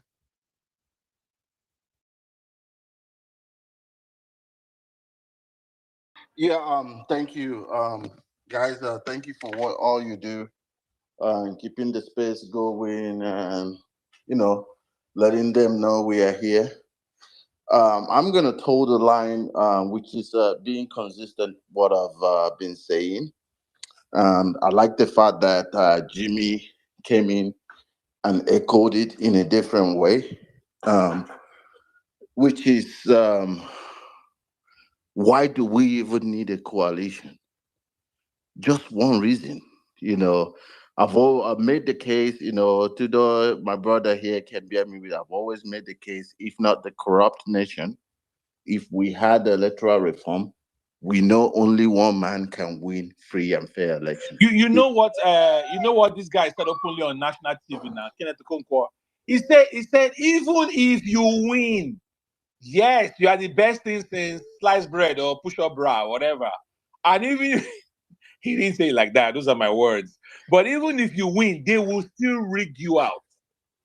They will rig you out. That's what he said. So I guess the assumption is that these guys in the coalition are supposed to bring the extra stuff. Whatever Yeah, that means. and we being honest, that's where we probably could have done a little bit I'm more. thinking, I think it's even sad enough that somebody like that will go on TV, or not just him, a bunch of other people have also done it, and openly acknowledge, right, the very nature of our elections. What we all know is one thing to be doing it and not come and say it openly, but to actually openly say it just shows you how low we've sunk as a country. Anyways, go ahead. Yeah, so that's the situation we found ourselves. And to me, when we started getting the attention from the United States government, that has been my own point where I've been pushing, because I know what the gettables. What did I feel is the gettable? Put pressure on the government to run a free and fair election. And when we run a free and fair election, especially now when people come in and complain how Nigerians vote, how they don't know the leaders, then you realize that Nigerians actually know how to select. They actually know who can work for them. I was having this conversation with someone. He was like, yeah, but Nigerians. I was like, okay, I don't want to go further telling you about other areas. Let me give my own area of Southeast as an example. What is happening? Unanimously, they know the person they can trust. It's not Arjun Kalo. And he can come on national TV for people who don't know who are from the South. He says, oh, this man is popular from the South. And the rest of them, but when we come back home, we know each other. And every one of us know who can come out and say, I can win an election without toggery and all the rest of them. And that's the bitter truth. That's what they were supposed to be bringing to the coalition. They said, because we have everything except for that. And we can actually get that if we work differently, even though it's not something we can brag about, but that is also a way we can work on it. But I have also, a lot of people here, you've had me, I'm a diehard obedient. And once anything I latch on, I stay on it. It's hard to, I know what I want. And you know my position. But the only thing I'm trying to do differently recently is, okay, after all said and done, because of what you guys supposedly bring into the table, I'm willing to work together with you. That's fine. And that's why I'm not going to call you names. That's why I'm going to respect this togetherness going forward. But I have some expectations. And instead of going that route, I'm going to be challenging you a little bit more. One of the reasons question I started asking them is, do you like the situation of Cameroon? Paul Biya, do you like the situation of Cameroon? If that's what you like, do you know outside the capability, or even if this man is good, and I'm not saying he's a bad man, I'm not saying he's corrupt, you are finding yourself creating another Paul Biya situation. That's just what it is. So when we come out and criticize other countries, what they're doing, not knowing what they want, that's the situation we'll find ourselves. Another thing I told him is this: I'm willing to work with you. We said we are working together. Let's find the best candidate. Give me someone like Pete Obi elsewhere. Just to tell you it's not personal. I will work with you. Just give me someone better. I will work with you.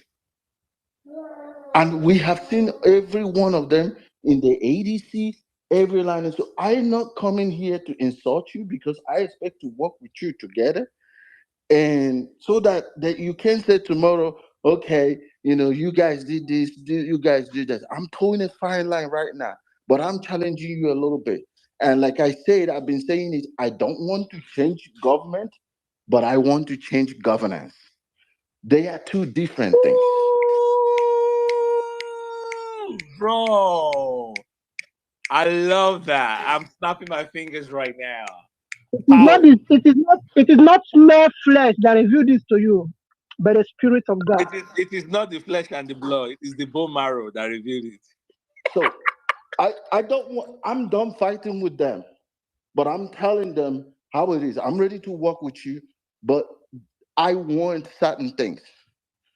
And again, I want to encourage everybody here. I think they are seeing us, when we keep calling Atiku, is that seeing us feeling defeated. When we are actually in a position of power, we need to change some attitude. And I did some calculations with some of the people who worked, like, so I said, let's call a spade a spade. When one person is spending dollars, it's coming from one pocket. I've already said, if P2B wanted to rig election or buy primaries, he has the biggest pot.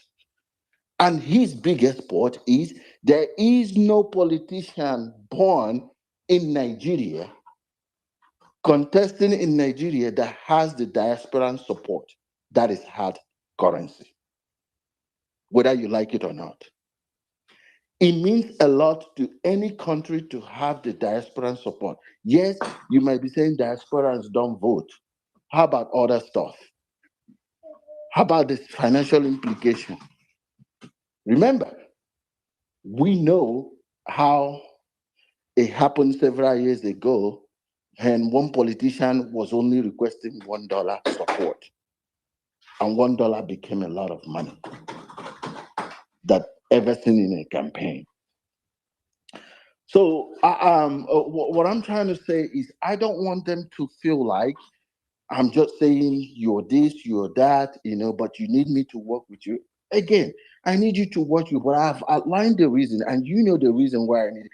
I don't need you to actually win elections. That's just the fact. The only reason I'm needing you is because of the corrupt institutions. Another question we have to ask carefully, have this conversation with them is, if P2B, Okute as we call him, happens, and some had this, we don't want to say it because we want to be political correct, but sometimes we have to. What if P2B was from the north? With what it achieved several years ago, will anybody in Nigeria ask him or suggest that he's better as a vice president? And when I say some things, I say it with fact. Kwankwaso was a one-state politician, but we knew the overrating or the buzz that were coming out from that area for just Kwankwaso. And if everybody can remember, when P2B was shopping for vice president, it was almost like Kwankwaso was feeling on top of the world, even when we knew he was a one-state politician. And that could tell you, change it all around. They swap it around that P2B is not from the place where he comes from. Do you think we'll be having this conversation? And I know we don't want to talk all about that because we have to be politically correct. We don't have to offend these are our brothers that have all the vote. We can't do anything, don't offend them because they can vote anybody out. That's the reason why we are where we are right now. Even if you trace the banditry, our government failure, terrorism case, what led to all this problem is we can't talk about it because, hey, it's going to offend these people. It's going to offend these people that we get these votes from, that we do all this. But I think it's high time. I think it's time we start telling ourselves the truth. And that's what P2B is saying when he's telling you that what you can get from that place is not just votes. You can get agriculture. You can get development. You can get a lot of stuff. But even their own people have been robbing them, have been telling them, making them look like all they can afford, all they can, give to Nigeria is the votes. Whether is actual votes or whatever. But they can give us more. And we should start having those deep conversations and letting especially our brothers to know what exactly have they been missing from their own politicians. They are not well off. I mean, if you go there, you can tell, how far they are and what they've been missing. Even though they have all these people who are claiming now they are the best thing that happened. As Tudor would say, the push of bra. Again, what do you have to say? And these are the people that told us that their people are not in Twitter. And it baffles me that they don't have smartphones and they didn't understand what they were telling you. They were telling you that we know you're poor and we know you're going to be there and you don't even know how to get the news or how to participate in the technology or development that is going on. So we like the way things are going. To sum up my submission, my brothers, let's not sound defeated. I think if we go into it with all we got, where we are right now, I don't even think they can beat us even in the primaries. So they're making the assumption that it's easy. But let's not make it easy for them. Again, let's be bullish and stay bullish. And let's also add them to rice. Let's not maybe make fun of them as if we're not trying to engage in the real conversation, or maybe they say we'll cause them out, or maybe we are not going to work with you. No, no, no, that's fine. We're going to have the real conversation. We're going to start asking them questions. We're going to start, analyzing the fact. Like I asked one of them, do you think, despite, okay, he's a good man, yes, do you think, how old is your dad? Yes, do you think your dad can run Imo State? He said, that's subjective. It's like, why? Your dad is just 80 as well. He's a good man. Why can't he run Imo State? I didn't say Nigeria. Your dad is a professor. Why can't he do that? Exactly. That's my problem, because a lot of you don't understand. We've gone too much. We've lowered the standard too much. We've accepted, the bar is, we set the bar too low that anybody can come in front of us like, hey, by the way, I know you're from here. You can't win an election. You can't protect it. So we're gonna let you. We're gonna be your help. We're gonna provide what you need, and because of that, you guys can wait 2020, whatever 2031 to contest. My brother, I asked him, he's like, you're telling that to a baby. I know you're politically volatile. You're politically volatile. And Peter B says it, I will hold him responsible. He will hold himself responsible. There's no you come from your politically volatile. I can't even imagine you making a promise. Because the moment you stay out of power for 4 years, you form another coalition.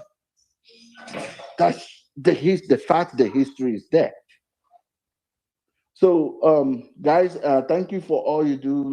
Let's also, as we speak, as we call out what is going on in the industry, let's also, uh, give them an opportunity that we're going to work with them together if they decide to work with us together. But at the same time, we have terms and conditions, and those are not based on fictions. Those are not based on what we are manufacturing on criticism. It's based on facts. It's based on this, on that, and if you can provide us with something as much as we are giving you, we are willing to also shoot our sword, but which we don't know you don't have. So why don't we fix Nigeria? I stand on my own this thing. I don't want a change of government. I want a change of governance. Thank you all. Nice one, nice one, nice one, nice one. I love that. I love that. Yeah. All right. As we were speaking, something came to my mind. All these guys that are just out there with everything that every submission all of you guys have been making.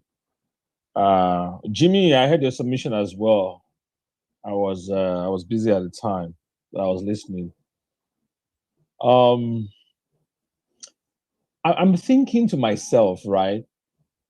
What is it going to take?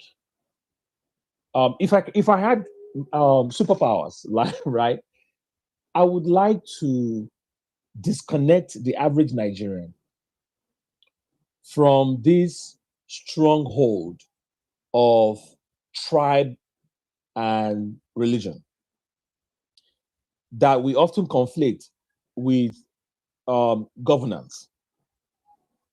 And I understand where that comes from, really, because of successive misgovernance or maladministrations in our history. And a few that have just hijacked power for their selfish ends or ambitions. We feel left out. Majority of Nigerians feel left out. So the clamor, yes. Tudo, it's the same few. Since I was a baby, it's the same few. The same few people. Atiku has been there since I was a baby. Tinubu has been there since I was a baby. Odius Okalu has been there since I was a baby. Just name it. The same few people hijacked the country for over 20 years. And Nigerians still want these people to continue to ruin our lives. It doesn't make sense to my head. It doesn't. Oh no. It's Sorry. not. I Go mean, ahead. don't be sorry. You said it best.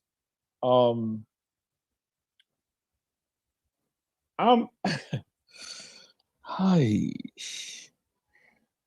I don't understand. Like, see, those leaders are one thing. I'm talking about the average Nigerian. I'm talking about some of the people that came here today to try to convince us, whatever. Like, what is it going to take to have you separate your heritage, your tribe or religion from good governance or administering the country for our common good? What is it going to take? Because you guys, you have somehow tethered, you have married the two as if they must go together. And every time what we see is, they benefit your life. They benefit your life, but you are still coming here to my tribe, my religion, right? When are you going to say, I am a citizen of Nigeria? I was born in this country, right?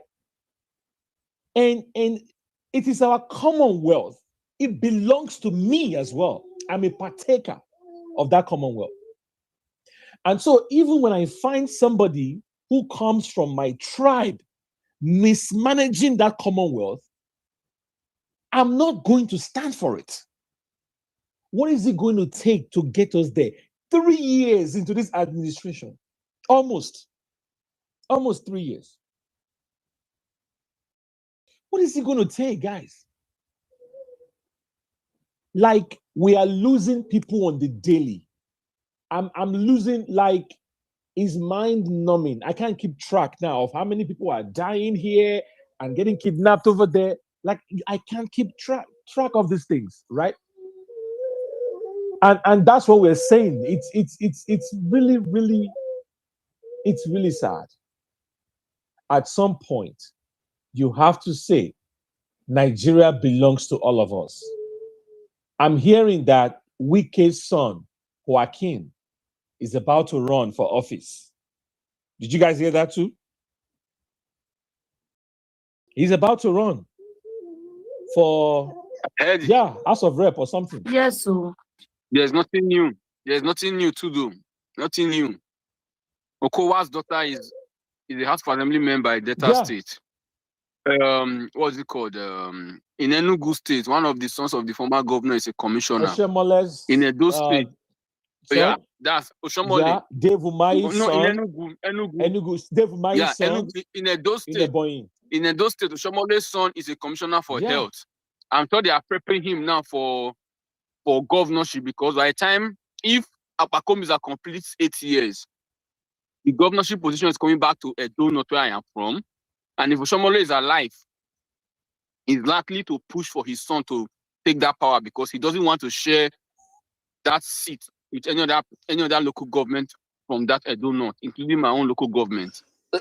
If you go to Kebbi State, exactly, the Bagudus are in charge. The Bagudus are in charge of Kebbi State since 1999. They've been ruining that state. Just go across the country. So, what of in Osun State? In Kwara, Terakis were in charge. Yeah. Tinubu had his wife as a senator. Obasanjo had his children, or one of his daughter or son as a House of Rep member. Just name it. So there is nothing new in what Wike and others are doing.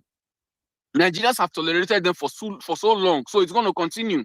As long as we keep quiet, they will recycle themselves and prep their children to take over from them. It's that simple.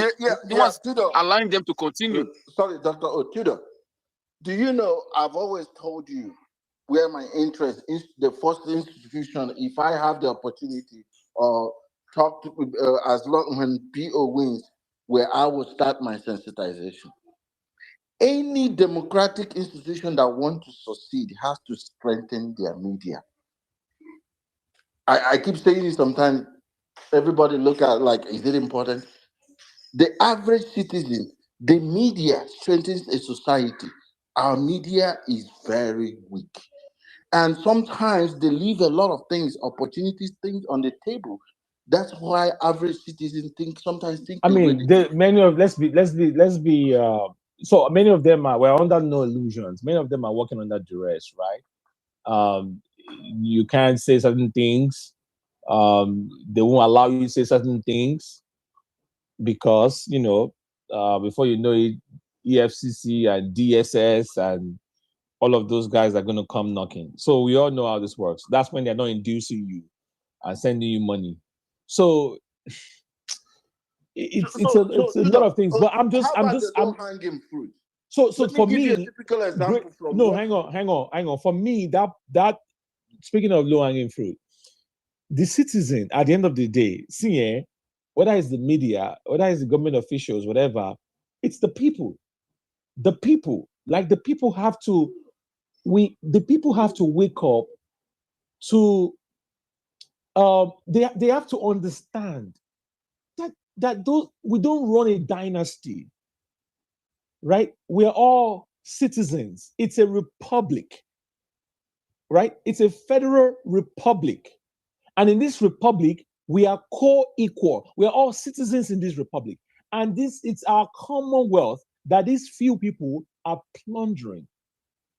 And if I had some superpowers, these people who have sold their souls, it doesn't matter if the sky is falling, they will defend and twist. And many of them are not even paid for what they are doing. It is one thing for you to be paid for your sycophancy or whatever. Many of them are not even just because it is the man from your tribe. We can't let him get embarrassed. Even though we know what is going on, we can't admit it because it will mean that all of us in our tribe, we have failed. So we can't admit that the government has failed because by doing that, we are saying our tribe, we have failed. When are you going to separate yourself and say, this country, they work for me. I am suffering, right? Even though that my tribesman, they there. And by the way, it's my tribesman, they enjoy, him and his family, right? They are living the best life, la vida loca. But me, we are being tribesman. I'm here suffering. I they suffer. I am suffering. But how can I get people to say that mental satisfaction you derive from having your own man there doesn't have any tangible value in your life? It has no place tangibly. It doesn't pay your bills. It doesn't help you send your kids to school, right? It doesn't put food on your table. It doesn't put roof over your head. It doesn't have any tangible, realistic value to your life. And that life, under this current climate, you can lose it just like that. Just like that. You will lose it and nothing. They will do nothing. If your name is not Anthony Joshua, the president will not come to the hospital to visit you. It will not happen. It will not happen. So I'm thinking, what is it going to take to see these people and say, country first, me, my life first, right? Before I can say, oh, okay, right? Failure of government doesn't mean failure of your tribe. It doesn't mean that in any way. It is just a few people who are running our country because they organized, they took power, or albeit through elections. And now they are running supposedly the country on our behalf. That is the social contract, okay, that you signed by default by being born a Nigerian, okay? Because all of us cannot go to the villa. So these people are supposed to be running the country on our behalf. But when they are doing a terrible job at it, when do you say, enough? When do you say that?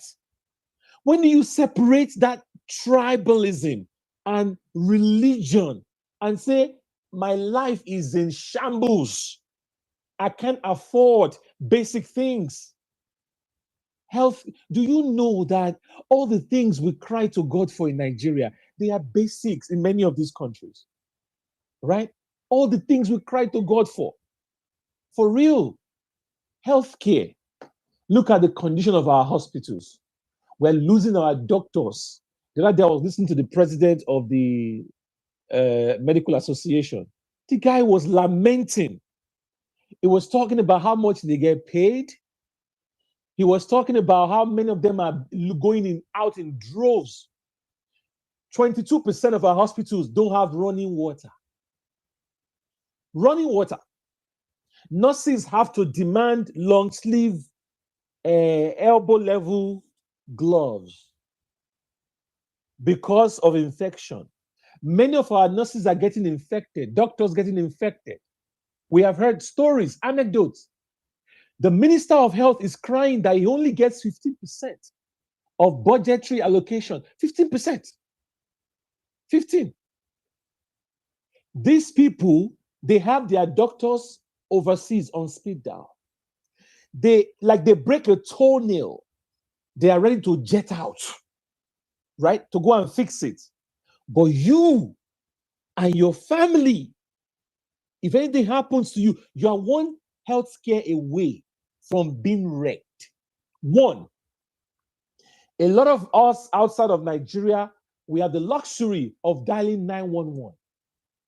In a matter of minutes, they will show up at your, even if you dial it by mistake, they will still show up to make sure that you don't have a gun to your head.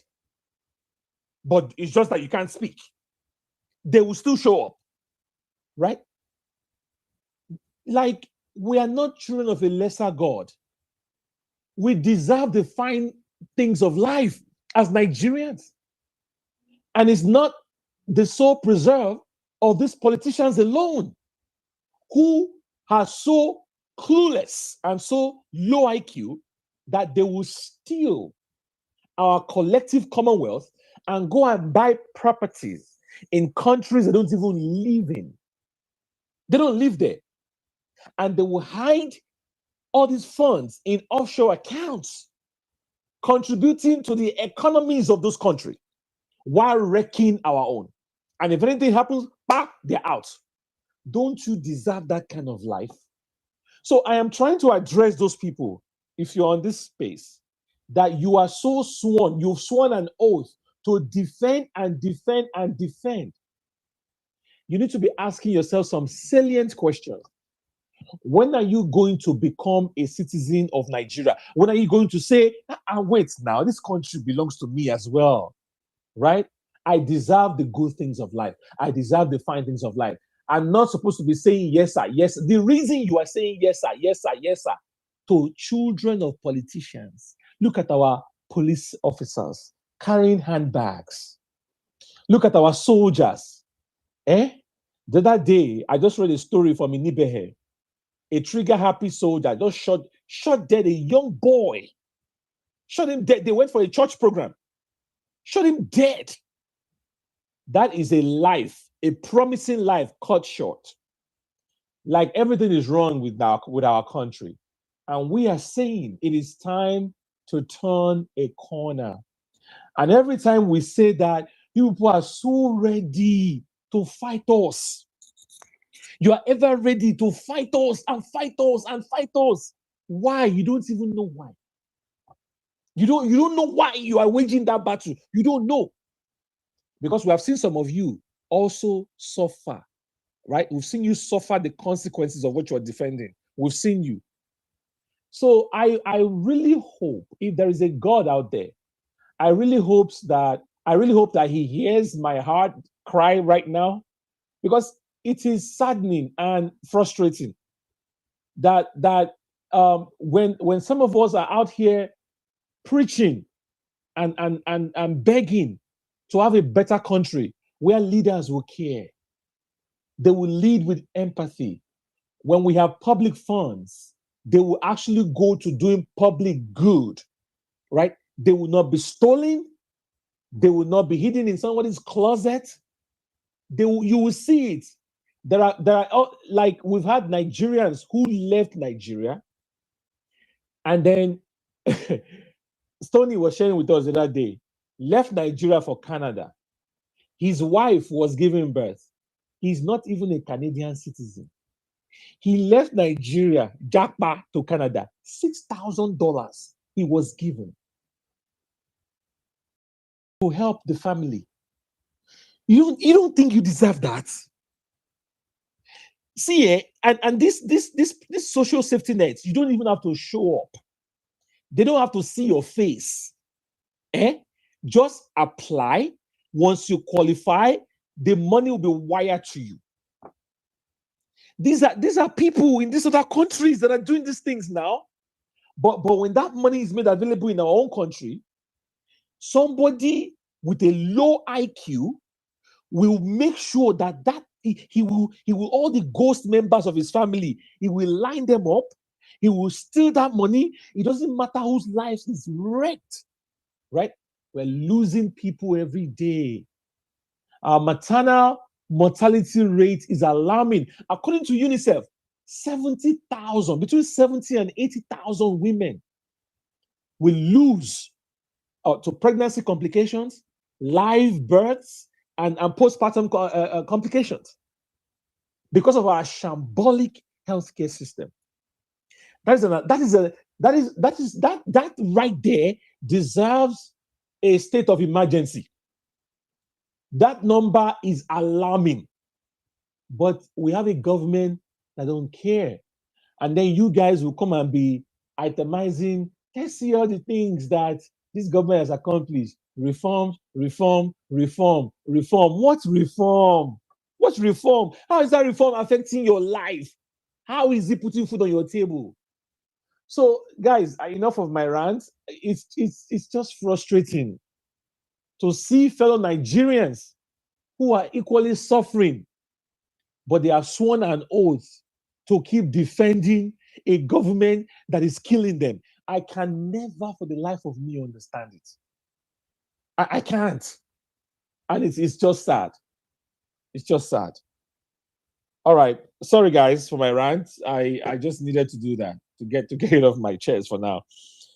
All right. We're still here. Well placed rant. Seeking, go ahead. And I think I like your rant. To add to it, you also, the citizen, the doctor that gets some of these gloves, whatever they provide to you, you take to your private hospital instead of using it to serve, you are part of the problem. Like Trudeau said, he touched out on everything. Part of the problem, the citizens, you are part of the problem. We have to build a nation that works for someone at the lower food chain. Trudeau, have you listened? And I have a different opinion about the driver of the AJ. And I'm not saying the man is innocent. There is nobody asking question, even our media. A truck, there was no cone. There was no nothing. The only thing speed could have done, a lot of us will have done safety, both in the oil and gas, name it, oil and gas, wherever you work. The only thing speed could have done in that accident was the impact of the accident. That's all. 30 miles per hour, that accident will happen. And that's why in working nations, wherever anything is working, what happens, you put a cone, warning sign. The police will park there, signaling, so that when you're coming, wherever you're coming, you know that is a stationary vehicle. Today, who is taking the heat? Seeking. One person. This thing that you just said, man, reminded me of a story many years ago. And I'm wondering, with all of these many agencies that we have, with all of these many people working in these agencies, who goes to work every day to say, let's build a better system? Oh, speaking of our roads, let's make sure we tighten, right? All these people driving in one way, maybe we need to tighten the laws, right? if you are a big man, if you are police checkpoint. Yeah. What barriers do they put on their no, checkpoint? exactly. That's also part of the problem. Even the barriers, they cause accidents. So many accidents, but they don't come to the news. All The those barriers they checkpoints put and all of those things. You are a police checkpoint. You should have lights, for heaven's sake. Those lights, they don't even need power. And that's why They are I'm night asking that reflectors, who goes to brother, who goes to work every day, to be asked to be saying, this doesn't look good. Like this Anthony Joshua accident now. Where is the inquiry panel? Where is the National Assembly committee that is in charge to say, what did we learn from this? That is how societies build better systems. What was the mistake? What did we learn? What agency is in charge? Like, who is asking all of these questions? Many years ago, I was driving in America, right?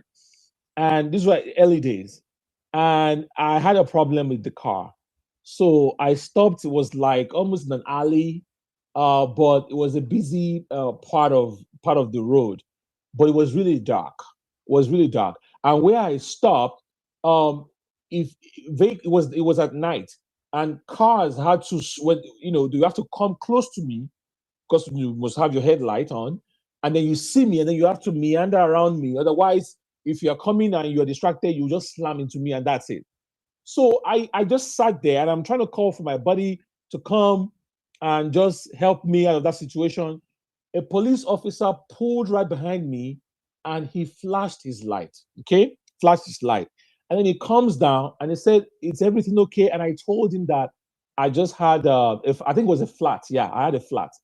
So he said that, "Okay, do I have a spare?" I said, "Yes." This guy told me to come out and open my trunk. So I opened the trunk and I pulled out the spare. And then what he did was he went and parked a few feet away from my car. And then he put those cones that you were talking about, seeking, while still flashing the cruiser light. And then he comes over, brother. He knelt down and he changed my tires. He told me to step aside. A police officer. I'm standing now. These are early days, guys. I'm standing there wondering, what? Nigeria police, you go hear over. I'm like, no. Somebody wake me up. This has to be a dream. This is how you build a system. Tudor, several years ago. No, Seeking. So you gotta let me finish this story. I'm sorry. So while I'm standing there dazed, he knelt down, he changed the tire, put the spare on, removed the bad one, put it back, and clapped and said, "All right, everything is fixed, sir." He's still calling me sir, by the way. This guy just literally served me. Talk about the true definition of public service. He literally just he's still calling me sir. I said, "All right, so just make sure that the next opportunity you get, go ahead and have the change. But for now, the spare should be okay to get you to your next destination." So now, in my Niger mind, remember these are early days. I was FOB, fresh off the boat. So in my Niger mind, I'm thinking, okay, so what am I supposed to do now? I mean, money has to exchange hands, right? Like, I'm thinking, do I dip hand in my pocket? And what about, like, what's the right response? So what am I supposed to do? Before I could even make that decision, the guy turned around, went into the cones, picked up the cones, the signs, got in his cruiser, and he drove off and said, "All right, have a good night." I stood there, watched this guy drive off, and I'm like, what just happened? I was dazed. And I'm thinking to myself, what is like? Let me tell you what happened this last Christmas. I'm at a loss for words. This was many years ago, and it still shocks me. It just take 30 seconds. What happened to us last Christmas? We got an invite in our mailbox. I did not even notice it was my wife that saw it. The member of Provincial Parliament, they are called MPP of Ontario, in the one in charge of my constituency, invited us to a Christmas party. We went to the Christmas party. We ate as much as we wanted to eat. We played games. And it was people of different color, race, culture, and everything in that Christmas party. At the end of the party, or towards the end, this man shared his, what is it called? They call it a complimentary card. That complimentary card has all the emergency numbers that you need to call. Fire service, EMS, just name it, police and all of them. And then he has his own office number and personal number in that complimentary card. You know what he said? He said, in case of emergency, call the emergency line. But if you need any further help, don't hesitate to call me at any time. That we are here to serve you. We are here to serve you. It's an equivalent of a State House of Assembly member in Nigeria telling you, say, guys, now elect me, make I dey serve you. And he said, I've been doing this for a long time, and I know what my people want, and I know when they need help. Don't hesitate to call us. For Nigeria, if Nigeria be that one, that man a king. We saw stupid Kenyamu sharing rice for his constituency. A man who is busy looting their future went home and started sharing rice without any good,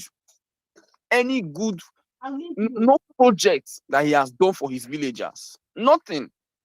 That is Nigeria for you. When we talk about rice, yes, he was sharing rice. Yeah, he was sharing rice. That's the highest. When we talk about these things, right? Nigerians think we are mad. This man that told us, if you need any further help, call. He knows nobody needs help from him.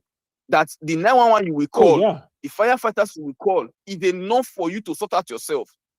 The insurance that you have, if there is fire in your house, the insurance will put you in another house until they get a new house for you. So many social amenities everywhere. You can never be stranded as long as you follow the system properly. But when we talk about these things for Nigerians, the mad ones at home, we think we are just, we don't know what we are saying. Later I thought about that experience I had, and the painstaking approach that, and by the way, that was not the only time I've had a situation where I've been rescued. There was another time in winter I was stuck on the mountain somewhere. I got snowed in, and my car was stuck. They had to come and drag me out of there, right? And I mean, and all these things, they just, once they finish, they shake your hand. All right, have a nice day, and they just move on. So for that other one on the road, later I thought about it. That man, every step he took, right, meant it was intentional. He knew that he came over there, he saw me. He knew that if he didn't do what he did, that an accident could have happened in that corner, in that part of the road, because it was dark. Okay, it was like an alley somewhere. And because of the way position of my car, most cars will not see me coming in, and they might just slam into me. So he did the right thing, which was to alert oncoming vehicles few feet away, and then he put his cruiser between the sign and my car, and then he flashed the light. So now as an oncoming vehicle, you can see that there's something ahead of me.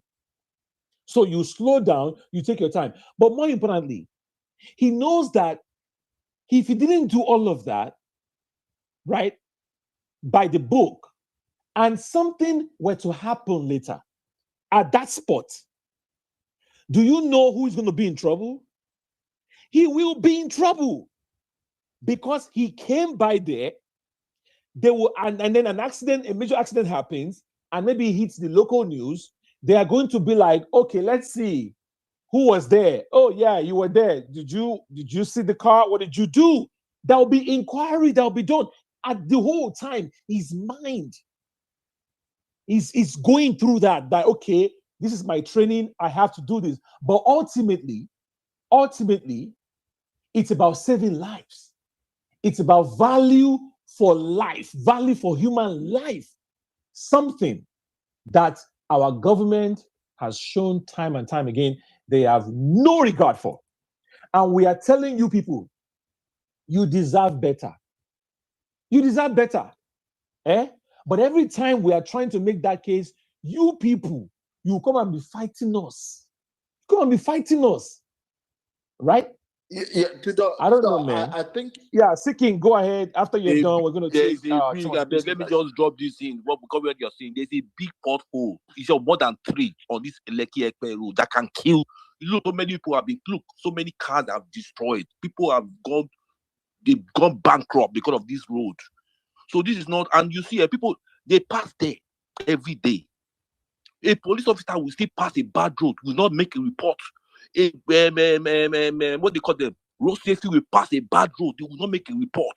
Local government chairman will pass a bad road, will not make a report. Then, you just see that the country is finished, it's gone. We are gone. Come on, even the person that is on the authority that is supposed to fix the road will pass the bad road and it makes no report. Come on, man. Come on. What's going on? Yeah. All right. Let's take fresh speakers. Where is so we're gonna take Anieka. Seeking. Sorry, Tudor. What I wanted to add is this. Yeah. Finish what you're going to say, and then we'll go to Anieka, Jacinta. What I wanted to add is, and I think we have to recognize it. I said it on one space when some Nigerians attack us, and we are all Nigerians, though, and because we change base and they want us to. Sometimes they accuse us that we are not on ground. That's what they use. But I later stopped blaming them because I was talking to someone. He said, like, the problem is that you have experienced good leadership. They don't know what it looks like. And that's why they will never understand it when you talk about it. And I feel bad. And after the guy said that, and it rang a bell to me. So because the reason why I mentioned this is, like what you mentioned, your case is even easy. Okay. And I gave someone analogy. If you listen to our politicians and our media, what they talk so much, there are 2 words: sovereignty and patriotism. And we use it to support corruption and give our politicians a coverage. It's not a good thing like what happened in Venezuela or happened anywhere. But look at how bad, or even in Nigeria, look at how people celebrate that a sovereign nation, a president was captured. There are people who celebrate. Your home country was bombed. Your people are celebrating. And or some of our people, even those who are learned, all the time, oh, it's a sovereign nation. You are demarcating Nigeria. They don't understand how deep it is, how hard it is for someone to celebrate for something they shouldn't celebrate, just because how bad the leadership is. And to add to what you say, and that's why I thought about this thing. I listened to the question when FIRS, somebody was in front of the media, and the right questions were not asked. All we hear is the person at the lowest, part of the food chain is going to fight for his freedom. And I'm not saying he's innocent, but that is the low hanging fruit for them. And it's always the usual case. They didn't ask, nobody asked. They're asking for guns, but they're not asking for cones. They are not asking for warning signs, that you can put there. Several years ago, like you mentioned, I was stuck 3 hours from my house in somewhere in New Mexico. No, to be honest with you, no network, nothing. And because I put what we call that time, when you go into a location with a company truck, you put a journey management, they know, so when you don't come home, you don't report that you're back, they know you're not back. And my supervisor that time waited 10:30 p.m. and I got a like flat in the middle of nowhere and 2 flats. There's nothing I could do. I have one. What do? I ran my truck to as much as I could to get out of the wide bush, where you have a lot of deers and all. And then I sat there and started running the car, to at least have AC and everything. But it didn't take long. Around 11 o'clock, I saw the police. What happened is my supervisor was checking everybody, reported back, and I haven't reported. He called the county distance. I think somewhere in Marjamas, up very far away. Hey, I have an employee who has not reported back, and I've called his phone. He must have been. The next thing I saw was the police came in the Leeds Road in almost midnight. And you know what they did, Tudor? They went back, realized that I've used all my gas in running the AC. They went and bought gas, came back. Why? Two of them helped me get a spare tire, from their own tire. Say, hey, you can run it to these hubs, and there is someone here who can give you, and another technician will come out there from the company and give you another vehicle. That's what happened. Accountability, even it is everybody taking.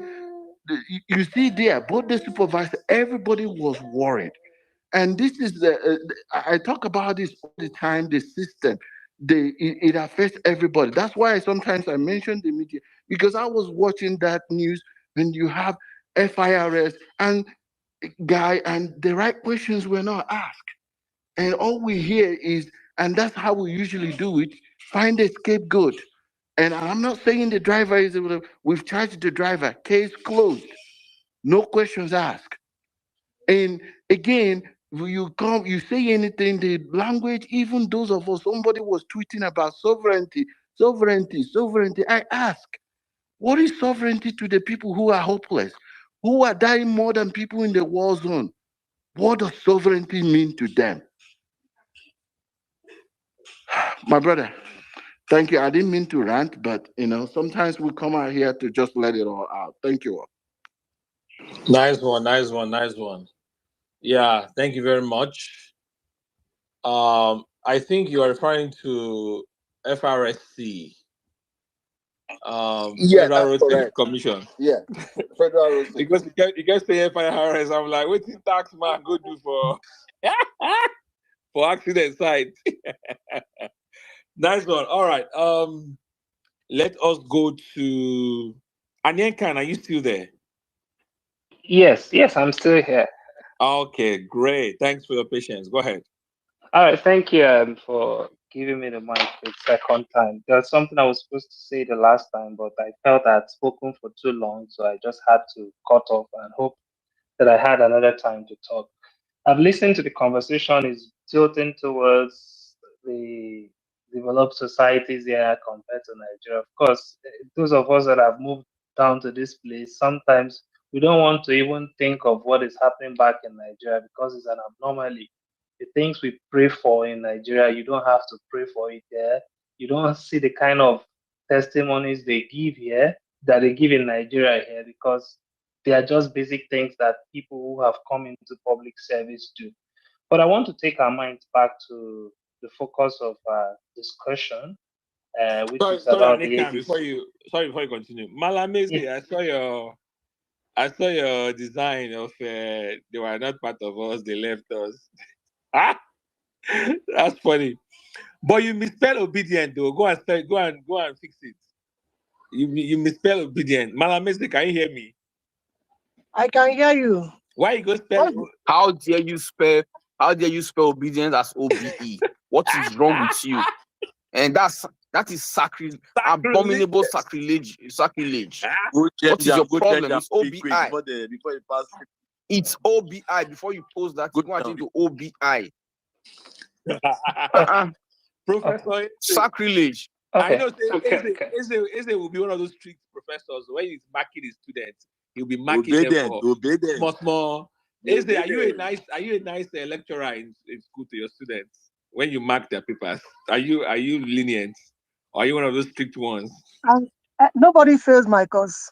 We thank God. All right, no Allah.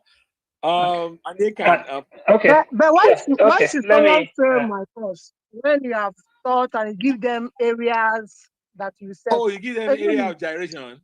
Yes, I do. I give them review. Yeah, I send review. Everybody, once you go through my review, you must pass. That's how it be. That's how it's supposed to be. Thank you, lecturer. All right, Nick, and please Okay, continue. yeah. Okay, so I'm just trying to bring us back to our focus for this space. I had someone raise the issue, but he didn't dwell on it so much. And I think it is the core of what should even be a major point that we take out of this space. That in 2023, the obedient movement was a partyless movement. Most of us were card-carrying members of different political parties. Some of us did not even carry any card of any political party. I was a card-carrying member of the People's Democratic Party in my state.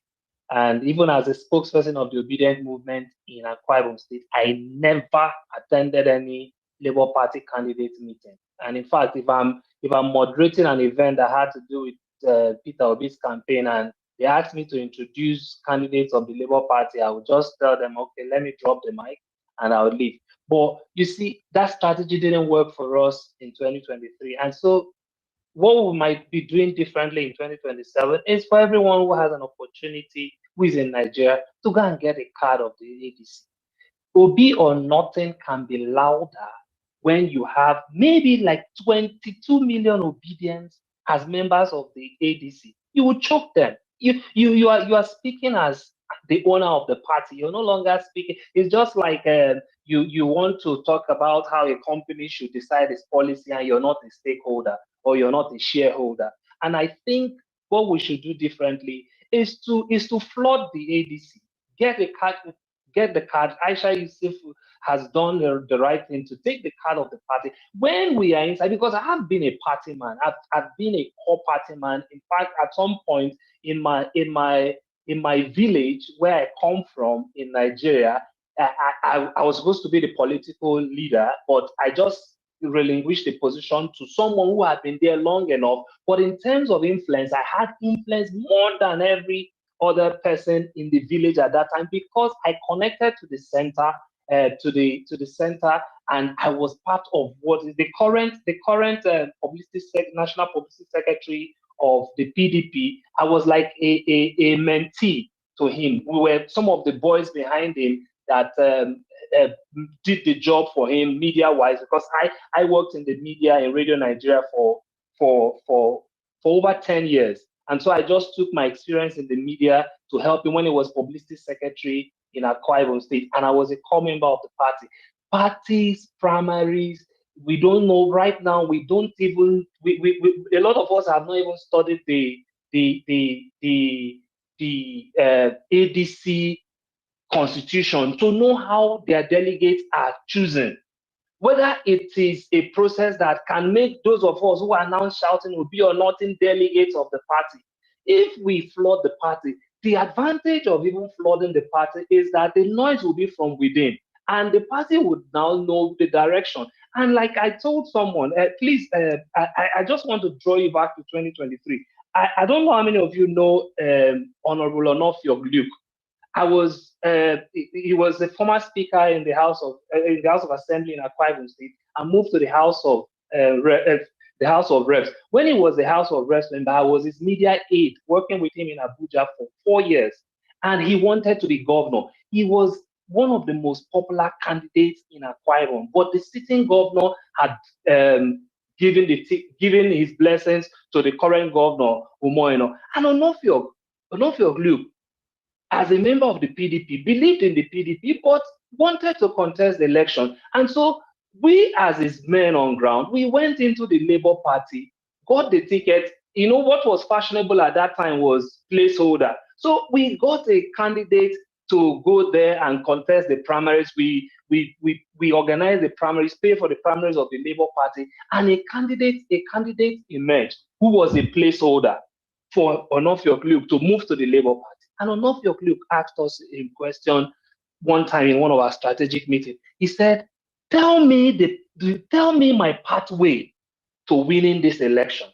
And when we went back as a strategy team, what we did was that we agreed that the Labour Party is a party that is based on family value. So if you're saying Labour Party, Papa, Mama, Pikin, can we begin a membership drive and registration, where our target is that we should strive to see that at least we have one card carrying member in families across Akwa Ibom State. That way, we would have been able to register over 700,000 members of the party. And on the election day, we don't want the vote of anybody. We just want votes of our members, because the win margin in Akwa Ibom State in 2019 was 500 and something thousand. So it meant that if the win margin was 500 and something, and you have 700,000 members, just tell these members on the day of election, go to the polling unit at 6 a.m. Make sure that any of the polling units you're going to, you are the first or at least the 10th person to vote. If our members succeed in voting, then we have void votes, let's say void vote and everything, at least out of 700,000 members of the party who have owned the party, we can boast of 600,000 votes and we'll win the election. And he was very convinced with that strategy that there was a pathway to victory. But the only reason he didn't contest the election was that at some point he was blackmailed. He came from the same local government with the current governor, and the traditional ruler of the state, the chief traditional ruler of the state, was from their local government. And so the man called his two sons and told Onofio to step down for this other person. And it was a point where his hands were tied. So I am submitting that a potent tool of Obi or nothing is the voice of card carrying members. So, and it does not take anything more than having a voter's card to be a member of a party. You go to your village, you go to your wards and get these cards. Once the ADC see the number of people that have come into the party, and those people are professing obedience and ADC, it will speak, because right now ObiDients is not a political party and we don't have independent candidates. So let us not stay outside the gate of Guinness and say that the shareholders meeting that they are holding, you don't like the resolution. No, let us be shareholders. Let us get into the party, because this ADC we're talking about, the campaign funds. If you and I are members of the ADC and we have over 22 million people, and we say that our commitment is just 1,000 naira dues every month before the election, we'll be boasting of billions of naira within the party, and nobody will be talking of Atiku's dollar who go into the election, because beyond winning the party ticket, we must have a pathway to victory. And membership of the political party cannot be overemphasized. I want to thank you for your time. And one of the things I want to commend the people who are in charge of this forum for is the patience you have in allowing people express themselves, because you go to some spaces, you've not even made your point, and they're shutting you down. They're telling you time up. But I commend the patience, and I'm not selfish, because I know that a lot of you are sacrificing your time. It might be like 4 a.m. or 4. Some of you have stayed through the night, which is not easy. For those of us in diaspora, it's not too stressful, because right now it's just 8:30 p.m. at night. But people are sacrificing their night, having sleepless night to have this space. So I thank everyone for the patience to listen to me. Thank you. Nice one, Alnekan. Nice one. Thank you. Thank you very much. Well said. Well said. All right. See, he's somebody that worked for Radio Nigeria 10 years. Became a media aide for political office holder. And now he decided to jump out from Nigeria. All that experience. Oh man, Nigeria. And to add, the worst part of the jackpot is that when we jackpot like this, all those our experience counts for nothing. I was just about to say that. I wasn't going to ask you what you do for a living, but let's leave it at that. We are living for a doing. We are living for a doing. I know, right? as long as it pays the bills, right? The bills are not going to pay themselves. Thank you, brother. Thank you. Well said. All right. Jacinta, are you still there?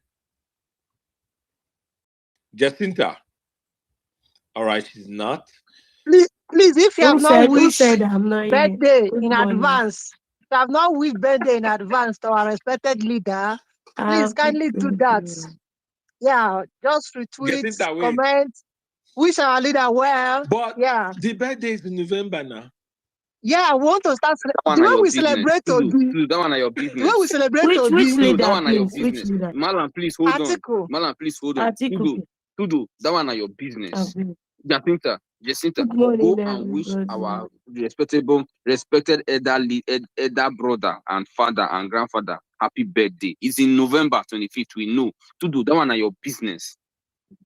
There's nothing wrong with supporting an elder there to statesman from celebrate? January. There's nothing there to celebrate. No. Yeah, we know, but Jacinta, just we need to celebrate yeah, him. we need It's to not celebrate him as a easy to be leader. an octogenarian. What you mean? Yeah, Jacinta, it's not easy to be an octogenarian. 80 years, no be beans. No be beans. My If you easy, grandpa try na am. 109. Try am, if you easy.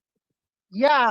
Jacinta, life expectancy in Nigeria is 53 point something for man. Yes. For man, 53 point something. You don't clock 80. No easy. We need to celebrate him from now until November. Exactly. Please. The game is the Let's game. push that. Let's encourage our leader. Wish him well. You know, he's a statesman. You know, so let's celebrate it the way we celebrate Obi. So let's celebrate him at 80. 80 is not easy. With numerous children and numerous grandchildren, that is not easy. So we need to celebrate him. Remember, it's even. 80 is even number. So that's why I want to start from January. The mischief in your voice is so obvious.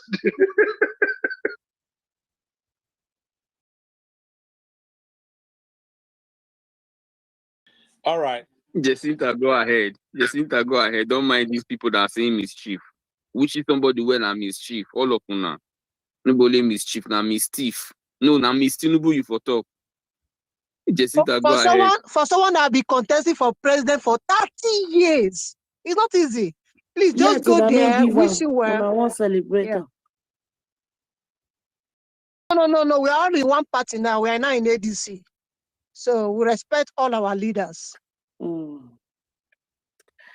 Anyway, good morning. Happy New Year to everyone. My name is Jacinta, as written there. Me, I don't really get anything much to say. I stay patient to see me. I'm about to get ready for work, but before then, the only thing when I wait, I try to join this call because I was expecting us as advocates or as a humanitarian representative, we should talk about this STARS implementation. I don't know if it has started or it is still on ground, but I was expecting us to say more view on this because I believe with my with the lead, correct me if I'm wrong, but when you're implementing anything task to anyone, it's because you've provided for that person. I've been a single mom for how many years, and I've been struggling for myself. Even as a never wife, a late never wife, I was never concerned, and I move on with my life and going on just like that. I try to cry out to them, you know, when you don't get mouth, you don't get safe for Nigeria. The Nigeria country I see am. Your papa no be anything, you won't come make mouth, they go push you go outside. If not, threats take place. You yourself, if you try protect your children, your family, you stop where you are, you start all over from the you start picking pin from among the sand just to become something and to take care of these kids. And now you expect me to give you a task of something you never implemented in my life. I was expecting you guys as leaders to say this, but we're all about this country you're crying out for. Me and you are the issue of this country. That's just the fact. Me and you that want to come out and round and put a stop for for whatever eternity they have laid themselves into. We are still the cause of our problem. We are still the cause why we are still where we are. We are not truthful. Truth, honesty, these are where we are having issues with. I want to come out front. I want them to know me. I want them to know I'm the one standing for this person. The other person want to come out to show that he or she is the person because they want an audience or whatever, followers or support, and by the time it's giving, they betray us on the road.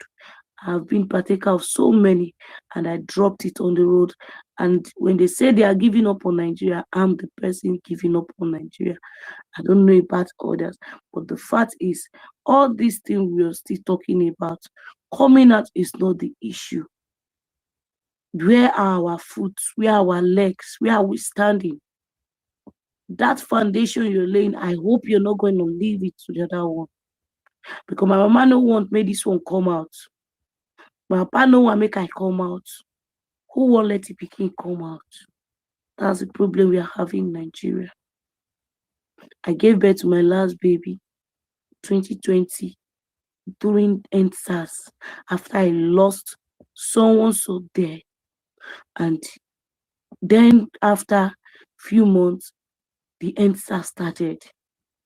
But till today, it has swept under the carpet because they believe the Protestants was the cause of that issue. I know few parents who become no less parents, no less children because of that same protest. How many are we talking about today?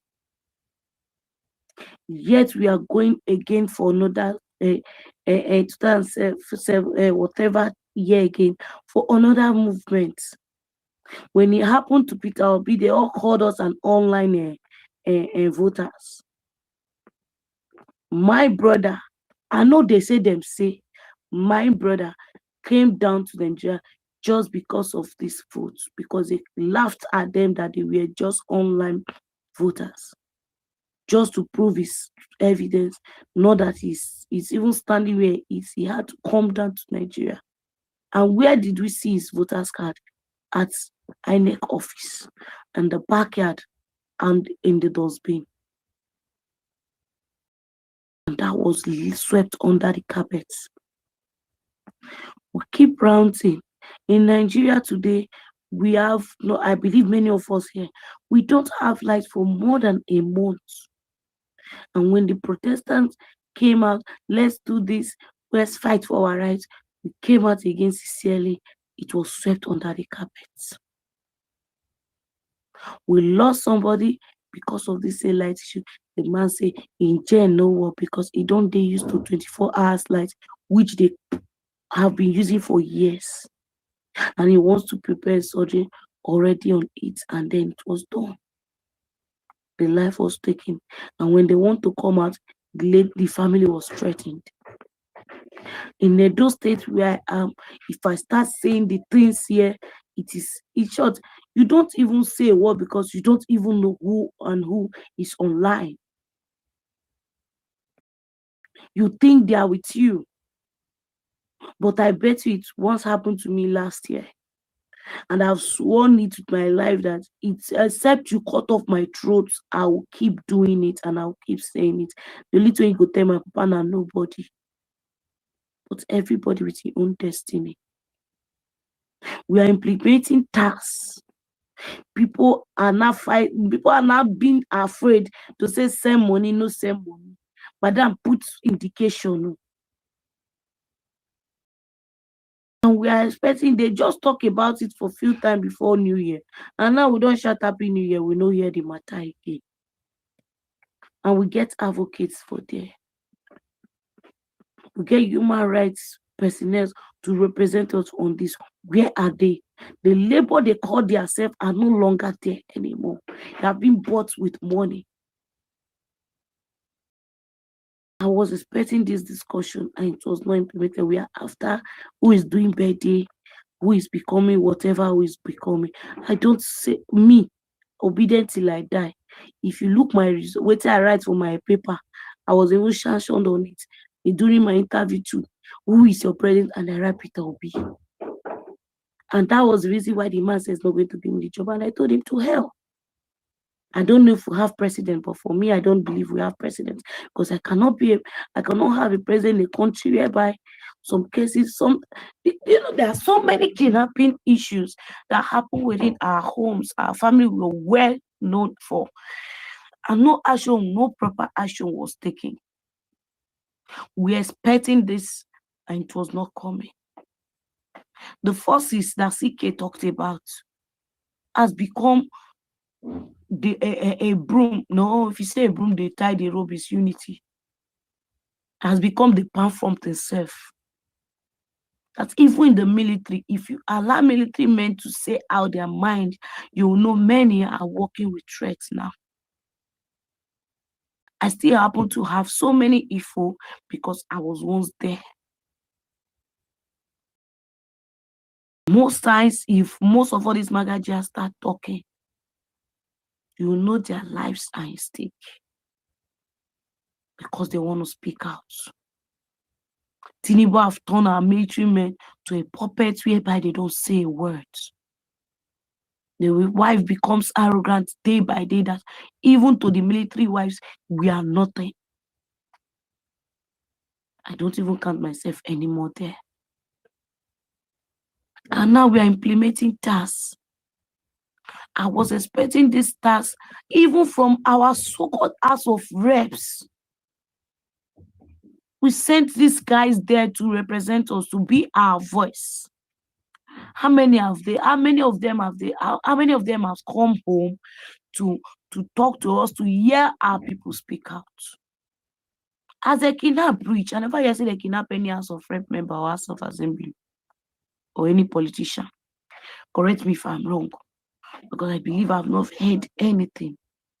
A boy going to school had an encounter and told you that part of this village, and this is not the first person, part of these villages are among them. What was the action did our leaders swing in? I'm sorry to say, but I'm not a particle to celebrate somebody that is not able to add to my life. That is where Nigerians get it all wrong. What are we celebrating, first of all? October 1st go come now, go jack our green, white, green, come outside. On what occasion are we celebrating?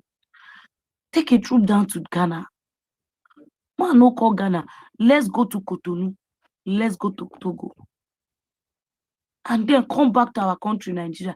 Leave Burkina, go back. Burkina don't become our senior man. More no call all that French country, all those small children country for where a whole great Nigeria is. That we cry every day. Instead of them listening us, they are listening to them. A country whereby when you're done talking, you are afraid to walk out. Are you expecting people to come out to rant again? Many of these people ranting, they are outside this country. Let them ask people here in Nigeria what we face. You dare not rant. All right. So when we're talking about this thing, supporting Peter Obi, supporting is not our issue. Who are we to work on it? Because many of us now, we are just problem to ourselves that we wake up one morning, we are going for this. And what they do, you collect, you come again, you change talk. Who won't believe again? All right, Jacinta, let's hang it there. So, is it your first time in our space? I believe so. Okay. So, to the point that you were raising about the tax policy and all of that, we have spent enough time in the past and even today on this space. So you were not here when we did that. You actually joined the space at I was about to wind up the space actually.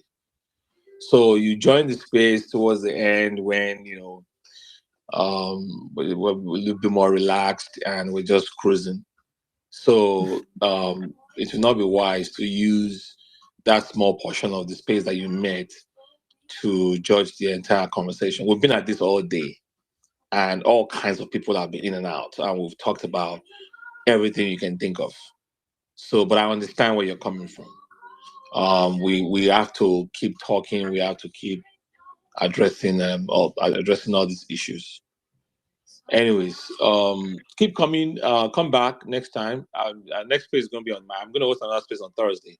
If I'm not hosting, there's other some of our friends that are also hosting. I might be there as well, participating. You know, we're always together. We're always rolling together. We keep talking about these issues to make our country better. Thank you for coming on the space. Thank you very much. All right. Good luck. Ajofke, are you there? Yeah, to do. Ajofke from down under. What's in the sub? I'm on a hit 1 kilo to do. Hit 1 kilo. All right. As long as you stay away from those terrorists that are shooting aside. Australia used to be peaceful. Australia used to be peaceful. Yes, you sound too more excited than me. What's in the sub? Australia. What's going on? No, the heat part. The heat part. That makes me laugh. The weather is currently 43 degrees Celsius. I don't know what it be for that one. Fahrenheit. Okay. So 43 degrees. That's Sokoto standard. At this time of the year. Yeah, No, this is the time of the year. You should even be concerned about bushfire self than what do they call it? Than terrorism. That one once in a lifetime kind of issue.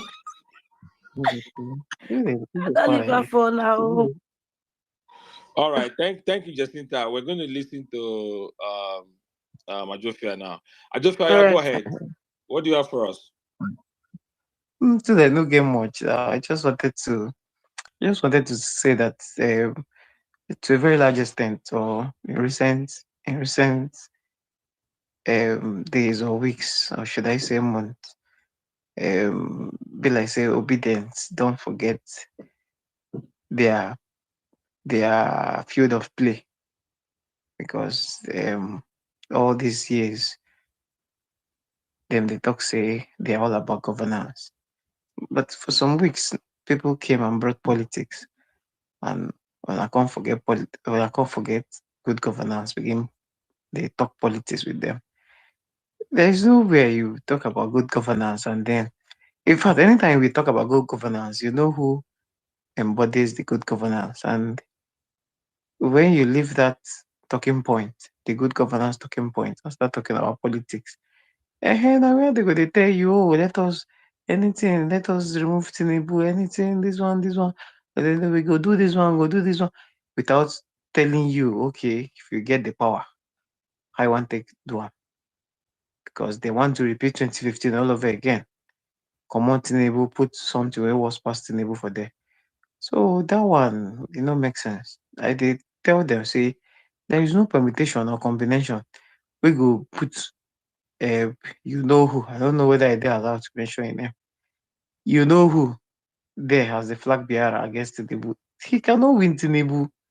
Forget all he cannot, because any day it boils down that, oh, he's the one that is being that is leading the ticket. More enthusiasm go die. Like morale go just people go just weak. People go just weak. So, and if you look at their conversation, every time we are talking about Atiku, sorry for mentioning his name, anytime we are talking about Atiku as the flag bearer, they don't just talk about Atiku as the flag bearer. They also want P2B to be the vice president. So why don't they have confidence in the ability of Atiku to win the presidential election, irrespective of who is the vice president? Why do they want to pair him up with a P2B? But P2B supporter, they want P2B to be president. They don't even care who is the vice president. That's just the thing to show you the power that P2B supporters they can't believe they have with themselves. They don't care. They say anybody will be from the north. When the person become the vice president, we go make a win. You get, but articles people want, but they it's just like you go play match, you select post, you still want be the person to select player. If you want press select post allow others to select player, but you want select player at the same time. Like if you want to win the party presidential ticket, win them now. Use any other person, do your vice president. If Atiku so much love Igbo people, if PW is just one Igbo person there, he can choose all these other Igbo people there and use and do his vice president.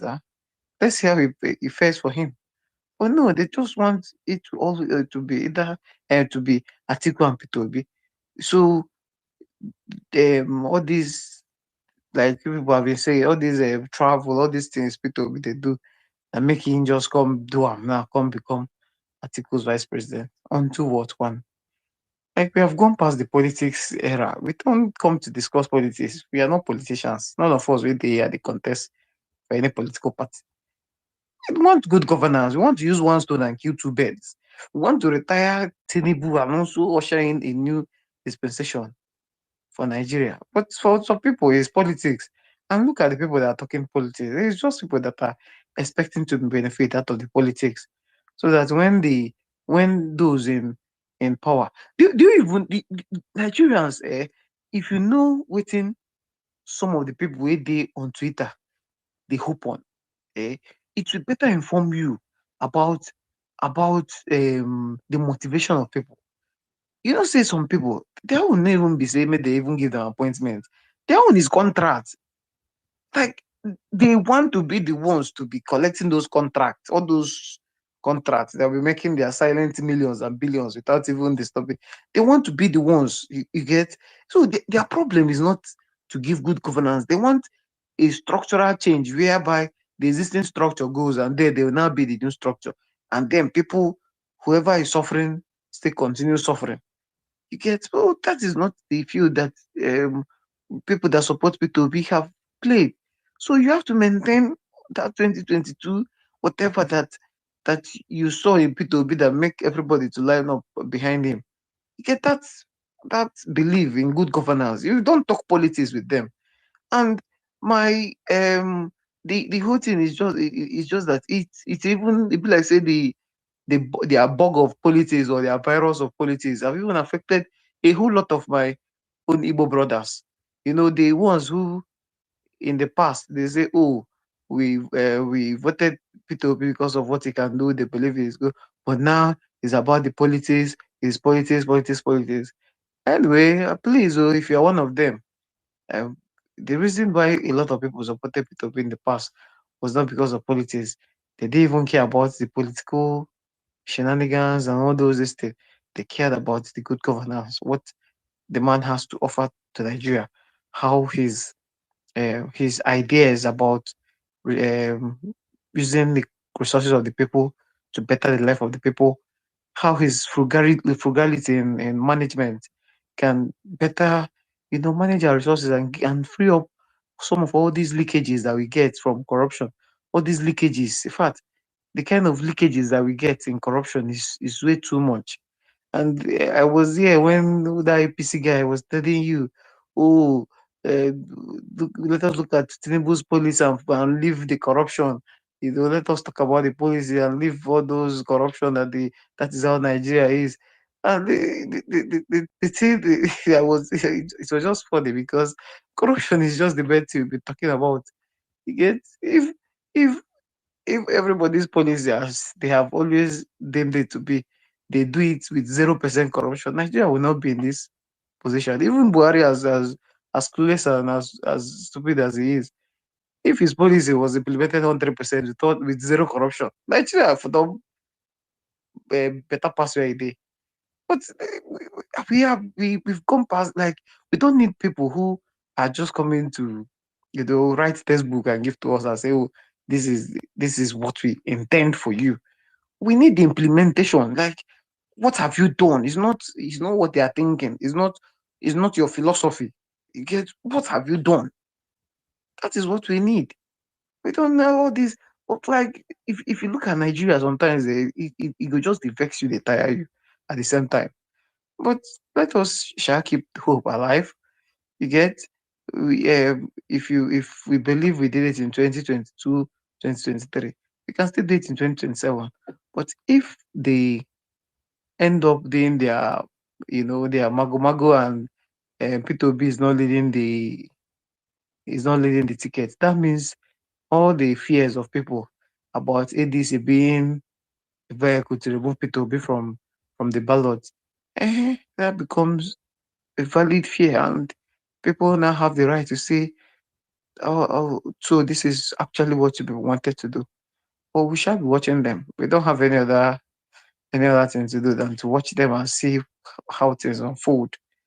But whatever the case may be, there is no permutation or combination where Atiku Abubakar can defeat Tinubu. It has never happened. Even today, you come and say, "Oh, we need people that will come and defend our vote and fight." Is it Atiku? Atiku, have we ever fought and defended any votes before? If you need people that will defend vote and fight and kill and do this, there are people that have the track record of it. It's not Atiku. 2019 didn't defend, 2023 didn't defend. When is he going to defend? 2007 or 2011? Which year did he ever defended his vote?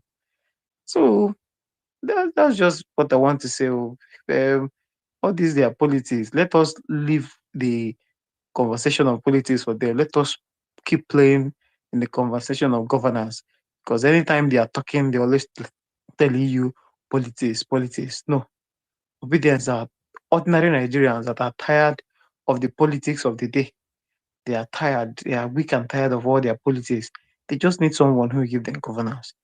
We are tired of their politics. So that's just what I want to say. Thank you. You are even correct, because the last election, when you check the results, if look at Atiku now with what he has, from his with his pedigree, he lost Abuja FCT Federal Capital to Obi. Let's even check what position did Atiku even come in that He result. lost Lagos. He lost Lagos. He lost Abuja. He lost Kanu. You see Which that major cities did he win? why you have to So, but Lagos. Look, come on. he, If you are he lost Rivers you State. are a Like, foreigner, there are two places you come to when you are coming to Nigeria. The people remember Lagos and Abuja. Even in one Port Harcourt, in one Edo. My point is, the major places where you have commerce, where you have educated people, these are the places will be one. So education will play a big role, because our people are not educated. When you go into the inner, all those what they call the rural areas, people, our grandmothers, they will say in one small association, somebody will come behind, pay the head of the association, and they will cajole those women to go and vote, blah blah blah. It is when the children we woke up in 2023 to say, "Mama, don't go there." Yeah, they say you should vote here. Now, lie. This is the man you should vote for, because they don't know what is going on. They don't know what is going on. They just point to them, go and vote this. But people are beginning to wake up. Social media. That's why the 2023 election was totally different.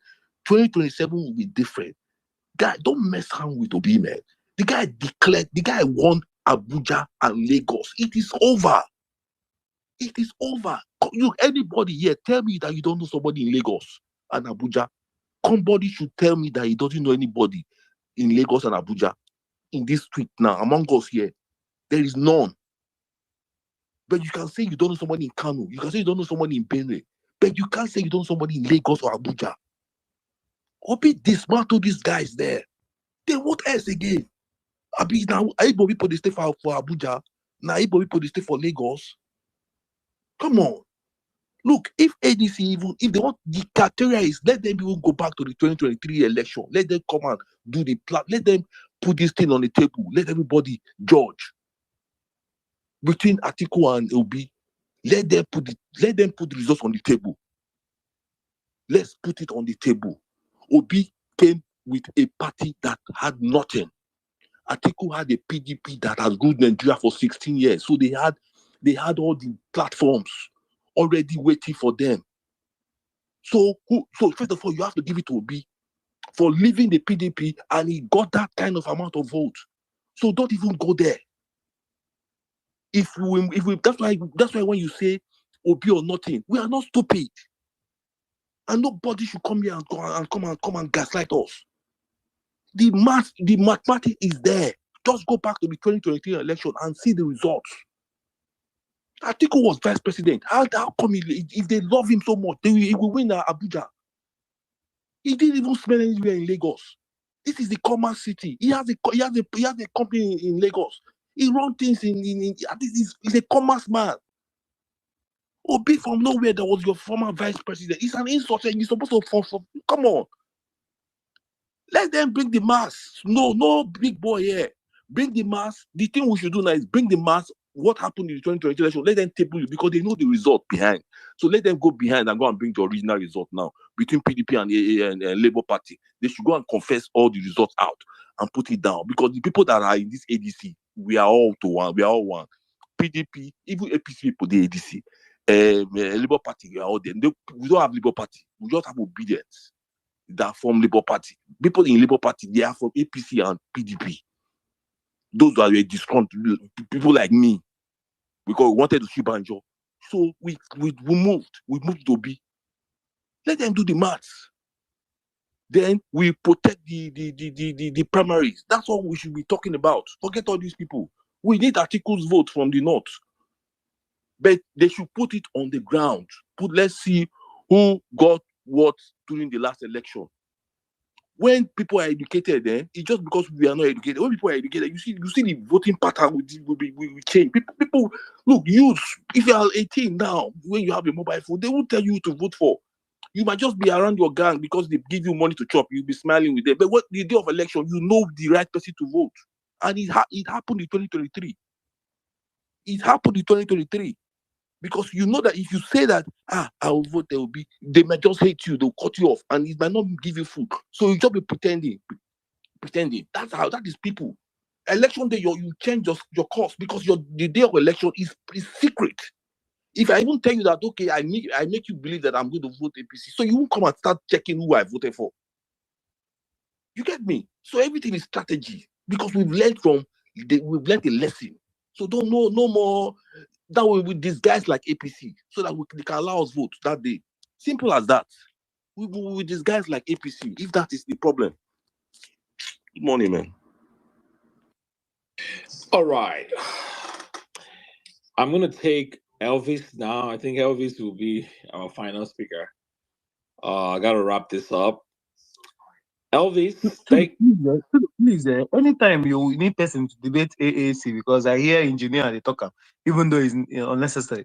I bet call me, I go one debate them. Those people are mad people. I have their level of madness. You I have their level of go madness too. You guys can go and organize. I'll come and watch. I tell Nominate me, organize the thing. You don't need 4 people, you need only me. Let them come forward. Yeah, I have more serious enterprise to focus on. Yeah, I don't get anything serious doing.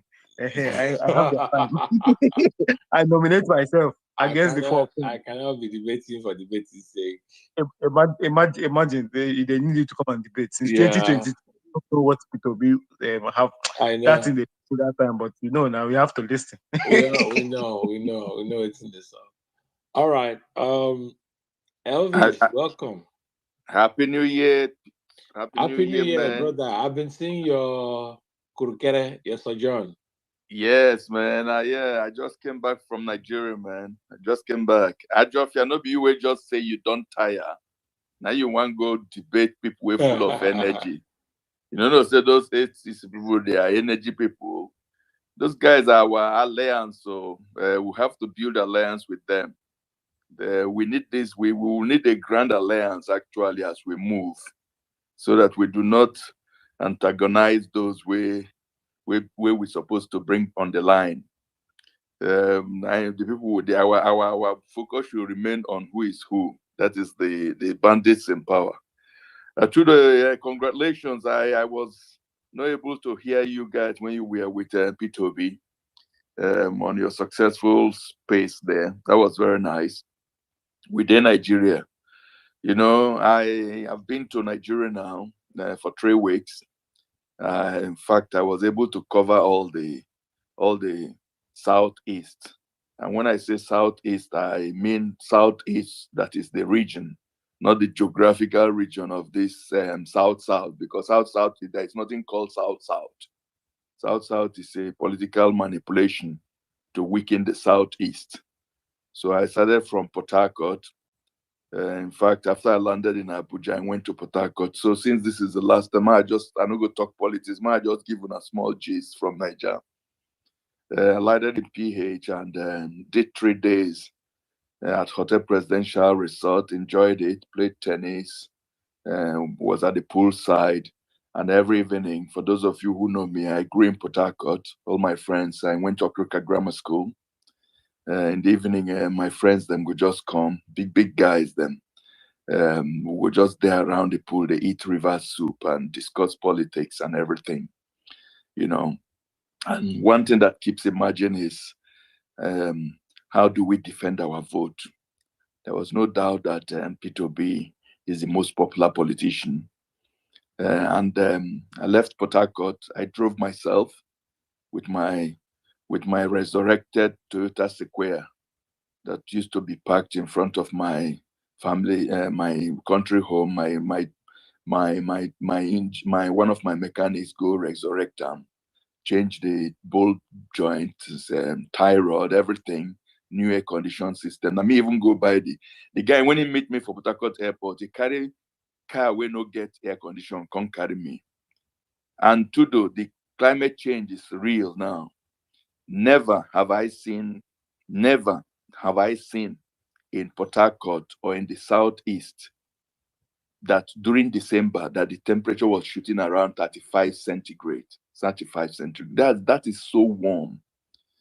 We almost melt, but I carry this China fan for hand, and me and my wife, I was almost shouting on him.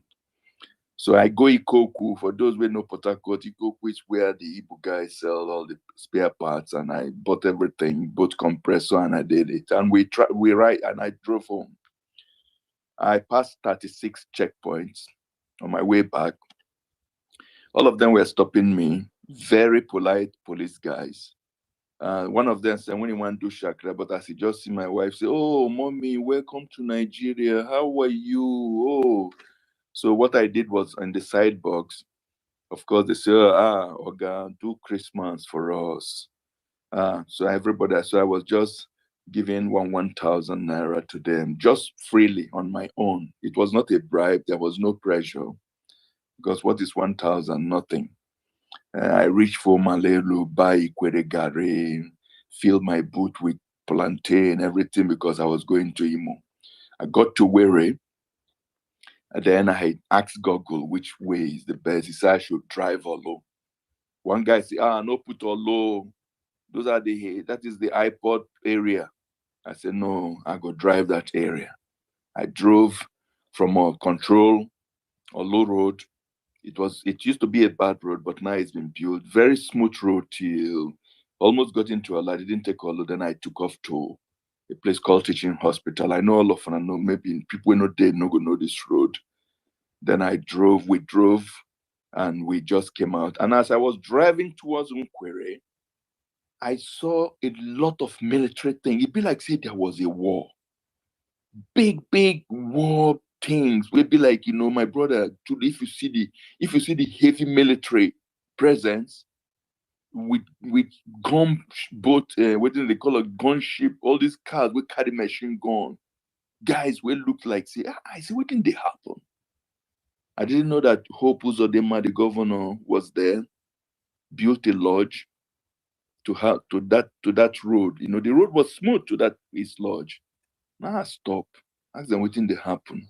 None of them even want to talk to me. I drove past. After 500 meters of that lodge, the road was bad to Nkwere. Why am I saying this? It just shows you the wickedness of people where they rule Nigeria, although we know that from before. But my experience I took now from Nigeria is that I never understand how anybody will accept such a thing, how people should accept it. The guy built good road to his own lodge, but after that, there was no other road. Okay, let's leave it at that. The electricity was not there. There was no electricity until maybe the electricity came in Nkwere, maybe about almost a night or something before I would leave Nkwere. And but there was there was only one military checkpoint when you're going to Nkwere. But on Monday, which is the sit at home, I did a video about it. Everybody they go, and then I say no, I'll go. There is a resort I used to go that is just after that sit at home in Nkwere. Nkwere is relatively a very civilized place. Those who know Nkwere know it's very nice. Mansions everywhere. You know, Igbo guys, them they go build mansion, they don't build road, but they don't even stay there. So these are something for the future. How do we invest, and all those properties there? There was no checkpoint, no military checkpoint on Mondays. It's not government they build road though. Yeah, a government responsibility. Or you think the Nigerian government not build anything for you. I go one of my friend in village we live for Norway. All of us we know the guys and then build their own road, enter. My own house. Now, no be government supposed to give me water. I me do my own borehole. I mean they fix my own electricity with solar.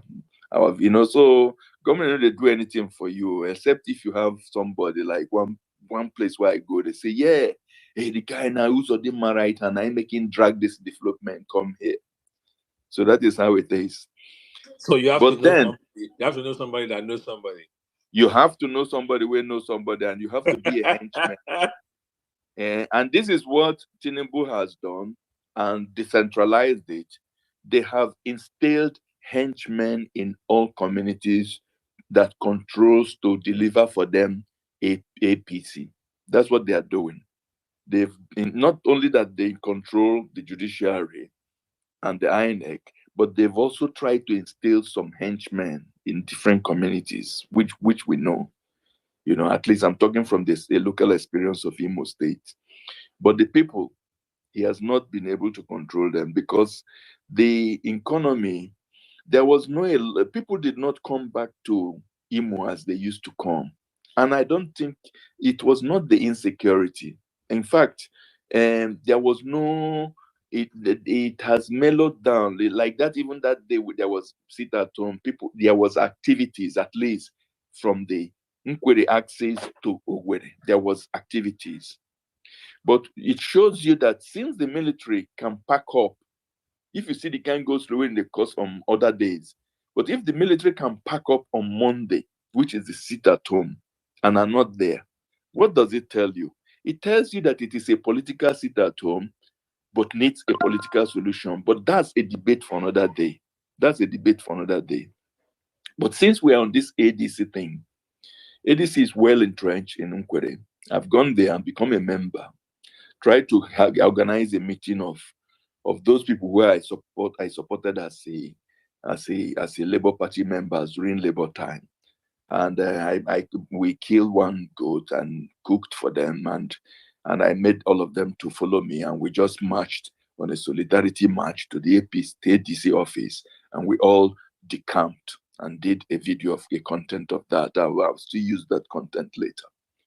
Then I also drove myself to Afikpo. But what I did was that I avoided Okigwe, which is quite a hot zone. There are some pockets that are still hot zone for the insurgency.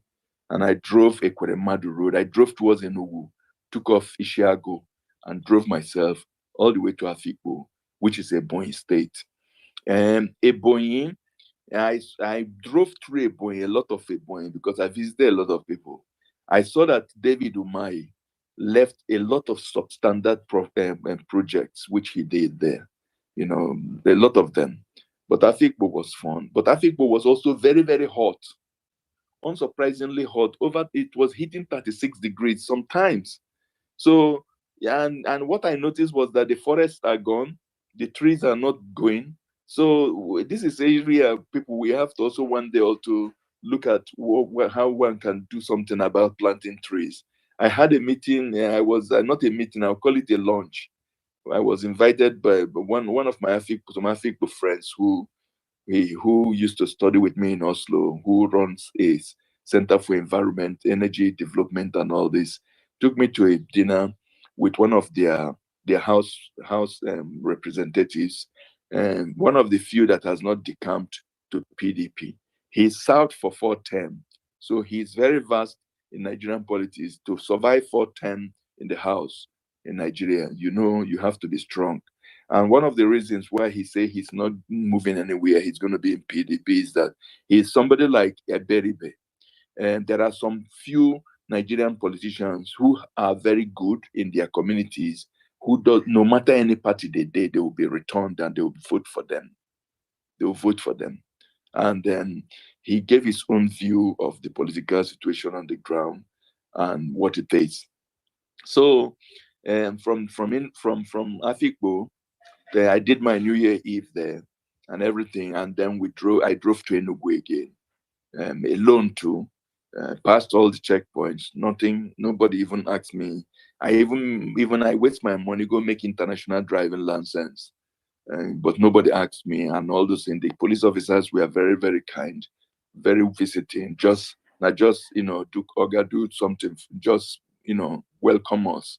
Some call me different name. When they say my wife is foreign, some go call me Dollar Oga, and all those things, which was fun. Nigeria, we are very nice people, actually, very, very friendly. We were very, very, very accommodating. The way they go, there is a way we are that as one people that makes it, But the issue is that you can also be at the wrong time at the wrong place. Because there was a road I drove where some of my friends were very, very afraid. They tell me, look, man, that road is infested with Fulani kidnappers.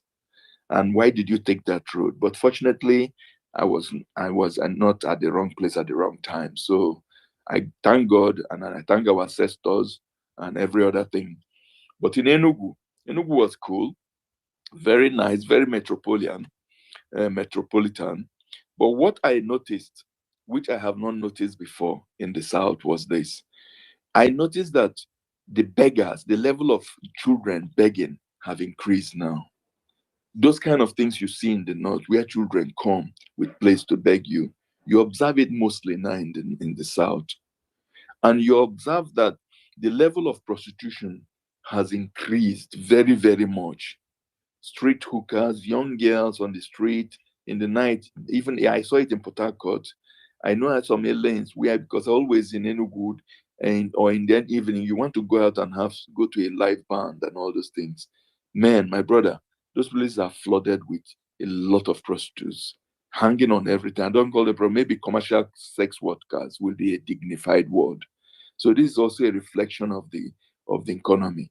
People where you go give 1,000 naira, they don't go greet you.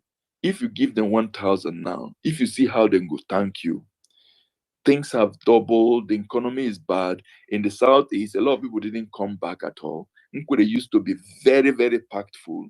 There was nothing. There would be go slow, but now you don't see people, and it's not because of the insecurity. It might be also, but I'm sure it's because of the economy. The economy is very, very bad. Things are very expensive. People are suffering, suffering so badly that I hope it will have a political consequence going towards 2027. So from Enugu also was fine. And Abuja is also what it is. It is what it is.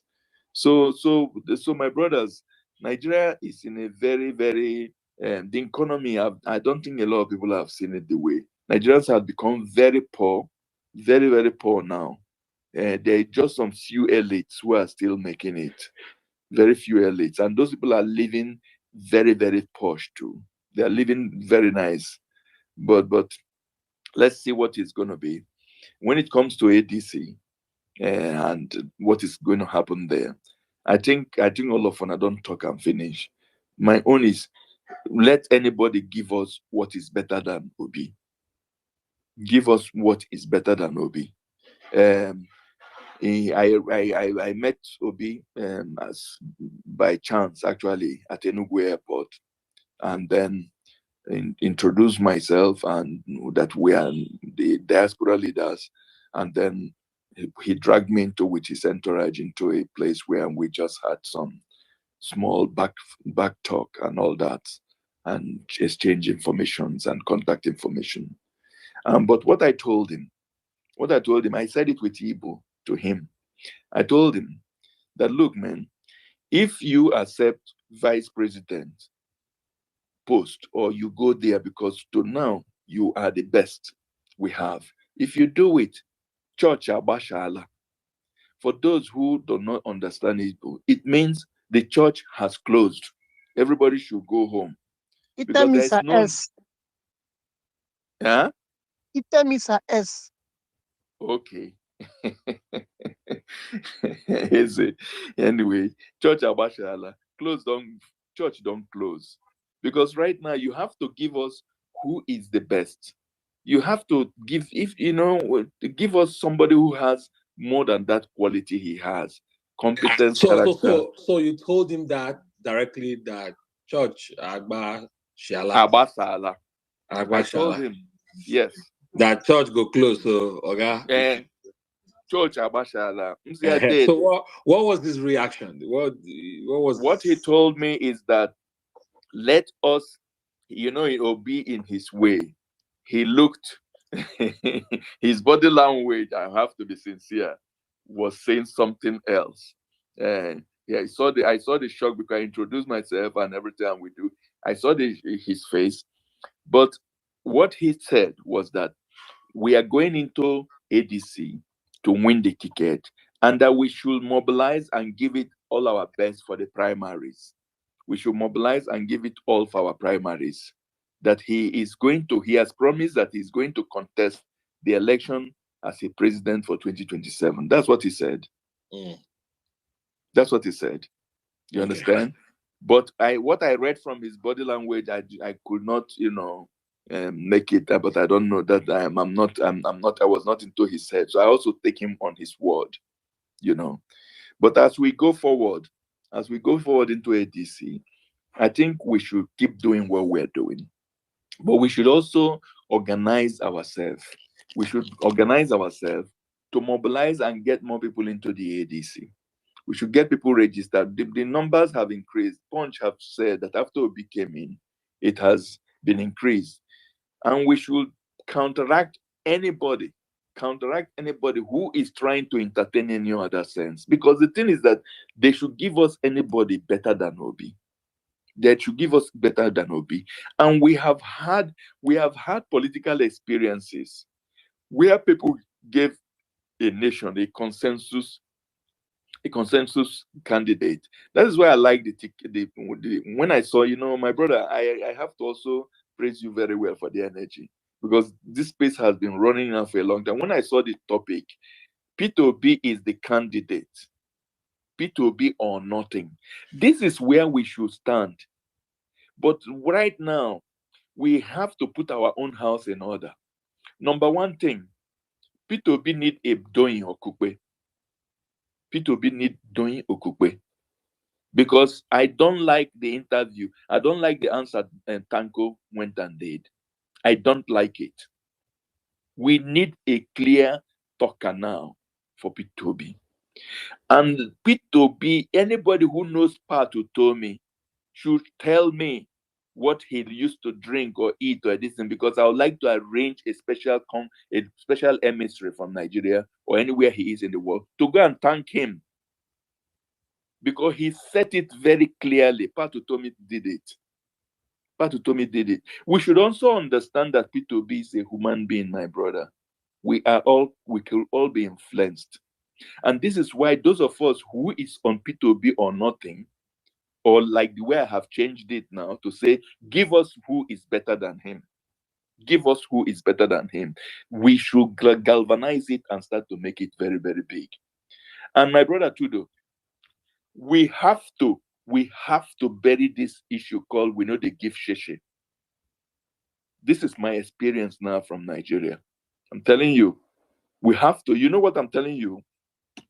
Remember Barack Obama, how he won. Barack Obama went and started an internet funding and say, if you trust my election, my campaign, give me only $1.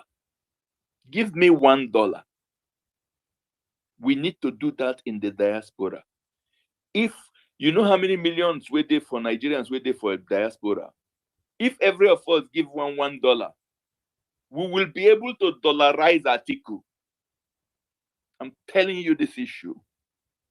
I'm telling you this issue.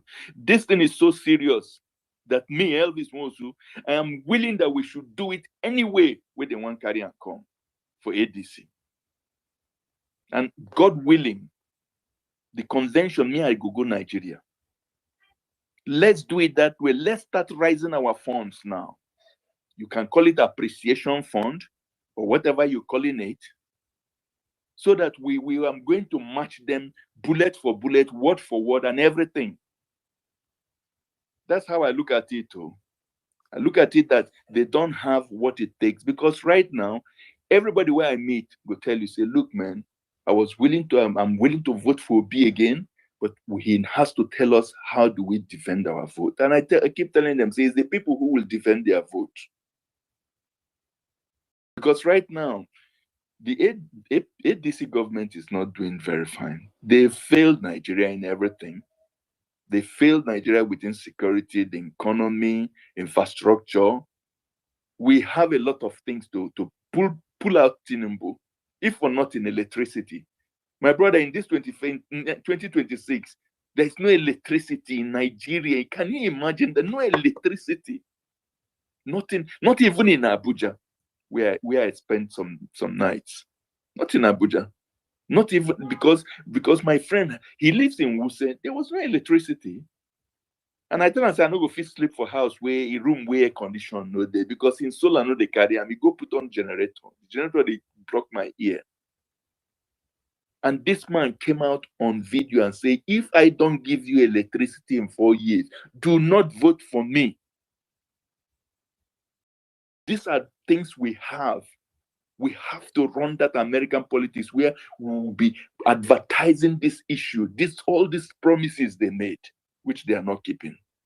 Have to immediately, we get the ticket, has to come in a way of flooding the whole place.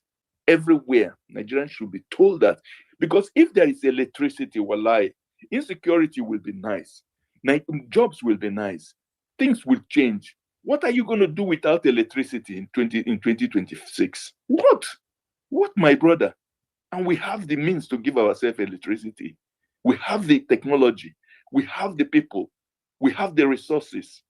We have the LNG, natural gas, turbine we could give them from Bonny to Imo, where gas scatter everywhere. Today, there you can even, what is it, man? There is a road now from Bori to Bonny, so that you can tanker the thing, carry the gas to anywhere and give yourself electricity. So look at the picture. If you want to measure the incompetence of those, because what I have realized is that those ruling us are not competent enough. They're just incompetent. Look at Ononuga. Look at the picture they went and did with Kagame, a whole presidency at that level. You they go do AI picture where you they eat with Kagame, and then you even come out to say that it was a poor quality. It just shows you that the level of those ruling Nigeria, they are not competent enough that we can even remove them if we galvanize the people. So even if they have INEC and judiciary, they don't have the people. And the people are just waiting for a credible candidate and a credible machine. And that is what the middle class are saying too. Because people want to don't want to use their energy in things that they are not very sure. So it's up to Obi and the obedient movement to tell Nigerians that this is what we are presenting to you, and this is a structure, and this is a winnable a formula. And you see Nigerians will follow. I think that's how I look at it, Oga Tudo. So I'll stop there. But on the other ground again, to that beg. You see this our diaspora meetings where they have behind. Please try and participate in it, Kwano. You know you're a part of the leadership council. You know, and all the diasporas listening here, Dunke, the Jimmy, all of you.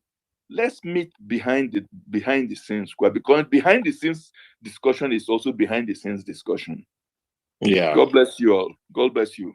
Thank you. Thank you very much. Thank you for giving us the breakdown of your travel in Nigeria. Glad that you went out there, you came out safe.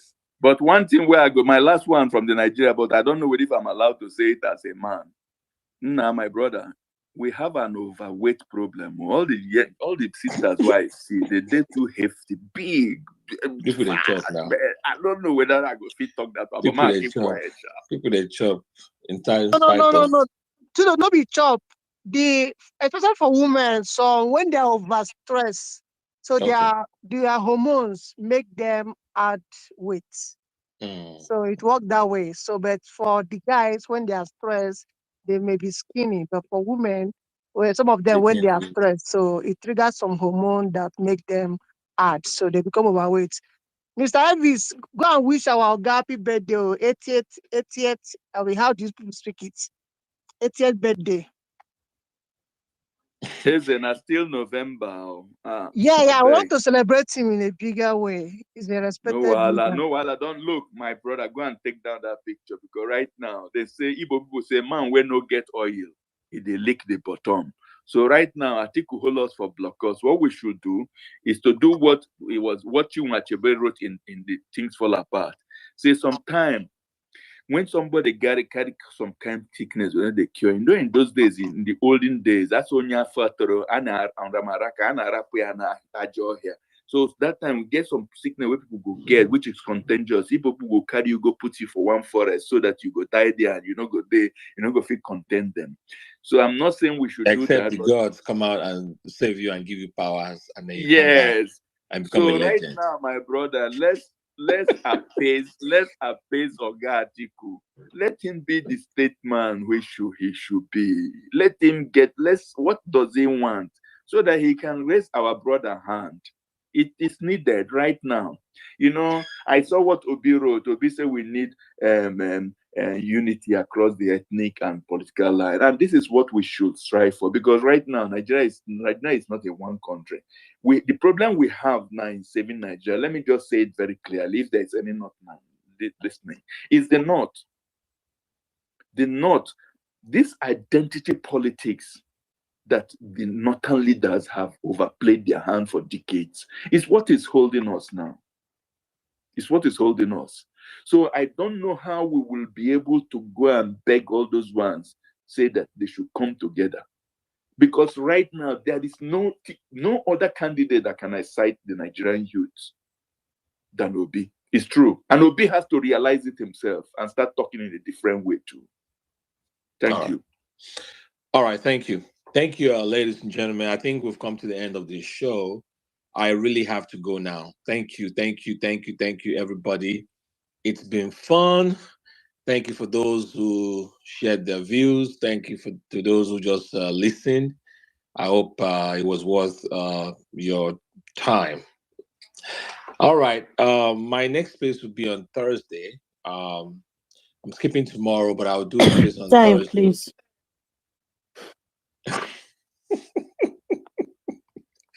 Jacinta, you give time. I beg anybody when they follow this account when wants Obi to be president. I beg follow this account because you said it's on Thursday. I want to know the time. Jacinta, you could just see the space. We just start. We don't give time for here.